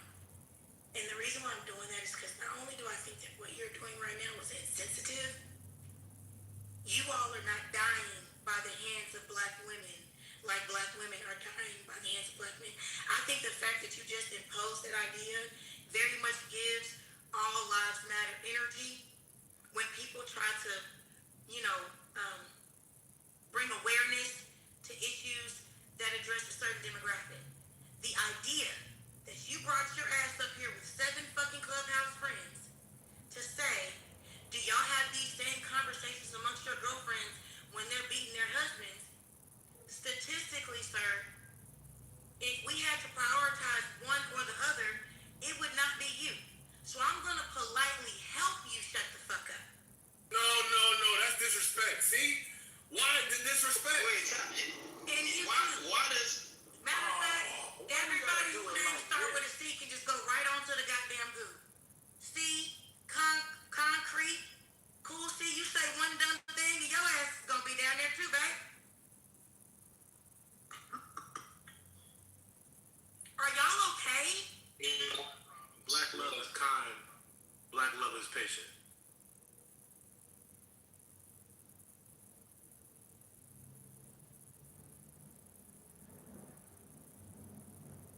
Yes. I am metaverse abusing you, see? Are you going to stay in this metaverse domestic relationship or are you going to leave? Let's see. So, okay, so they're talking about intimate partner violence, right? Which, you know, both genders, you know, transgender folks, all people, all groups of people experience. The severity does matter, even though none of it is okay. It's just that the conversation specifically was about black women experiencing intimate partner violence, and then like all those other things are like offshoots of that conversation. I'm not clear about even what we're talking about anymore after the last comment. That was kind of sad. I'm not gonna lose you. I'm not. Well, what was the whole point of? Janet, please don't abuse me because you don't like what's being said. Come on, Janet, you know I love you. Don't do me like this, baby girl. Oh, shit. My finger slipped. What were you saying, MJ? She hit you with the Dwayne Wade. Please, baby, please. See, that's the problem, bro. And imagine if we was in love and you was doing this. Imagine. And I bought the house, I bought the ring, I bought the car, and you gonna treat me like this? Ben, why? That shit hurt. Ben, why are you doing Stop this? doing me like this. Stop doing me like this, Janet. It's really Janet, stop doing me like this, Janet. concrete. It's like you're trying to make a joke out of something. No, this is real. Listen, you can try to play the emotional heartstring game all you want, but what we're trying to explain to you is if you want to do a root cause that you want to do, because it'll all point back to you. You have to conduct yourself better. Sorry, that will help mitigate the problem. I'm sorry, that bothers you. Conduct yourself in your community better. It will mitigate the problems. But you don't want to hear that because you don't want to take accountability. But you want to abuse. Come on. What's wrong with y'all? You're losing. We're all losing. Oh, we are definitely all losing. And violence is a problem. And hint, the violence within our community is not gendered. Well, there is gendered violence, I'll say, but there is a cycle of violence that isn't. It's rampant. It's everybody. Everybody's being violent towards each other. And if we don't recognize that, we're not really serious about solving the problem. MJ, when I hear you talk, brother, I think about one of those hostage saying, I am fine. I'm being treated very well. Well, I'm married, brother. I know, brother. I got a good. You've been captured and conditioned. God bless you. Absolutely. But when I hear your submission on this topic, when I hear your submission on this topic in this moment, I hear somebody who has made a prepared statement due to their captors, dictating the terms and the language in the prepared statement. So, right? And by threat of execution, or maybe no food, or you sleeping on the floor. I don't know what it is. What is your opinion on femicide? Concrete. What is you and the other gentleman that you're speaking to? What are your all's opinions on femicide, and how do you handle interpersonal or interrelationship? Nothing to worry like that. I think femicide is the topic du jour to try to gain some sort of upper hand in social dynamics devised by the crew promoting it, right? I think that's what's happening. Upper hand? Yes, I think we're always in a power struggle, socially, economically, psychologically, and there's always a group who, for good reasons or not, or otherwise, trying to gain an upper hand, right? So you believe the conversation is people trying to gain an upper hand in a gender war? That's what you're saying? Yeah, gain an upper hand in any context. It's not a real conversation. I don't know why you gotta wait to the response. You've been going on. I think you got it, but now you're just over talking because you don't like the reality. And I don't know why big grown women hate reality. I don't know why big grown women are so affected by people. Hold on, MJ. I'm trying to fucking. I'm trying to soapbox. I don't know why big grown educated accomplished women. I don't know why big grown educated accomplished. I don't know why big grown educated women. I don't know why big grown educated accomplished happy women are so hurt by somebody's. Don't know why. I don't know why. Didn't come. I don't know why I didn't come. I don't know why it's a problem, but I hear the age range and I say, God damn, we are fucked. This is how big grown women comport themselves on these fucking silly, stupid. We are fucked as a community. We are fucked as a community. I'm sorry. You can't even. Imagine if there was like a mortgage. At some point, you have to let it know. Imagine if there was like a mortgage on the line or some child's educational plan on the line, like real consequential things on the line. Imagine how you fucking conduct yourself. On an internet conversation, you can't conduct yourself like a human being. It's fucking crazy. Are we all having the same conversation? And Lisa, none of that was addressed to you, Lisa. That was Janet and Sunny. Janet and Sunny. Not to you, Lisa. You're a sweet. Mute him, please, because he's going to keep talking. Or move him to the audience, because he's just going to keep talking. Nobody is even giving an opinion. What are you even talking about? What is it that you're referring to? All I've done is ask questions to understand what your position is. Literally. What are you talking about? You are the one who's unhinged. Literally. You are yelling. No, I'm talking about concrete. He's absolutely yelling and screaming and actually saying nonsense. What in the world? Yeah, all I'm saying is there is a problem, but many people are more concerned with the gender war than actually talking about real resolutions to the problem, and that's real. We can't deny that as long as we've been on Clubhouse. I mean, people would rather, men this, women that, than actually talk about what we could do to stop what's happening. But I don't think the conversation about intimate partner violence has to be a gender war. That part is what I'm confused about. I don't see that as a versus hand down type conversation. I guess I'm confused about what the topic is. It doesn't have to be that, but it somehow always becomes that, and you gotta really just listen to these conversations to see why. Damn, if somebody mentions the effects of child abuse, on someone's, likelihood to be violent as an adult. Nobody wants to talk about it. Nobody wants to talk about some of the real solutions, real causes towards a cycle of violence that we're all, in some shape or form, experiencing as Black people. It's a lot of times the damn conversation be just straight up counterproductive, man. Because everybody just want to gender war it out. They want to, do the. Well, first you got to admit that there's a problem, and we tend to think that there is no problem. Men don't think that they have a problem with misogyny and violence, and temper control, anger control, inability to problem solve control. I mean, it's just let's just all say that this is a problem, and the solutions we were working on, and whatever. And I'm gonna stick to mine. Get your mental hygiene fucking together. 100%. Stop looking at everybody else and concentrate on your dumb ass. I mean, look at yourself and say, what can I do to improve how I show up in this world?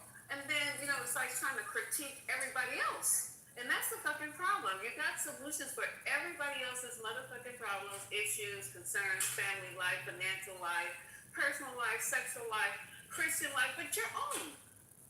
But I guess to me that doesn't have to be a focus on men, right? Okay, now we're talking, Sonny. Now, Sonny, I'd love to see a conversation. Man, me too. I would like to see a conversation about, I'd like to see a conversation about the violence that we've been seeing in the past month, where nobody is allowed to start a conversation with, start your statement, right, with men or women. You can't say men or women to start. So I can't say men, blah, blah, blah. Black men, this, black women, this, women, nothing. Because one of these young men killed people. One of these young men he killed his mother and himself. And from what I've been reading, it was about that he had been experiencing grief since the death of his father. And who knows? He might have in his mind thought he was, saving his mother, and it not have been about. And it didn't have to be about, anything gendered so much. I don't know. I felt like I don't understand why the conversation became like this gender war. We're like jockeying for position by talking about it. It just doesn't make sense to me. Yeah, man, I just like to hear, the real shit. It's violence. And there's people that are perpetuating violence that, I said I didn't want to say women, that's not what but for what I'm trying to say, it makes sense. There are women that perpetuate violence from men to women. You know what I'm saying? There are women that will tell men to be violent towards them. It's not just simply in a vacuum from one side to the other. It's a greater acceptance of certain types of violence, or otherwise, amongst us. And violence that I'm talking about keeps the cycle going. How do we solve for this? We don't have to have a gender war conversation to do that, in my opinion.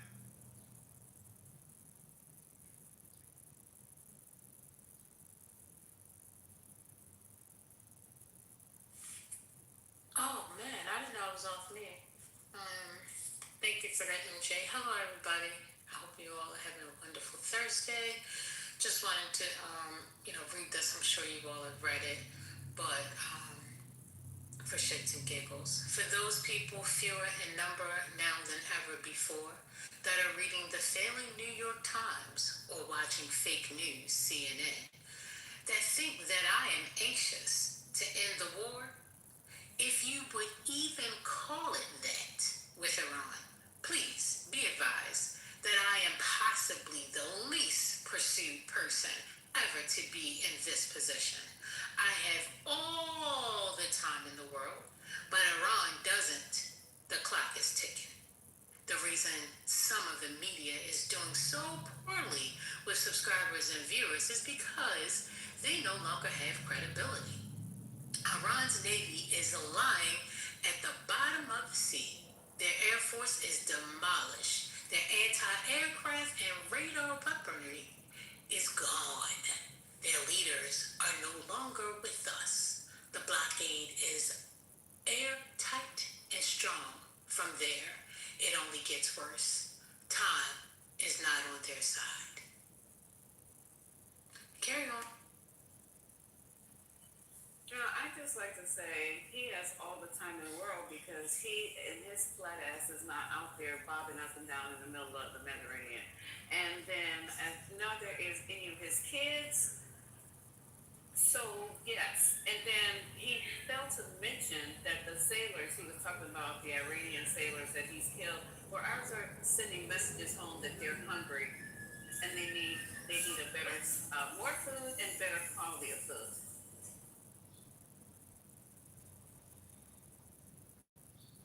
Well, he said he got time today, so he said we got time. They don't have time. So do what you're gonna do. Make a decision. But First Lady, we have one aircraft carrier that's been deployed for 1 year. They've been out for a year and they have not been home.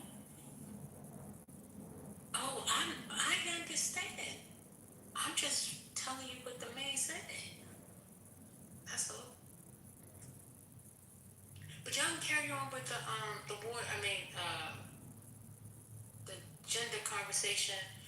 I'm with MJ regarding the fact of having a conversation without the gender war. Yeah, carry on. My name is Bennett, and I ain't in it. That was actually on me. Can we just normalize?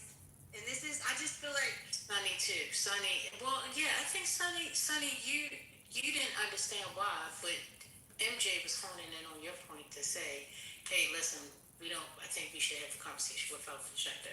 So the both of you. So thank you. Go ahead, Jen. And Rainbow, why the hell you put thumbs down on me? You want me to throw you out of here? they're fucking up our farm. They just want the war. They just want the Can we just normalize that if there's a statistic that is very accurate, it is astounding. Can we normalize that it is a rude and insensitive thing to do to bring up a statistic that is not as damning or volatile as the one being discussed? I don't know why we have to tell that to grown people.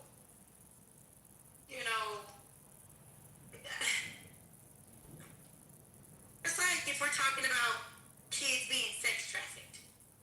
You say, hey, I want to bring awareness to this thing. And then you have some dumbass that says, while y'all are talking about that, men are being emasculated in the workplace every day. At some point, everybody went through grade school and we learned place value. We learned greater than, less than. It's an inequality symbol. Sometimes in elementary they say something like the alligator is the biggest number. Okay, so you have the skill set to prioritize. Okay? Can we do that in conversation? Is that fair? Are we able to do that? Is that not insensitive when people do that? Okay.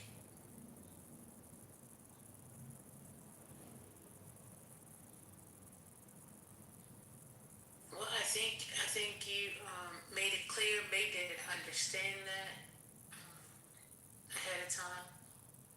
Mr. Resilience, I was trolling. I was clearly trolling, brother. God damn.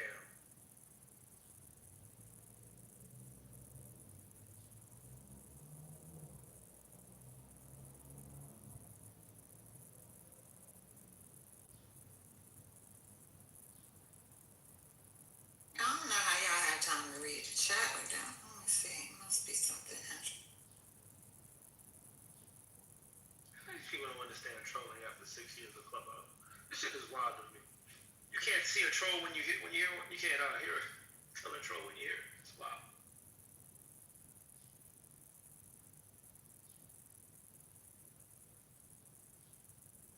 Okay, but why can't we actually walk this through and talk it through, communicate to get to the bottom? Clearly, It's very uncomfortable. wait a minute, hold up. But see, sometimes you have to get uncomfortable to get the breaking, and the breaking is needed in order to heal. This is the first. Wait, one second. See, I think what she was trying to say is that how it started out, it came across like as if you were trying to say that the men or trying to compare the two just wasn't fit for the conversation, right? And maybe you were going to end in saying something totally different. That is possible. I don't know that. Why? Because she cut you off. So for that, I had to say, Janet, we should have just listened to the man to see exactly what he was saying. But Are you talking about concrete? no. See, Concrete tried to argue and say, let them off. That's how that situation blew off. And then he started, going off on his thing. But see, when she asked you to stop, if maybe sometimes in these situations, if you just let the situation calm down a little bit, then come back and say, okay, that wasn't really my point. If I could finish, I will explain exactly what I was trying to say. A lot of times communication, just acknowledging that you understand where that person is coming from, it just opens up the door for a better back and forth. But the powerful in trying to say, oh, I'm going to do this, I'm going to do that, then that's where the problem comes in. Okay, honey. So, I don't know, Janet, if you don't feel comfortable with having the conversation, that's fine. I'm good, but I'm going back on mute. Thank you.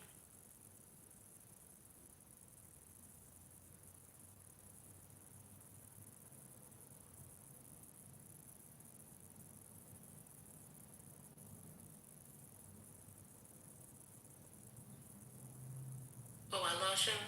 Y'all gone? Okay. I was gonna say, oh sorry, hey y'all, my bad.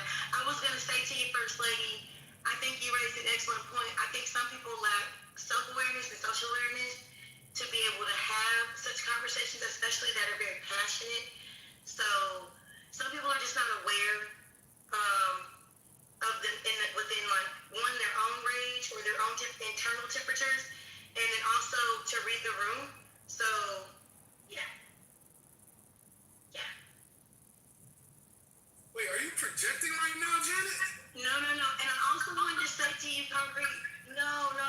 Because you got very disturbed earlier, and I didn't like that for you. Passions were high, temperature was elevated, but I think we can have the combo. I think, now, though I do think that what I just said could definitely relate. You're not the only one in the room, Bookie, but that makes sense. And you just projection is when you accuse somebody else of the thing that you're guilty of. No, you can't complain about getting cut off and then you cut other people off. Are you going to use that technique? Oh my God. So we're at number 2. It's the second time. It's okay. I believe in grace. All right, Janet, I'll be back. Now we're at 3. Okay, so that's my point, because when I tried to raise that with First Lady, I accidentally cut her off, and then I got on the phone. So I didn't make the point just because you popped back in here in mid-speech. I don't know. I guess this must be. I don't know what he's got going on, y'all. I don't know what's.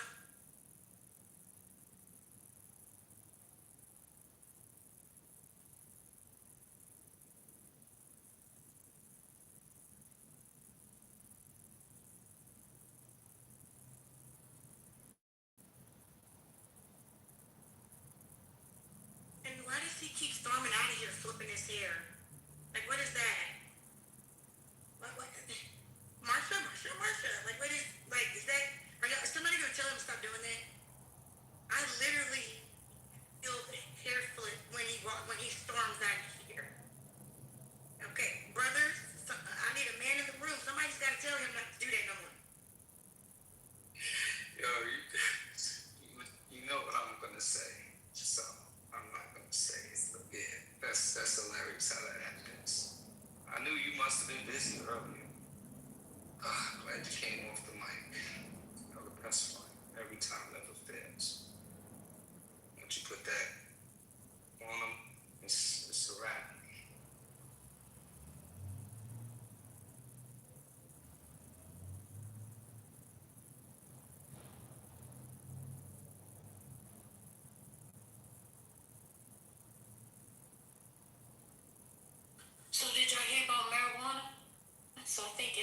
to the next level or something or another. Now they can do research and get more live data now versus using old information and collected cases from previously before. So whatever did go through, it allows that. Did y'all hear about it? Anybody? Jenny, did you speak to your brother? Did you talk to him? Did you get him all? No? Okay. What did you talk about? I didn't hear what you said. I was saying that, yeah, something about the marijuana. Something, they passed something. Oh. Yeah. So, huh? Okay. Yeah, I heard something from a distance. Apparently. What's Gemini? Gemini would know. Exactly, that's why I asked. What's Gemini? We don't know that. He's the expert. Right. So we'll see. But I heard it's good news. Whatever news it is, I heard it's good news. Good news for weed heads like you? Not for weed heads, no. For those that that engage in flower. It's flower. That's all it is. It's natural. It's natural. It's good for your soul. So breaking news. There's a lawsuit from the former only black member of a NTSB, National Transportation Safety Board. The guys investigate plane crash and whatnot. So he's suing. So within his court case, they got Freedom of Information Act request to get the number of black people that were fired by Trump in particular high-ranking civilian position. So out of all the people Trump fired in high-ranking positions, 77% of them were black. This is within what division? Sorry. All across government. Oh, wow. How were they chosen? If you're if you're black, you got fired. That's why the guy is suing, and his case is going through the courts right now. He used to be the former mayor of Jacksonville, and Biden appointed him to the NTSB. And he said all he received in his case was a letter and email saying you're fired. There was not for cause, there was not for performance, nothing he didn't do, because it's a board. You gotta serve out the term on your board normally. People normally do. Presidents normally don't fire people from those boards. And he's suing, and he was able to get access to that information. 70-something% of SESs that Trump fired were black.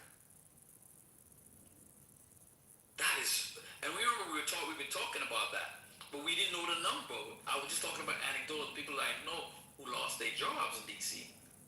But I didn't know it was that high. I would have bet my life that it was like 50.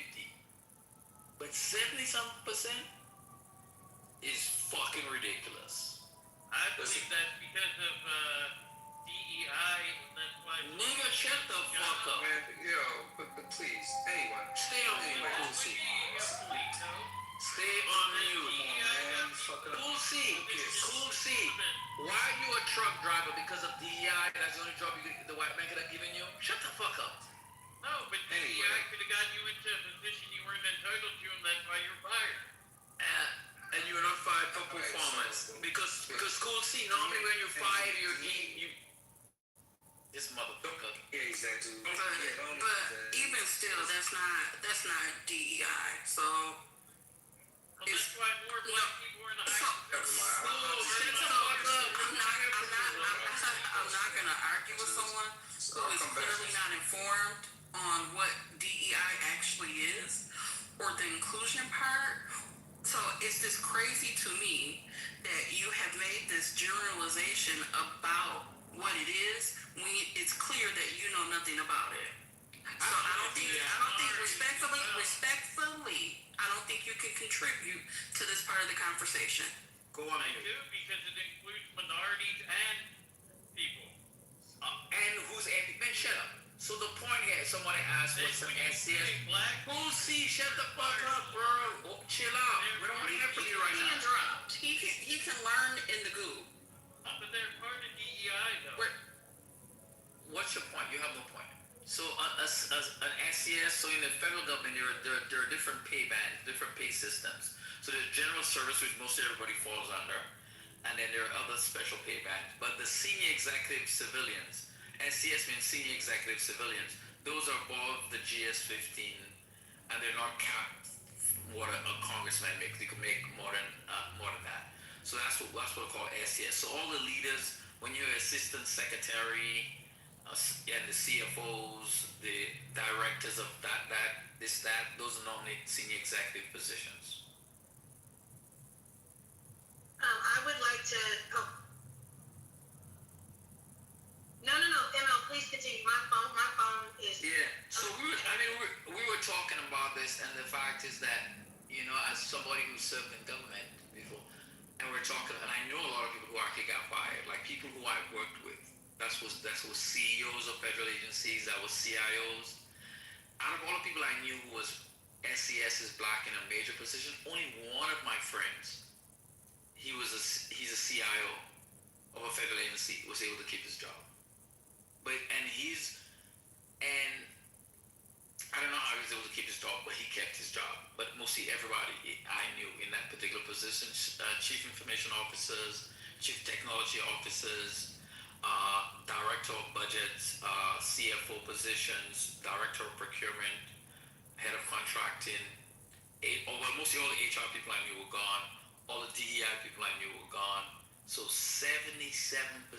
That is. I would have never guessed that number would be so high. Not even accounting for Trump. That's how egregious they were.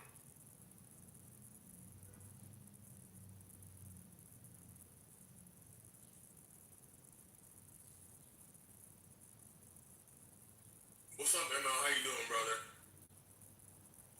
I am doing fine, my brother. Yeah, I didn't really care. I only said it so I could just start. Because you don't care about black people, Concord. We know That's that. a fact. I have submitted my papers to divest from the NEAT. I'm just waiting for approval. I will be joining another.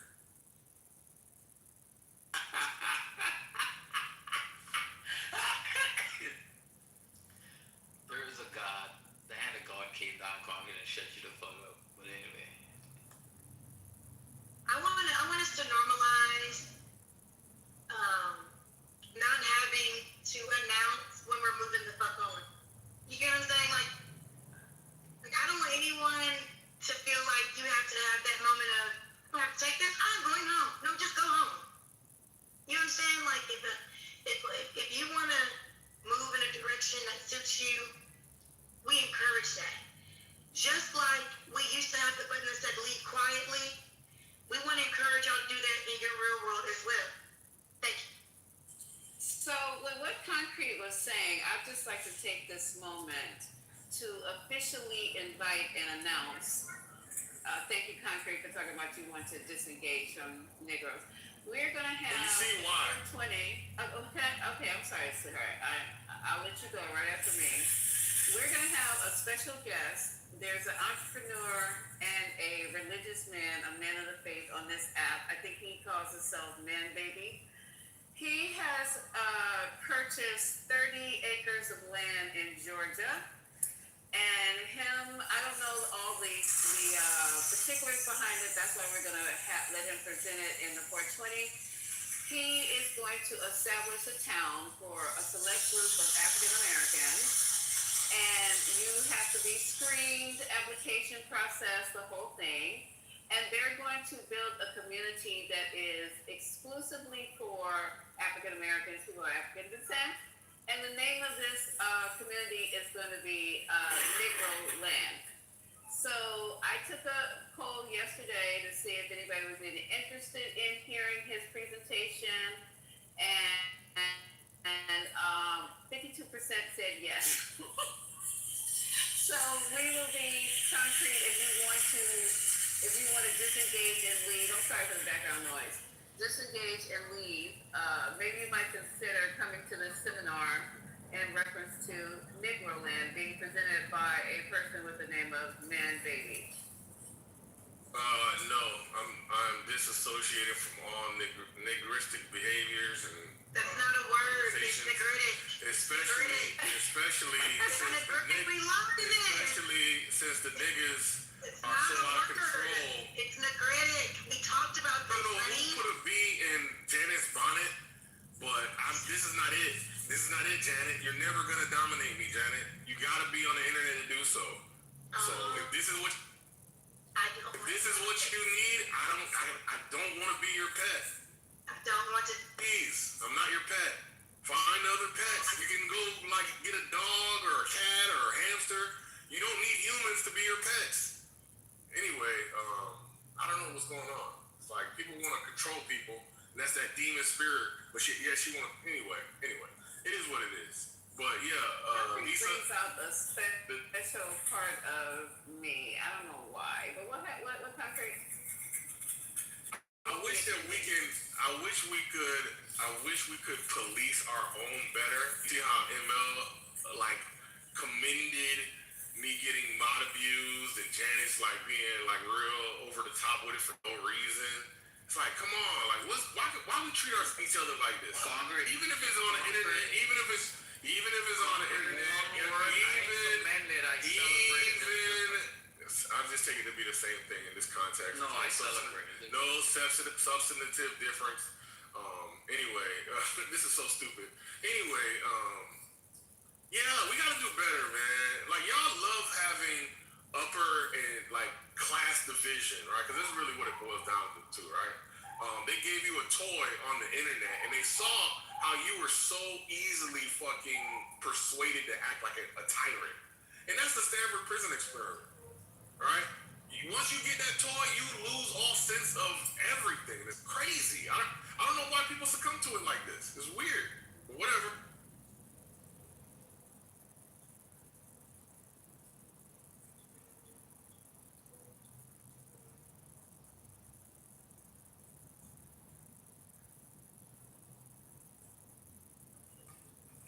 Yeah, there's no perfect experiment, Maya, but you obviously are missing the point when you respond, oh, it was flawed. That's a subjective opinion, right? You can have opinions that, Michael Jackson's not a great artist. Okay, great. I have also the opinion that Donald Trump is the best president ever. Okay, great.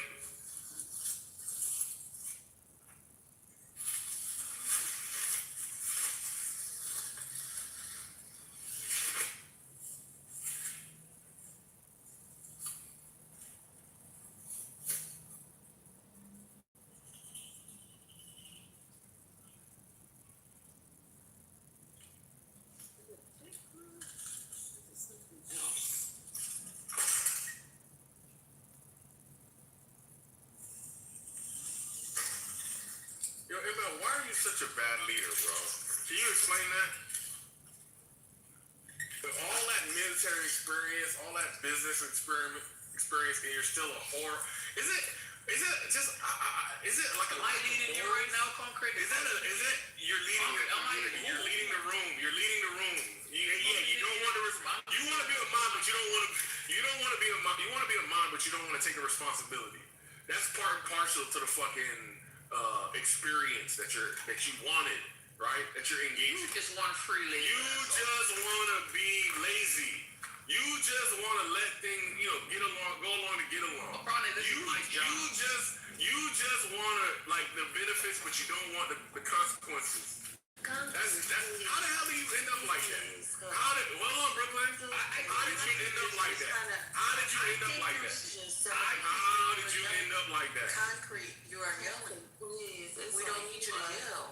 Can y'all stop over talking me? Alright, I won't yell if you can stop over talking. Can you ask Brooklyn to stop over talking me, please? You see how that works? Niggas love fucking the path to least. You're still. Niggas love. Now you're just making stuff up. So niggas love the path. Hold on, I just want to talk to ML. I just want to talk to ML. I'm not the one that talks to me. I want Tiandria to tell Brooklyn to stop over talking me, and I just want to ask ML this question. I ain't even said nothing. I've been listening to. See how Tiandria does it? Tell Brooklyn to let me go on a date with him. You see how Brooklyn does in respect?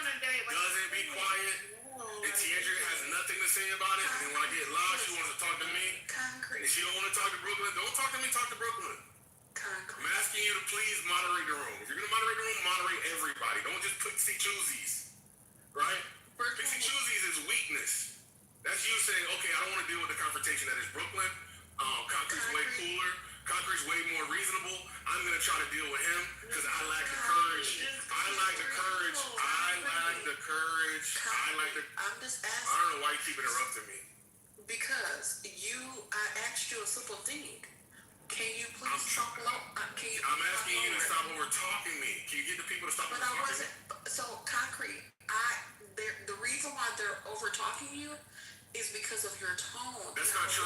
That's not true. She just doesn't like what I'm saying. You won't even let me finish the statement. But you're not telling the truth, though. Why are you lying to me in broad daylight for no reason? I'm not lying, Concrete. Your mic is Ask Brooklyn why she started talking to me. We're talking to me. Ask Brooklyn that. Ask her. I'm annoyed. Thank you. Stop. Thank you, Brooklyn, for telling the truth. Now, Tiandra, did you hear her reason? She said you were annoying, but you're loud. Yes. And people Does that have anything to do with? Does that have? Oh, so you're just gonna try to make it work?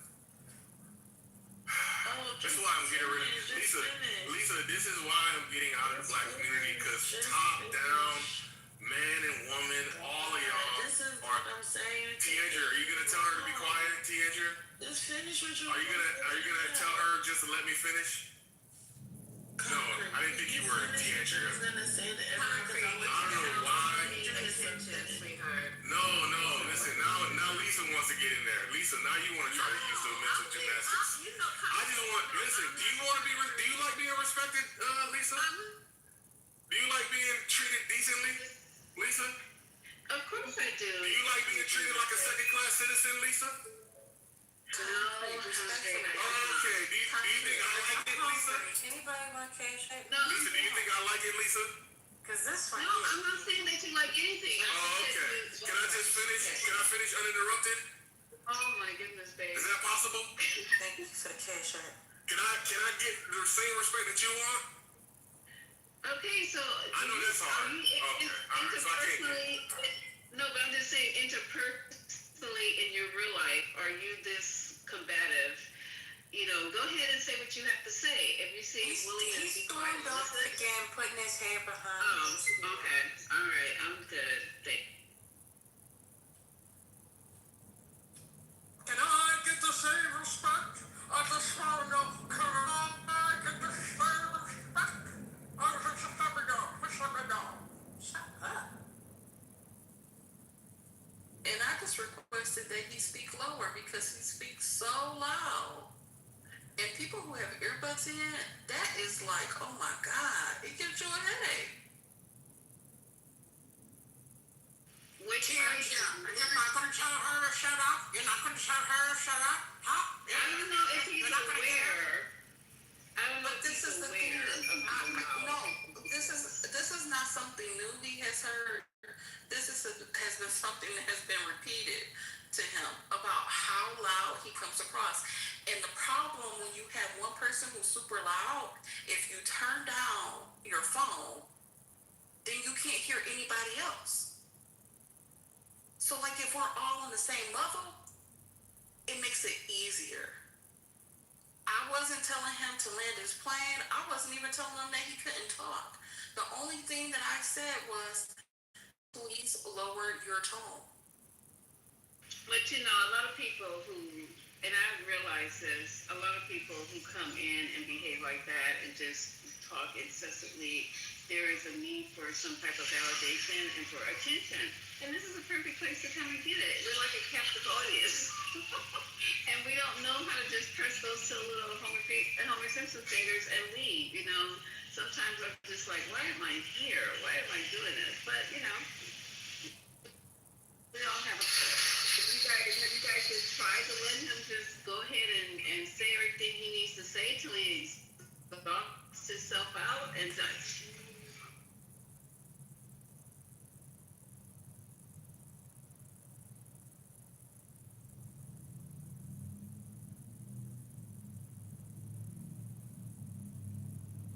Then I'll just leave. That boy is crazy.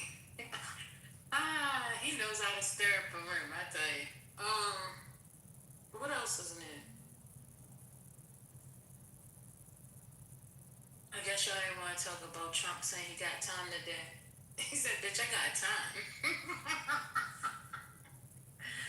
Oh, he said, sin, y'all are trash.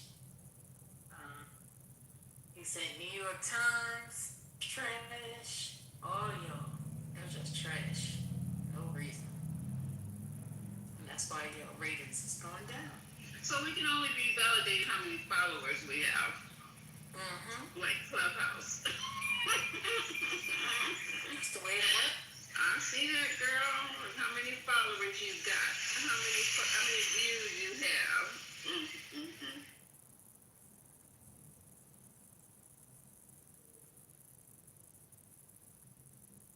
Who would have thought this is where we have come to? Everything is dependent upon the number.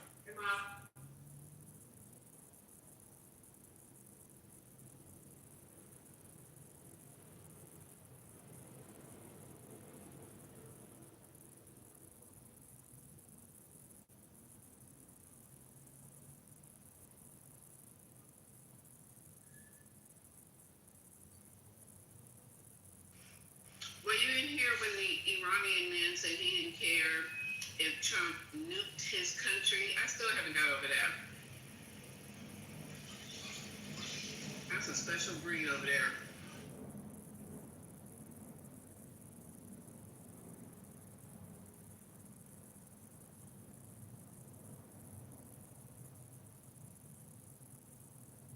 Y'all not ready for that. I'm not ready for that mindset. What did you say, Lisa? Was I here for the Iranian? The Iranian who said, we're not ready.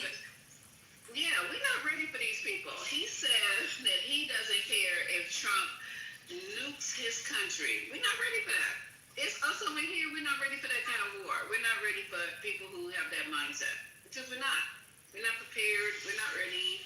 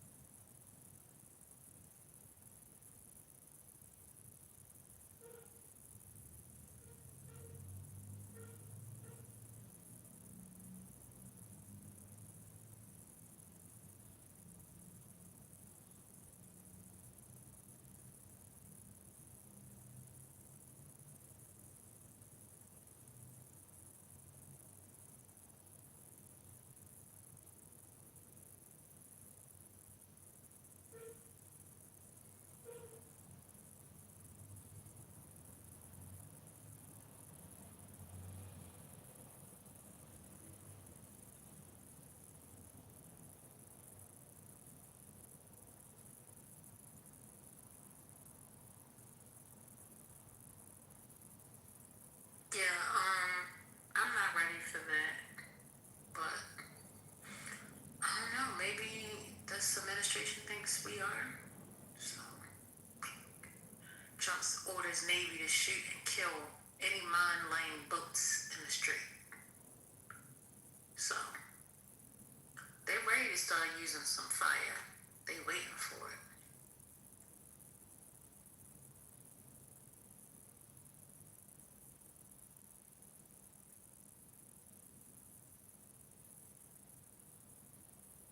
And our wonderful gas oil prices have again rose.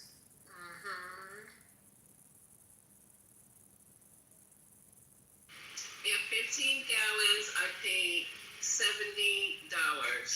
15 gallons of gas, I paid $70. I made sure I got it even. $70. Y'all got it. Y'all got it. Y'all could afford it.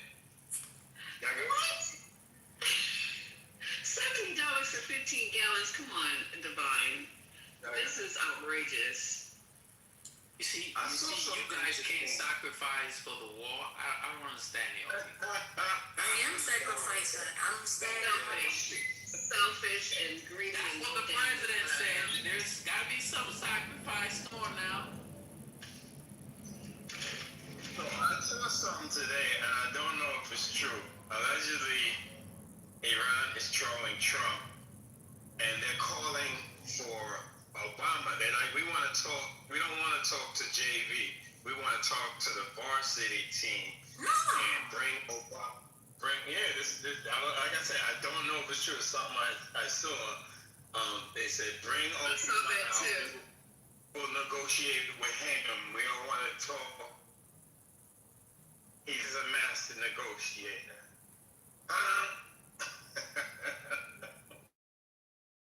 Right.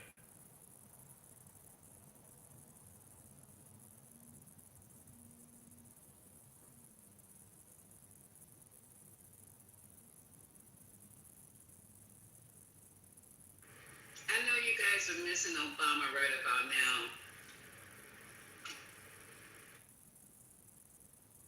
It seems they're trying to follow his playbook. Didn't they just give Iran a bunch of money and was yelling about how this is all the fault because they gave them a bunch of money?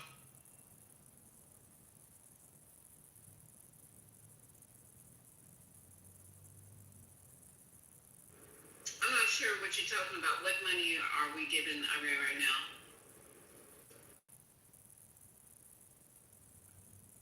I don't know. Something I heard.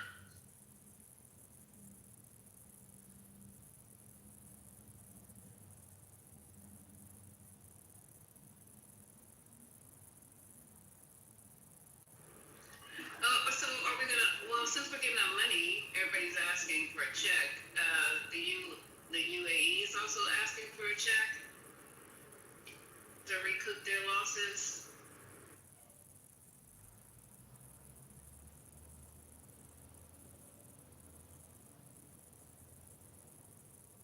What was the question again? Hello?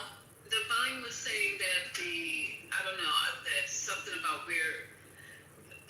Divine, go ahead and restate that because maybe I misheard you. I said I heard that this administration has given money or is allowing Iran to make money. The same playbook that they said Obama did. They gave them a bunch of money. So now the Trump administration is doing the same thing. Like I said, I don't know if it's true.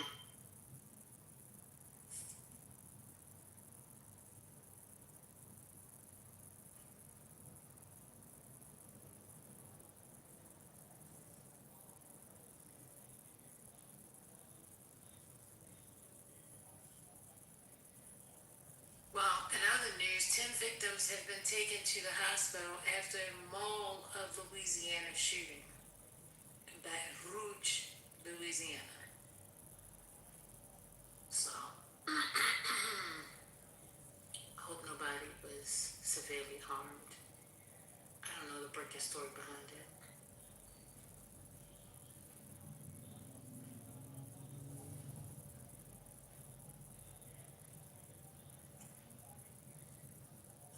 Oh, and the pop star singer David has been charged with murder and possible child pornography, sex abuse of a middle-aged girl. So they did charge him. Now, wasn't she 14 years old and he also mutilated, they say mutilated her body? I gotta there was some interesting stuff that they released the other day. I need to go pull that article. This is horrific, not just killing her, he did some other horrific things to this child. Yeah.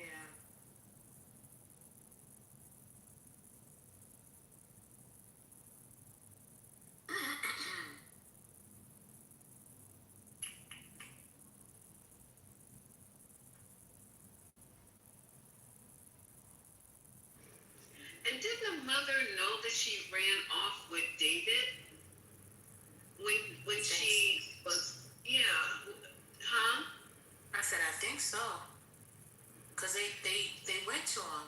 was like, oh, I haven't seen him or something. But I don't know what took so long, because if they had a live the day before, they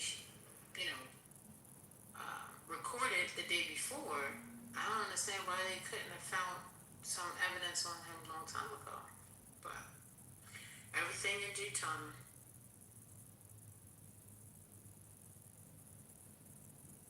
Oh, somebody said, doctor said she didn't know who he was, huh? What do you mean?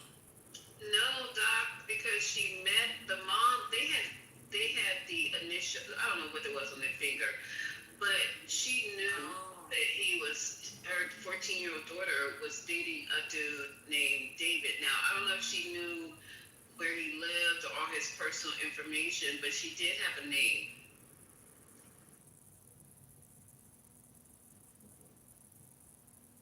Because they had matching tattoos.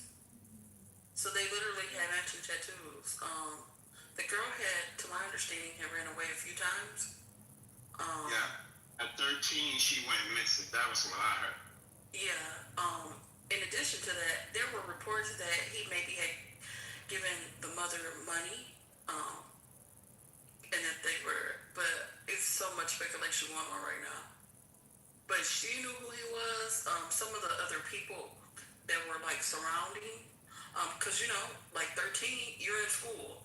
So when she would run away, she would also stop going to school. So some of the teachers, there was talk about how she was dating someone who was famous and had money.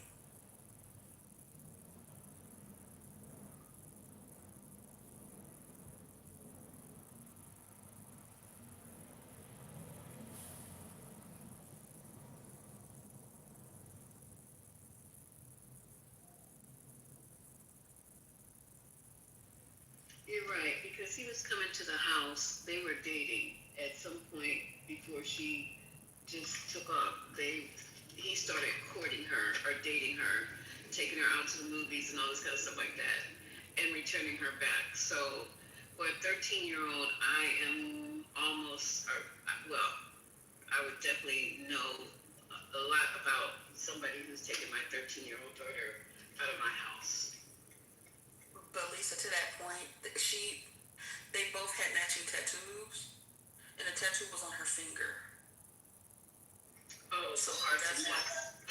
So that's why he took the finger. Oh, he took her finger off? Yes. I didn't even know all that. I heard mutilation, but I didn't know that was one of the things he did to her. It's trash.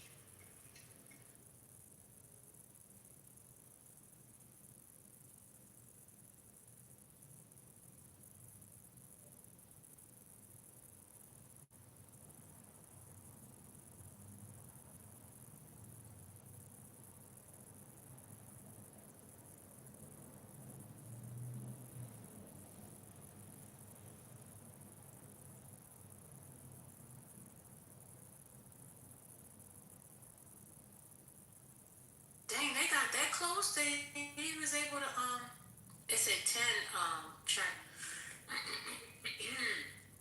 They got that close that she went and got a tattoo.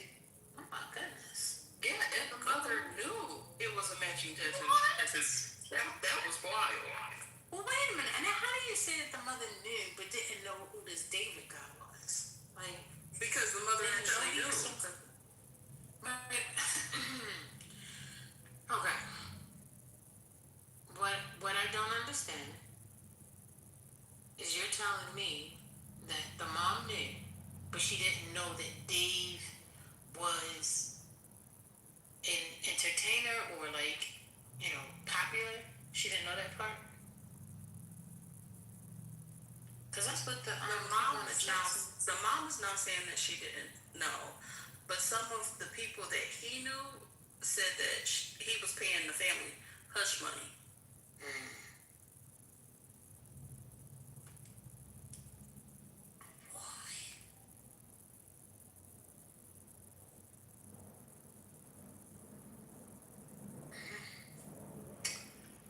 So, this was interesting. I remember this happened sometime last year.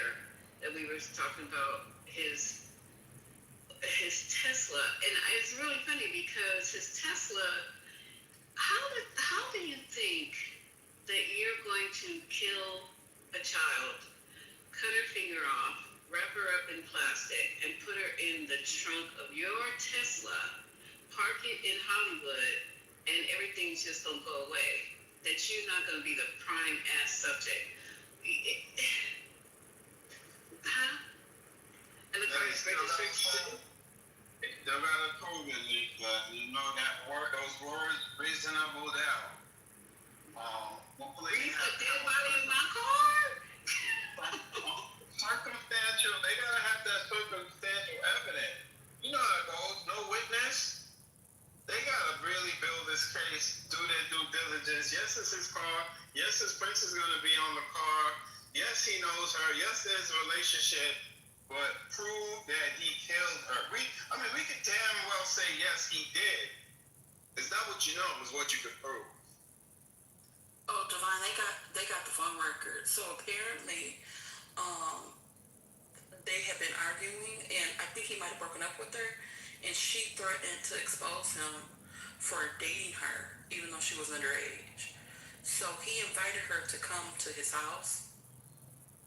So they have a lot of records. There it is. Yeah, but this is definitely going to be a case of circumstantial evidence, specialized witnesses, those forensic guys, and piecing together the timeline, because he's not going to take the stand, you know that. Do I think he's guilty as hell? Yeah. But, people with money and good lawyers, it's a crazy country we live in. He ain't got that kind of money. Is he? Yeah, I was getting ready to say, is he well off? I thought he was a social media rapper kind of person. He ain't that rich.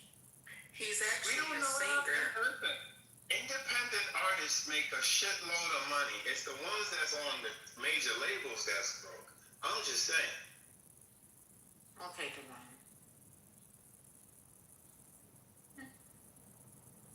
Be talking about Master P. The boy was touring in Europe. You got a lot of no-name fans with a lot of money. I'm just saying, merchandise, ticket sales, after-show parties, take a picture with me for a gang of money after the show. I'm not saying he's wealthy, but he might have that lawyer money.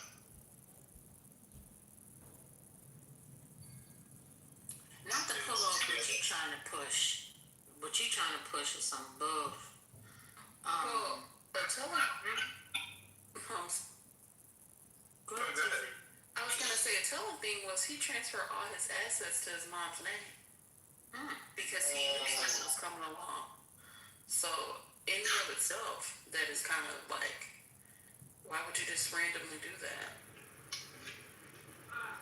How old is David? She was 13. How old is he? Or was he? Or is he? How old is he now?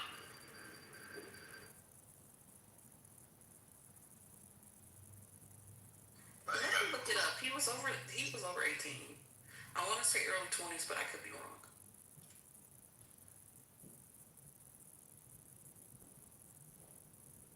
Stand by. I know you got big news. We're talking about David. He's trifling himself. 21. At the time I heard disappearance, he was 21, a 21-year-old with a 13-year-old and a mom. Okay, I'm not going to get too deep into it because 21, 13-year-old daughter. Okay.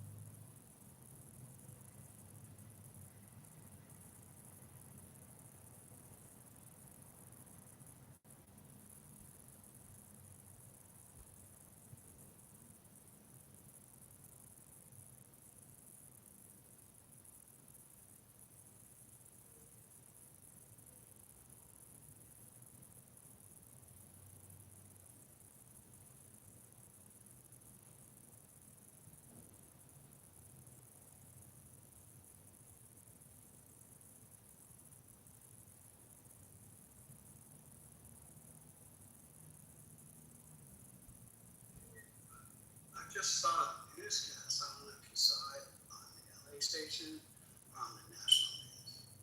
But there was some pornography, child pornography, in that site in their house, I think. So that was crazy. Yeah, that was the part that I was reading that there's some additional evidence and charges that they using. Did they go into like the handcuffs and stuff like that? Or they just kind of showed some pictures? That was crazy. I don't know if they. No, I didn't see any pictures. What's wrong with you?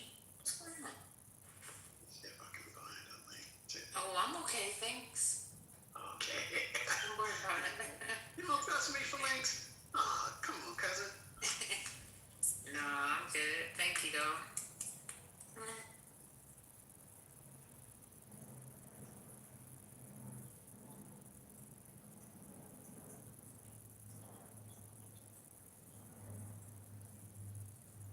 I'm amazed that he put out so much content that seemed to forecast what has happened. What are you talking about? They said his songs talked about the stuff that he did. I watched all the videos. I watched all the videos. I didn't listen to all the songs, but I watched all the videos, and it was just like a script. He got the girls getting stabbed and thrown against the wall, got her arms getting cut off, and different videos though. It's like, and then he got himself in one video. I think it's called Rehab, and it's like there's this one character called Pain he created, and Pain looks just like his anime version of himself, but it has bandages around the eyes, like he's blind. But when the bandages get stripped away, it's like he's the evil side of David, and that's the one that stabs and cuts the girl's arms off, dismembers her.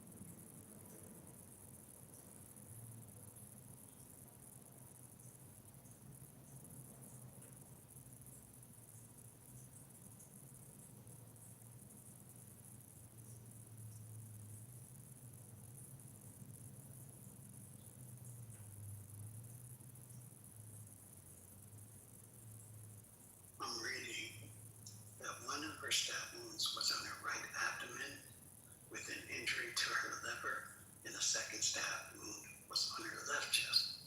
And that's exactly where the animation depicted her getting stabbed by a evil side.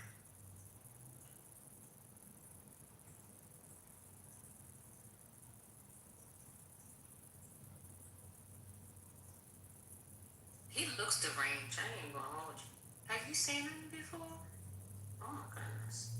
I've seen it. No, I'm gonna have to look. Something about his eyes. Something about his eyes. You see the eyes of the dad who murdered his 8 kids? I mean, he looked crazy as fuck too. Yeah, he did. You saw some? He did. First lady, look at that man. He looks crazy. The one picture I saw is when he was standing next to the wife or the girlfriend, I don't know which one. But when he was standing next to her, he had a smile on his face and he was holding her. That picture didn't look I didn't see that one. Okay. I don't know which one. It's one of him by himself. I don't know where it came from or whatever, but he looked like he was struggling. Like he had some demons. And I was listening to a psychiatrist speaking on some program, I don't know what I was listening to, and he said anybody in your family who has consistent discussions about demons, point blank and period, he said they're in a special place. and you need to seek intervention. We just don't talk about demons. That's just not something that we just, at least to my knowledge, the people just engage in unless there's something deeply wrong with you. Well, but see, here's the thing though. We don't know yet if the whole demon thing is something that's actually external to the person or if it's actually something that's internally an internal construct, you know? No, I don't. Explain it to me. I don't understand. I mean, I'm just saying, like, it doesn't mean that the person isn't crazy, but what's making the person crazy? It could be some external force, you know? It doesn't really take away from the fact that these people are, you know, dangerous. Does it matter though? I mean, it doesn't matter. Oh, okay. If it's internally or externally that's causing your situation, the bottom line is that you need intervention. You need help. And there's nothing wrong with that. You know what else is it could be a central problem here? They found meth in the girl system, you know. So everybody involved could have been outside of their, you know, their normal. In the 13-year-old system, methamphetamine? Yeah. How we know he didn't drug her? Well, I'm sure that was part of the grooming process, you know, keeping her licks.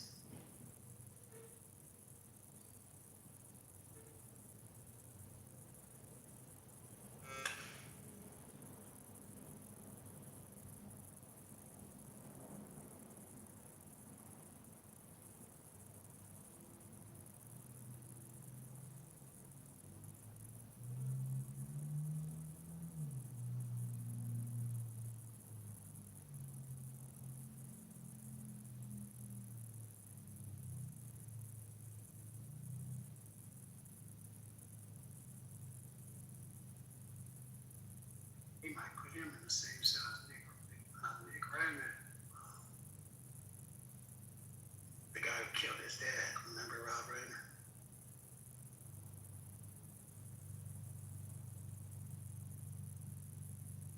Damn, breaking news. Not too far from me, somebody was reported hanged today at 6 a.m. Black? I don't even know. Because I follow the local city I'm in.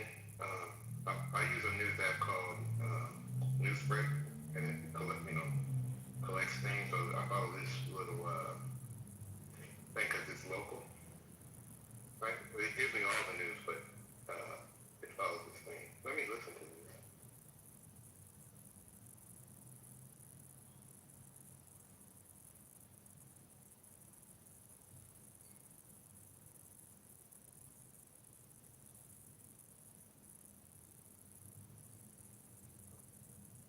So it's not a false alarm, it's confirmed. I don't know. Weren't you guys talking about the other day some man who hung himself in front or on the side of a police station? Well, Was that ever resolved? that was in, well, the police have always say when they see somebody hanging, they call it a no foul play. But just the common sense of understanding what hanging is and how difficult it is to be able to tie a noose and then climb up the tree yourself and then hang yourself. You know what I'm saying? In DC, where they don't even have trees to support body weight like that. Right. Unless you're in a city park, like they do have some parks where people go hiking and biking and stuff, like mountain biking, maybe. But even the trees are not like in the South where you got big ass heavy trees that can support human weight. And I'm saying this as a person who hunts and I climb trees with a fucking stand. We don't have trees like that up here. Most of it, they probably had it back in the day, but this place is too urbanized with building and shit. So everything is small. Thin branches. I wonder if they're going to hang themselves too. You know, like that's another telltale. Right. Like it's so hard to do that. You gotta, hang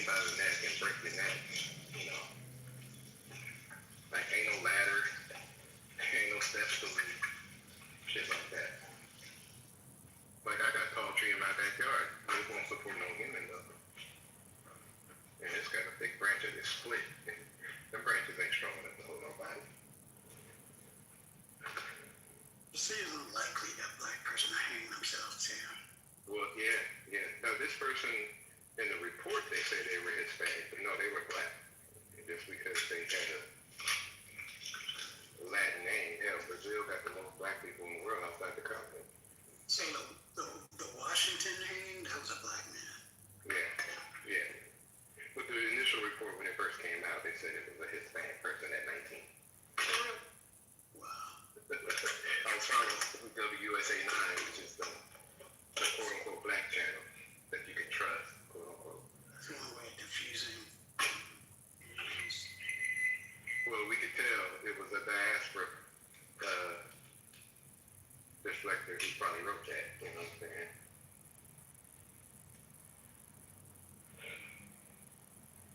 But the fact that it wasn't even on the local news until the people showed up to protest.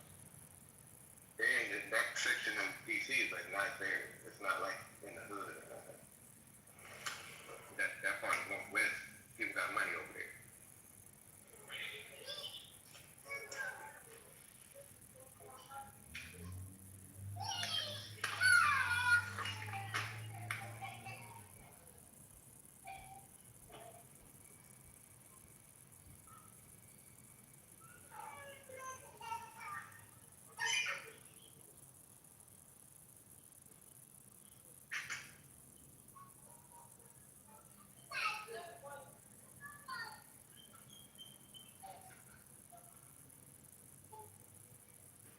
No, I'm just thinking about this. I can't get over somebody who would murder a person and just put them in my own car and go park it. Oh, that's not bad. Dumb. I mean, versus just dumping the body, that is guaranteeing I'm going to get a phone call. It's guaranteeing I'm going to be the center of attention. It's just weird. I guess he's not really stable, maybe. I can't think it through. Yeah, most people who do stuff like that, they're not stable. That's what Dr. Carr says about the founders. They're not stable. I've seen this video clip where they showed a man in Alabama was castrated to scare off the civil rights workers in Alabama. These people are not stable. Okay? Just to have that fucking mindset. You know what doesn't look, oh, go ahead. No, go ahead. What Satan doesn't look stable is this friend of his. You know the singer? His name is Neil Langston, but he also goes by Neo the Asian. He was arrested in Montana in January. Los Angeles woman for allegedly failing to appear at witness in a grand jury probe. Related to the case, okay, so that's just related to the case, I guess they took something.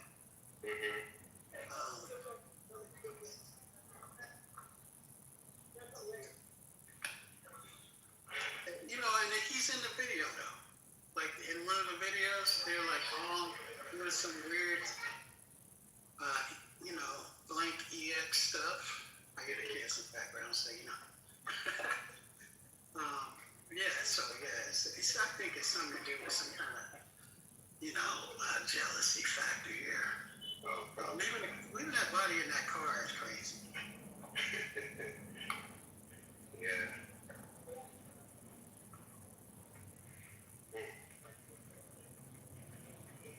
People don't really analyze lynchings when children were there. And you look at the face of the children that were there, they weren't even bothered. Now those people are boomers now. They're CEOs and boomers now.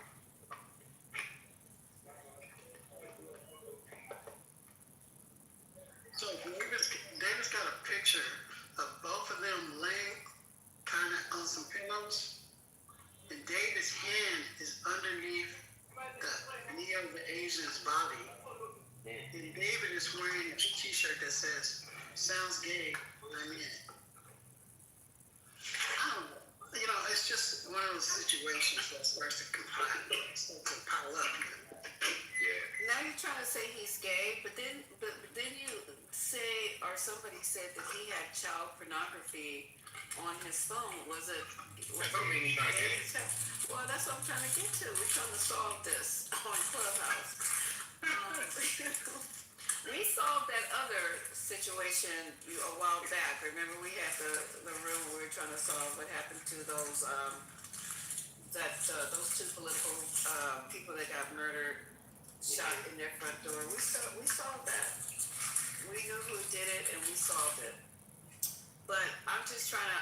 It's just to me, David, a young man dating a 14-year-old. I'm starting to go back to the parents, the mother, the father. When you let your daughter leave the house, I hope I'm getting this right, and he was 21 at the time when he started showing up to the house.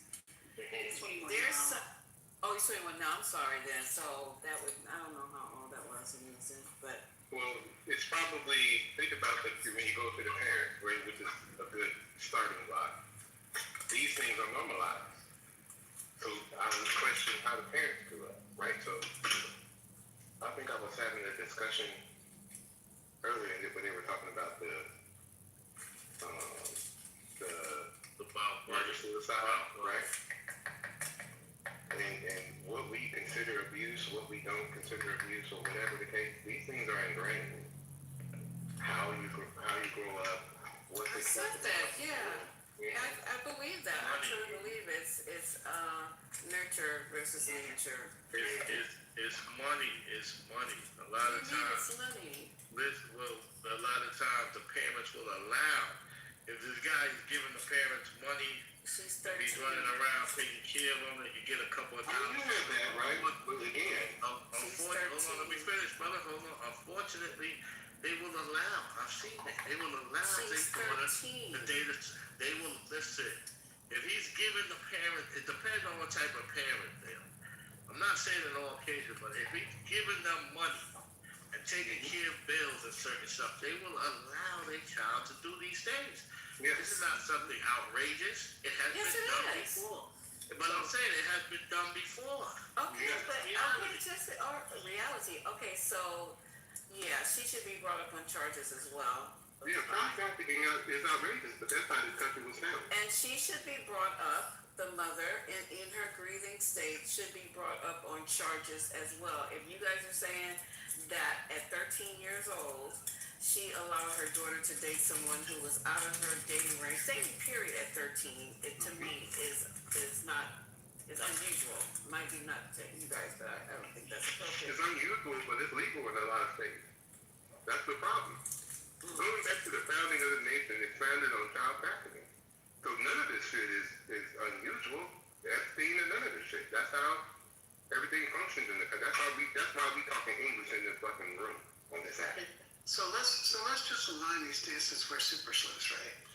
So Elder thinks that the parents have allowed this situation to happen because there's money involved that David's been providing. But they are saying that they did not approve of this relationship. In fact, that they have reported her runaways 11 times in 14 months, leading to her final disappearance, right?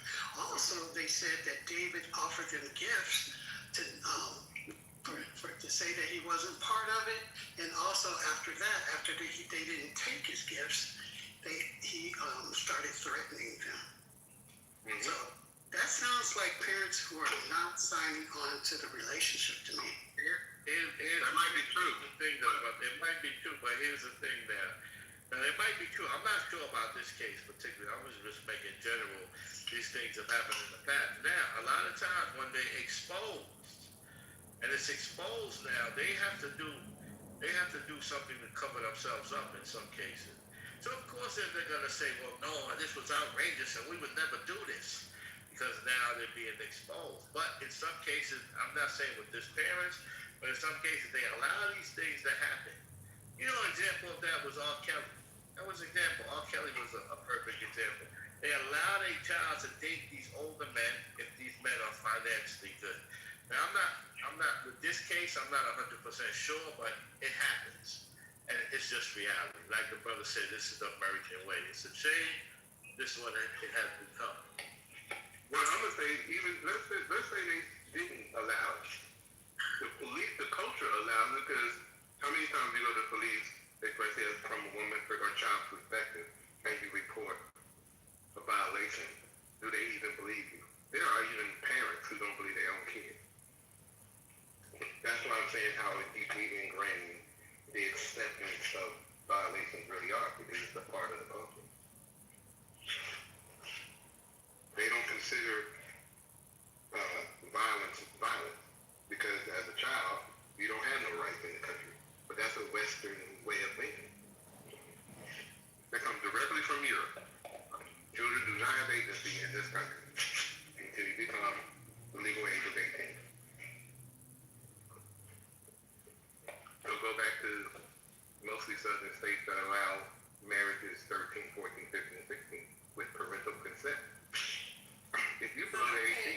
Are you not agency if your husband or somebody starts abusing? You know what, Derek, if we're familiar with a lot of the musicians, you got the musicians, and how many Elvis Presley, I could go line, Sam Cooke, they dated 12-year-olds and 13-year-olds, and you know what I mean? Like, look at the history of this country, man. Mm-hmm.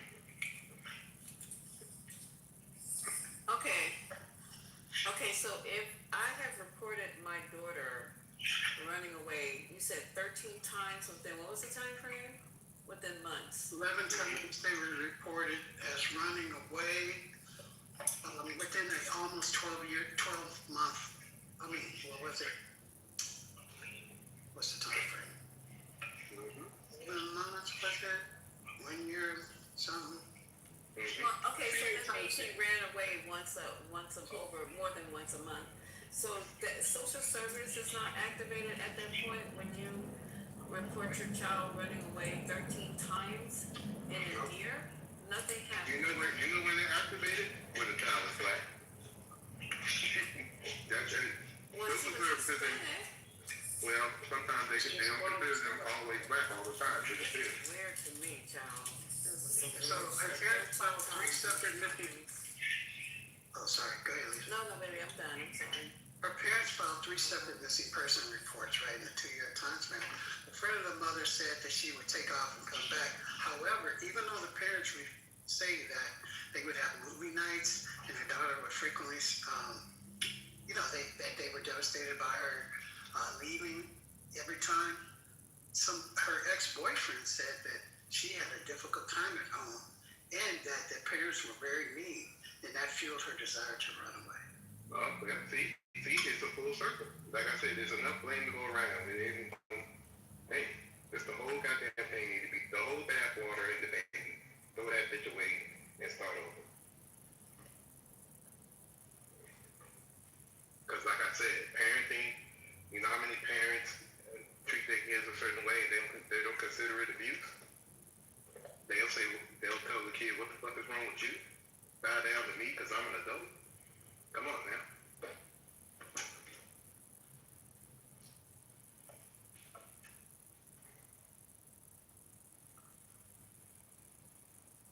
How many parents make their households uncomfortable for their kids? Nia, the Asian, said that they all use meth together. You know, meth makes you more sexually. Wait, what? Okay, this is getting way too crazy for me. So the mom is feeding the 13-year-old meth as well. No, not pimping her out. Oh, okay. Not the mom doing meth. All 3 of them are doing meth. Neo, the Asian, David, and Celeste Rivas, they're all using meth together. You know, that's what they're gonna do right there.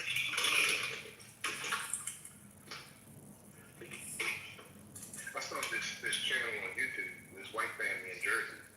Same thing. We people with their parents that money too. These kids, all these kids are strung up on everything. Like habitual users and abusers. That's drugs. What are they eating out? Hey, Ty, you remember no jail time. Ty, you remember a song by the Whispers called Lost and Strung? Mm-hmm. Y'all are making it seem like it is so normal. I'm sitting here outraged at this whole situation. It's not normal. You're right. No, it's not normal.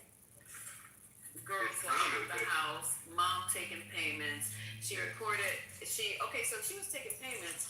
Why are you reporting it to the popo 13 times if David is paying you to let your daughter go out with an old ass, well, not old, but with somebody who's clearly out of, should not be associating or dating or even talking to, dealing with.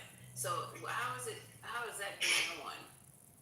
The mother is alive. You said the mother was getting paid, but yet she is reporting her daughter missing every freaking month of the year.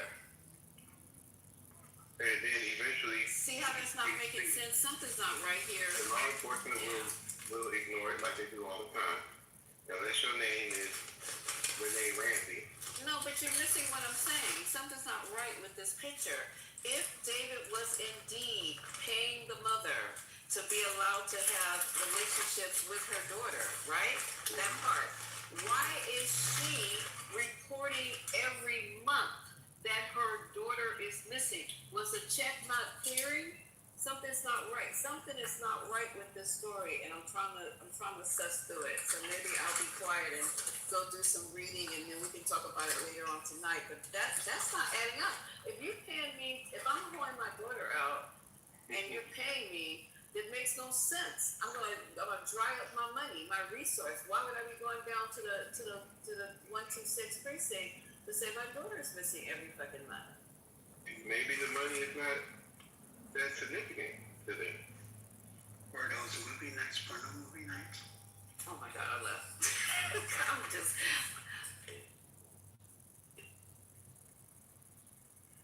Sorry, we gotta put it on the board.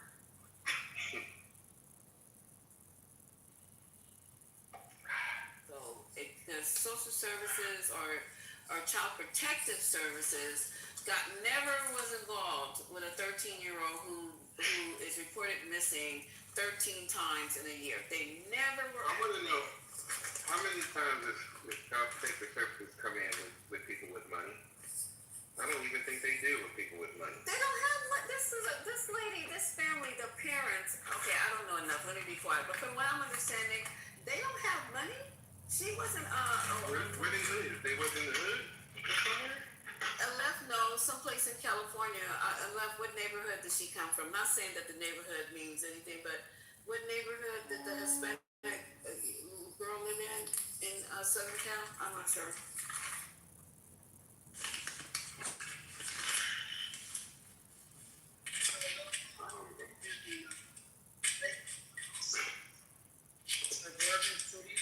Western Riverside County. Oh, that's in the suburbs. That's not Los Angeles. Riverside County, yeah. So Jefferson Street. You gotta have money to live in Riverside. No, please tell him what Riverside looks like, please. I don't even know. I don't really know. Oh, here you go. So they live in, a former neighbor reported that the family lived in public housing between 2018 and 2020. Oh, they had when I was there, they had public housing. Yeah, Riverside is not, that's where you go when you can't afford. I could be wrong. California could even jump in. The cost of a house. That was 30 years ago, so it might be cheaper from Riverside. Yeah, that was more than 30 years ago. So they lived in public housing. So she needed that money that you said David was giving her to date her daughter.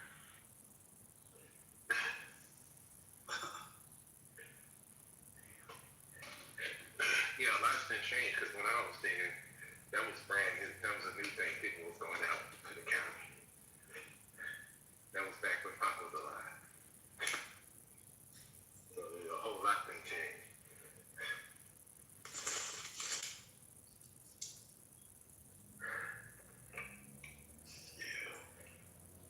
I had enough breathing dust. I did some work. I got to replace my ceiling in my family room, so I've been tearing it down. The fucking old school insulation, the fiberglass. Yeah, I had safety goggles and mask. And oh my God, I'm just looking at the screen. Y'all, we're boring the room. Let's talk about politics.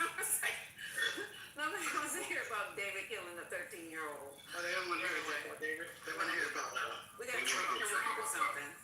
Y'all get the Trump conversation going. So Trump is firing all the generals. He's firing up everybody. He's saying, is this new? No, but Trump himself said he's unhappy with generals and he'll fire any of them. Is this new? It's ongoing. It's ongoing, right? Oh, okay. Because when that chief of the Navy, he ran from XF trying to say, you can't fire me. He ran into the room with Trump, and Trump said, yeah, you didn't build my battleship fast enough. Are you talking about the Trump fleet that he wants to build, the Golden Fleet? That's right. That's right. They're not moving fast enough. That's crazy. As an ex-Navy person, like, what the fuck is wrong with this dude? Oh yeah, Ty, that's right. And I still haven't heard from my coworkers. It's been 3 weeks. Where are they? Out to sea? No, they in the sand. They work on airplanes. They in the sand. What do you mean they're in the sand? In the middle. That's what we call it. Okay, They're in the, Middle East. Okay. they're airplane mechanics, but they're not on a ship. You know. So we lost 2 workers. So now there's only 2 of us working now. And, like I said, I had a selfie from them a couple weeks ago in the bunker, but I ain't heard from them since. Well, what's the breaking news on Trump and the war, you guys? I mean, I've been in this room. This is the first time I've been in this room all day in a long time. So I've been talking to you guys, running my mouth. So what's the breaking news on, we need to talk about political war stuff in here. So does anybody know any breaking news that's going on as far as the war is concerned? The First Lady told us that President Trump has released the truth, saying that he got time today and he don't care how long this war takes. Well, we knew that already. Well, Trump took an L because America took an L. So, Oh, so America Trump took said, an L. Okay. Trump's been announcing that they are now clearing the mines of the Strait of Hormuz, right? But there's lack of evidence in what we have in terms of, GPS and all that marine traffic kind of stuff isn't really showing that, right? So it's kind of hard. I guess the ships are invisible. And then Iran is actually, they've already verified that they're laying even more mines. So that's an interesting real world rebuttal.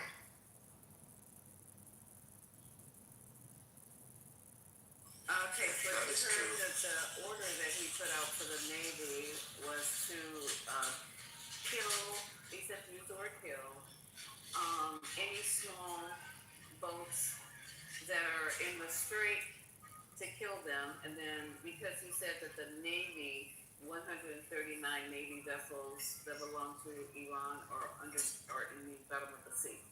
So this. Yeah, kill all the little small gunboats that are terrorizing everybody, I guess. I mean, America didn't understand. They're fighting 3 different countries: Russia and China. China's providing all the locations, So Middle East is messed up. Iran, you're fighting 3 different countries. You're fighting Iran. You're thinking you're fighting Iran, but you're fighting actually China and Russia. They do the same thing. And how is that possible, sir? You said they're supplying them with artillery, drones, bombs. I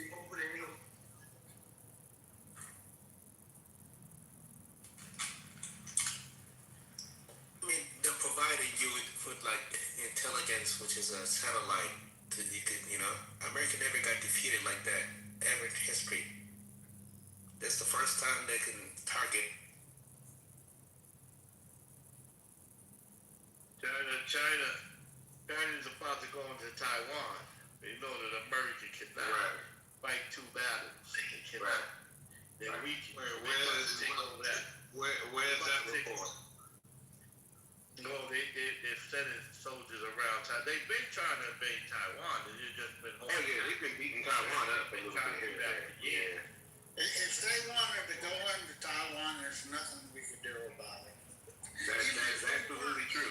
Even if we weren't in a war right now, we still couldn't do nothing about it. We're too far away. We couldn't get our assets or defense set up quick enough. The only things would be economic if we could, or something like that. We can't really do anything. Yeah, you're right. Just economic. If China wants to do something, they can definitely do whatever the fuck they want to do. It's timing too, They was planning to do it, but now it's the perfect timing. Yeah, and now it's the perfect time. We're stretched too thin. Yeah, it's stretched too thin. Fighting with the NATO countries. Well, did you hear about them using crystals? Instead of using like our big thing and the big thing around the world is using satellites, to control drones, this, that, or the other. They got a technology now that they don't have to use the satellites. They can use some kind of crystal they're using, and it gives the point based on the rotation of the Earth. I don't know how it works or nothing, but It's a technology we don't have right now. Yeah, I think 4% of our Navy is actually in that region, and we're not stretched too thin. We still have. Yeah, we are. So we're not. Take a look at it. 6% is the max at any given time of our U.S. Navy that is in the region of the Hermosa Strait. I'm an ex-sailor, and my sister's an ex-sailor on the Lincoln. So I texted her the other day to have that story confirmed that they're definitely running out of food on the ship. And the Lincoln has been on for a year, so if we weren't stretched if we're not stretched, sir, why is it necessary for one of our aircraft carriers to be deployed for 1 year? They're nuclear. They don't ever have to come back, except for fuel. So we understand they don't have to come back. Can I finish the point? It's 6%. You're saying we're too strong. You're saying we're too thin. The point that I was making, you've obviously never been in the Navy. You cannot have anybody deployed on a ship. We talk about the assets that are humans. The ship could be out there forever, but the humans that are on this aircraft carrier in those kind of conditions, if you've ever lived on an aircraft carrier, it's not meant for you to be out there a fucking year. Yeah. Police, they're having problems right now, sir.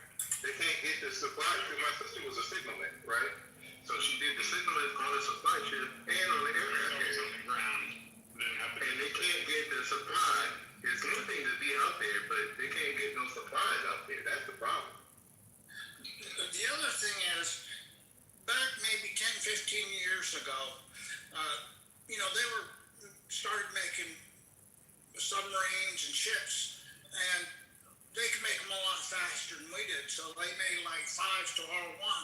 But technology, we had the technology over top them. But that ain't the case now. And they have the technology equal to us or even greater than us, possibly. Well, with this crystal thing, and I don't know what else they got. So I'm looking at these statistics, right, and it's saying that 35% of the total U.S. Navy battle force is currently deployed. Right. Right. And like I said, you need to refuel the ship and to resupply a ship. You need supply ships. You can't do it through airplanes. But yeah, the people on the ground have the problem because my dollar. It's my dollar. My KC-135 fleet is damaged. It's about currency. They're not being on the news. They're damaged right now. So 15% of the total deployed U.S. Navy fleet is in the Strait of Hormuz, and roughly 41% of all Navy ships currently ready for military operations worldwide are now stationed in that region. Now watch this. I've been to the Straits of Hormuz. That is such a small area to have all the goddamn ships in the same area. Because when you sail through the Straits, you see both sides. They're like a 12-mile radius. So you can shoot blindly and have a high chance of hitting a target. Yes. The accuracy required is less. Yes. Okay. Yeah. That happened when I was in Iraq. They were very accurate, but they keep throwing the bombs and shit happens. I mean, thought it was going to be Venezuela. It was going to be the one president, but they didn't know Iran told them, we waiting for you, and China's waiting. So it's Russia. Wait, are you guys talking about Iran? The title? I'm in Iran, man. I'm in Iran right now. Oh, okay. Yeah. I'm not really worried about Russia. Russia's proven that they have nothing right now. Sir, how do you have internet service? The whole internet thing is bullshit, man. There's people here that have internet. It's just you're taking a risk if you have internet, essentially. Is that because they're monitoring everything that leaves that country? Well, right now, not really, no. It's just, right now there's a ceasefire, but you can never trust the word of Jews and the whites, especially the American whites. So you never really know, man. Any connection. When you know good English, I'm from California. I was born in California. I was raised in California, and my parents are from Iran. I came to Iran. I served for my country, and now I'm a reservist because I'm having kids soon. So stupid comment, but yeah, no, the internet thing. You can have internet. You're just taking a risk, though, essentially. Are you currently in Iran as we speak? Iran might be super powered. I'm in Shiraz, Iran. No, some people have solar, but then you have Starlink. There's many different ways to connect internet. It's not the way. Are you using a SIM card to connect? How are you getting? Yeah, I have. Like, how else would I connect? I got a feeling by the time this is done, Iran's going to go back to the caveman years. Not really. That's not. They were smart enough to defeat America and What type and Israel. are you using? They're still defeating them, but Iran might be a superpower. Because otherwise, the world would not work without Iran. Sir, can you let Alexa suss out how he's using the internet? Because I'm quite interested. I was just curious, what type of SIM card are you using to Because access? Alexa's smart. He's going to suss this out. Yeah, it depends. They don't have technology that way. Sorry, no one's gonna let me talk here, so. I mean, Go ahead and explain. We're waiting. yeah, no, you guys keep interrupting me, so it just depends on what you're. Again, if you let me speak, if you just let me, you know what, it's okay. But no, I said it's just time. We're all waiting to hear from you. That's it. Just No, I tried to speak like 5-6 times and just kept getting interrupted. This other guy wanted to start speaking. It depends on what type of ADSL and VDSL you use, and there's different fiber optics. So what I'm using, you could either use your SIM card, and then there's an app called Viber, and you can connect your SIM through Viber, or you could just use Starlink. But you do need a VPN. Because the Clubhouse is literally bad. You can't use Clubhouse on. I'm not an Arabic guy. Who are these Pahlavi supporters that keeps like go fuck yourself? But yeah, it just depends, man. There's different ways. I'm personally using my ADSL is like slow, so I have my whole I have my fiber optics connected to Viber, and that's how I'm speaking. But I'm using a VPN at the same time, which is why my ADSL is slow. Is this government issued? What's government issued? Yeah, the SIM card. Well, I was a reservist, so like my whole family, like everything, we all have our SIMs. I did have but this isn't a government SIM, no. But I used to have a government issued SIM. Oh, okay. Who said Iran was about to be a superpower? It is. Already destroyed Dubai, destroyed Saudi Arabia, everywhere. We literally took the U.S. to shit, man. No one's gonna take the U.S. serious after this. The term taco is more applicable to reality now than ever. I mean, look at Trump. He said a lot. He said he's gonna blow us into. And look at this mad guy. Like, these guys are retarded. Whatever. He said he's gonna blow us back into the Stone Ages or whatever the fuck he said. That's a liar. He's very scared. You know what I mean? You can't fuck with a country like Iran. What did you say? Every empire ended up dying in Iran. Every empire died in Afghanistan and Iran. Yeah, more so Afghanistan, not really Iran.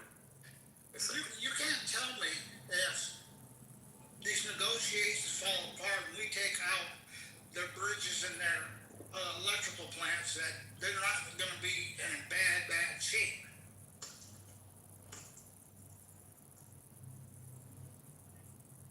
And Trump will do it. If it comes down to these negotiations falling apart, he's going to do what he said he's going to, what he planned to do. It's about money. It's about America losing their power. The whole war is about power. It's not about power. Money. When dollars lose, it's a dollaration. But you got to understand, they still have to go into the ground. They have to fight a ground war. Wait, you guys know the U.S. didn't gain anything from the sport. They lost money doing this. It's going to be a different war. It's the casualties. They already told Trump, his generals have told him, you can win this war, but the casualties is going to be at least 50,000, at least. They cannot deal with them type of casualties. That's why Trump doesn't want to go in there and do it. It's going to be a bloodbath. I don't think they win, but it's going to be a what? How do you see that? They have because Iran is 2 million people. That's why. Look what happened in Afghanistan. You're not going to conquer them like that. You're not going to conquer them. Okay, it's gonna be one at a time, though. It's gonna be one at a time. Go ahead, sir, Glenn, and then the other guy you can follow. This dumbass doesn't know how to compare it to past wars. Compare it to Afghanistan. Hello, sir. We don't have this conversation one at a time. So go ahead, sir, finish, and then the other guy, and then you last. Right. Iran is about, they say like 82 million people. I don't know. You will not be, Iran is not like Iraq. You will not be able to conquer Iran like that. You're going to go in there. They've been waiting for this war for 47 years. You know that if you go into the ground, if you go into a ground war, you understand that there's going to be major casualties that's going to happen. That is just what it is. It's going to be like Vietnam. So you're not going to conquer that country like that. All right, that's the Persian. That's one of the oldest countries. That's the Persian Empire. They're not going to allow you to conquer them like that. This is a holy war to them. So the casualties is going to be great. Yeah, but everybody's not in the war.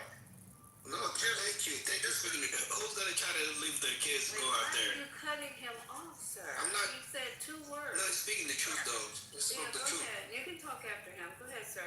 We're going to lose. Yeah. Go ahead, sir. I didn't get your point. The RGC isn't the whole population, first off. Second off, close air support, before they even go in there, they're going to drop MOABs or bunker busters to clear the way for them. They're just not going to go in there and have a hand-to-hand fight. You think that's going to happen? That's ridiculous. They're not going to send them soldiers until they clear a path. Scooby, this is not the 1990s, bro. They done got to watch us fight. And I don't know if you just booty clapping for your homies, but you're smarter than that. You know damn well this war is not a war that we can win. I think our patriot systems are fucking weak right now. You know this shit. So I don't know how you playing these games. You know what it looks like for our freaking troops or even our allies because of how we had to reposition ourselves when it comes to defense. You should know better. If they had air defense other than Stinger missiles, I might say no. I'm not dumb. I know but they don't. That's why I think he's making a weak argument. I think he's making this argument for people that don't know no better. I don't know, close air support and air support in general is going to clear the way. We're not going to try to harm any soldiers if possible. Yeah, but that's not even going to... I'm with you on that. They're not. They're trying to stay away from the ground troops. I agree. Situation. But the only way they're going to have true regime change is going to have to be ground troops. There's not going to be no regime change. And even if we did put ground troops in there, you know damn well our military was 1 million times bigger than what it looks like in Afghanistan or even Iraq. Their military is about the same size as ours. Fucking weirdo. And then we're fighting in a region that they know and we don't. So when somebody told me they're prepared for you for 45 years. They're prepared for you. It's different. It's like boxing. It's like everyone includes the civilian that's going to fight you too.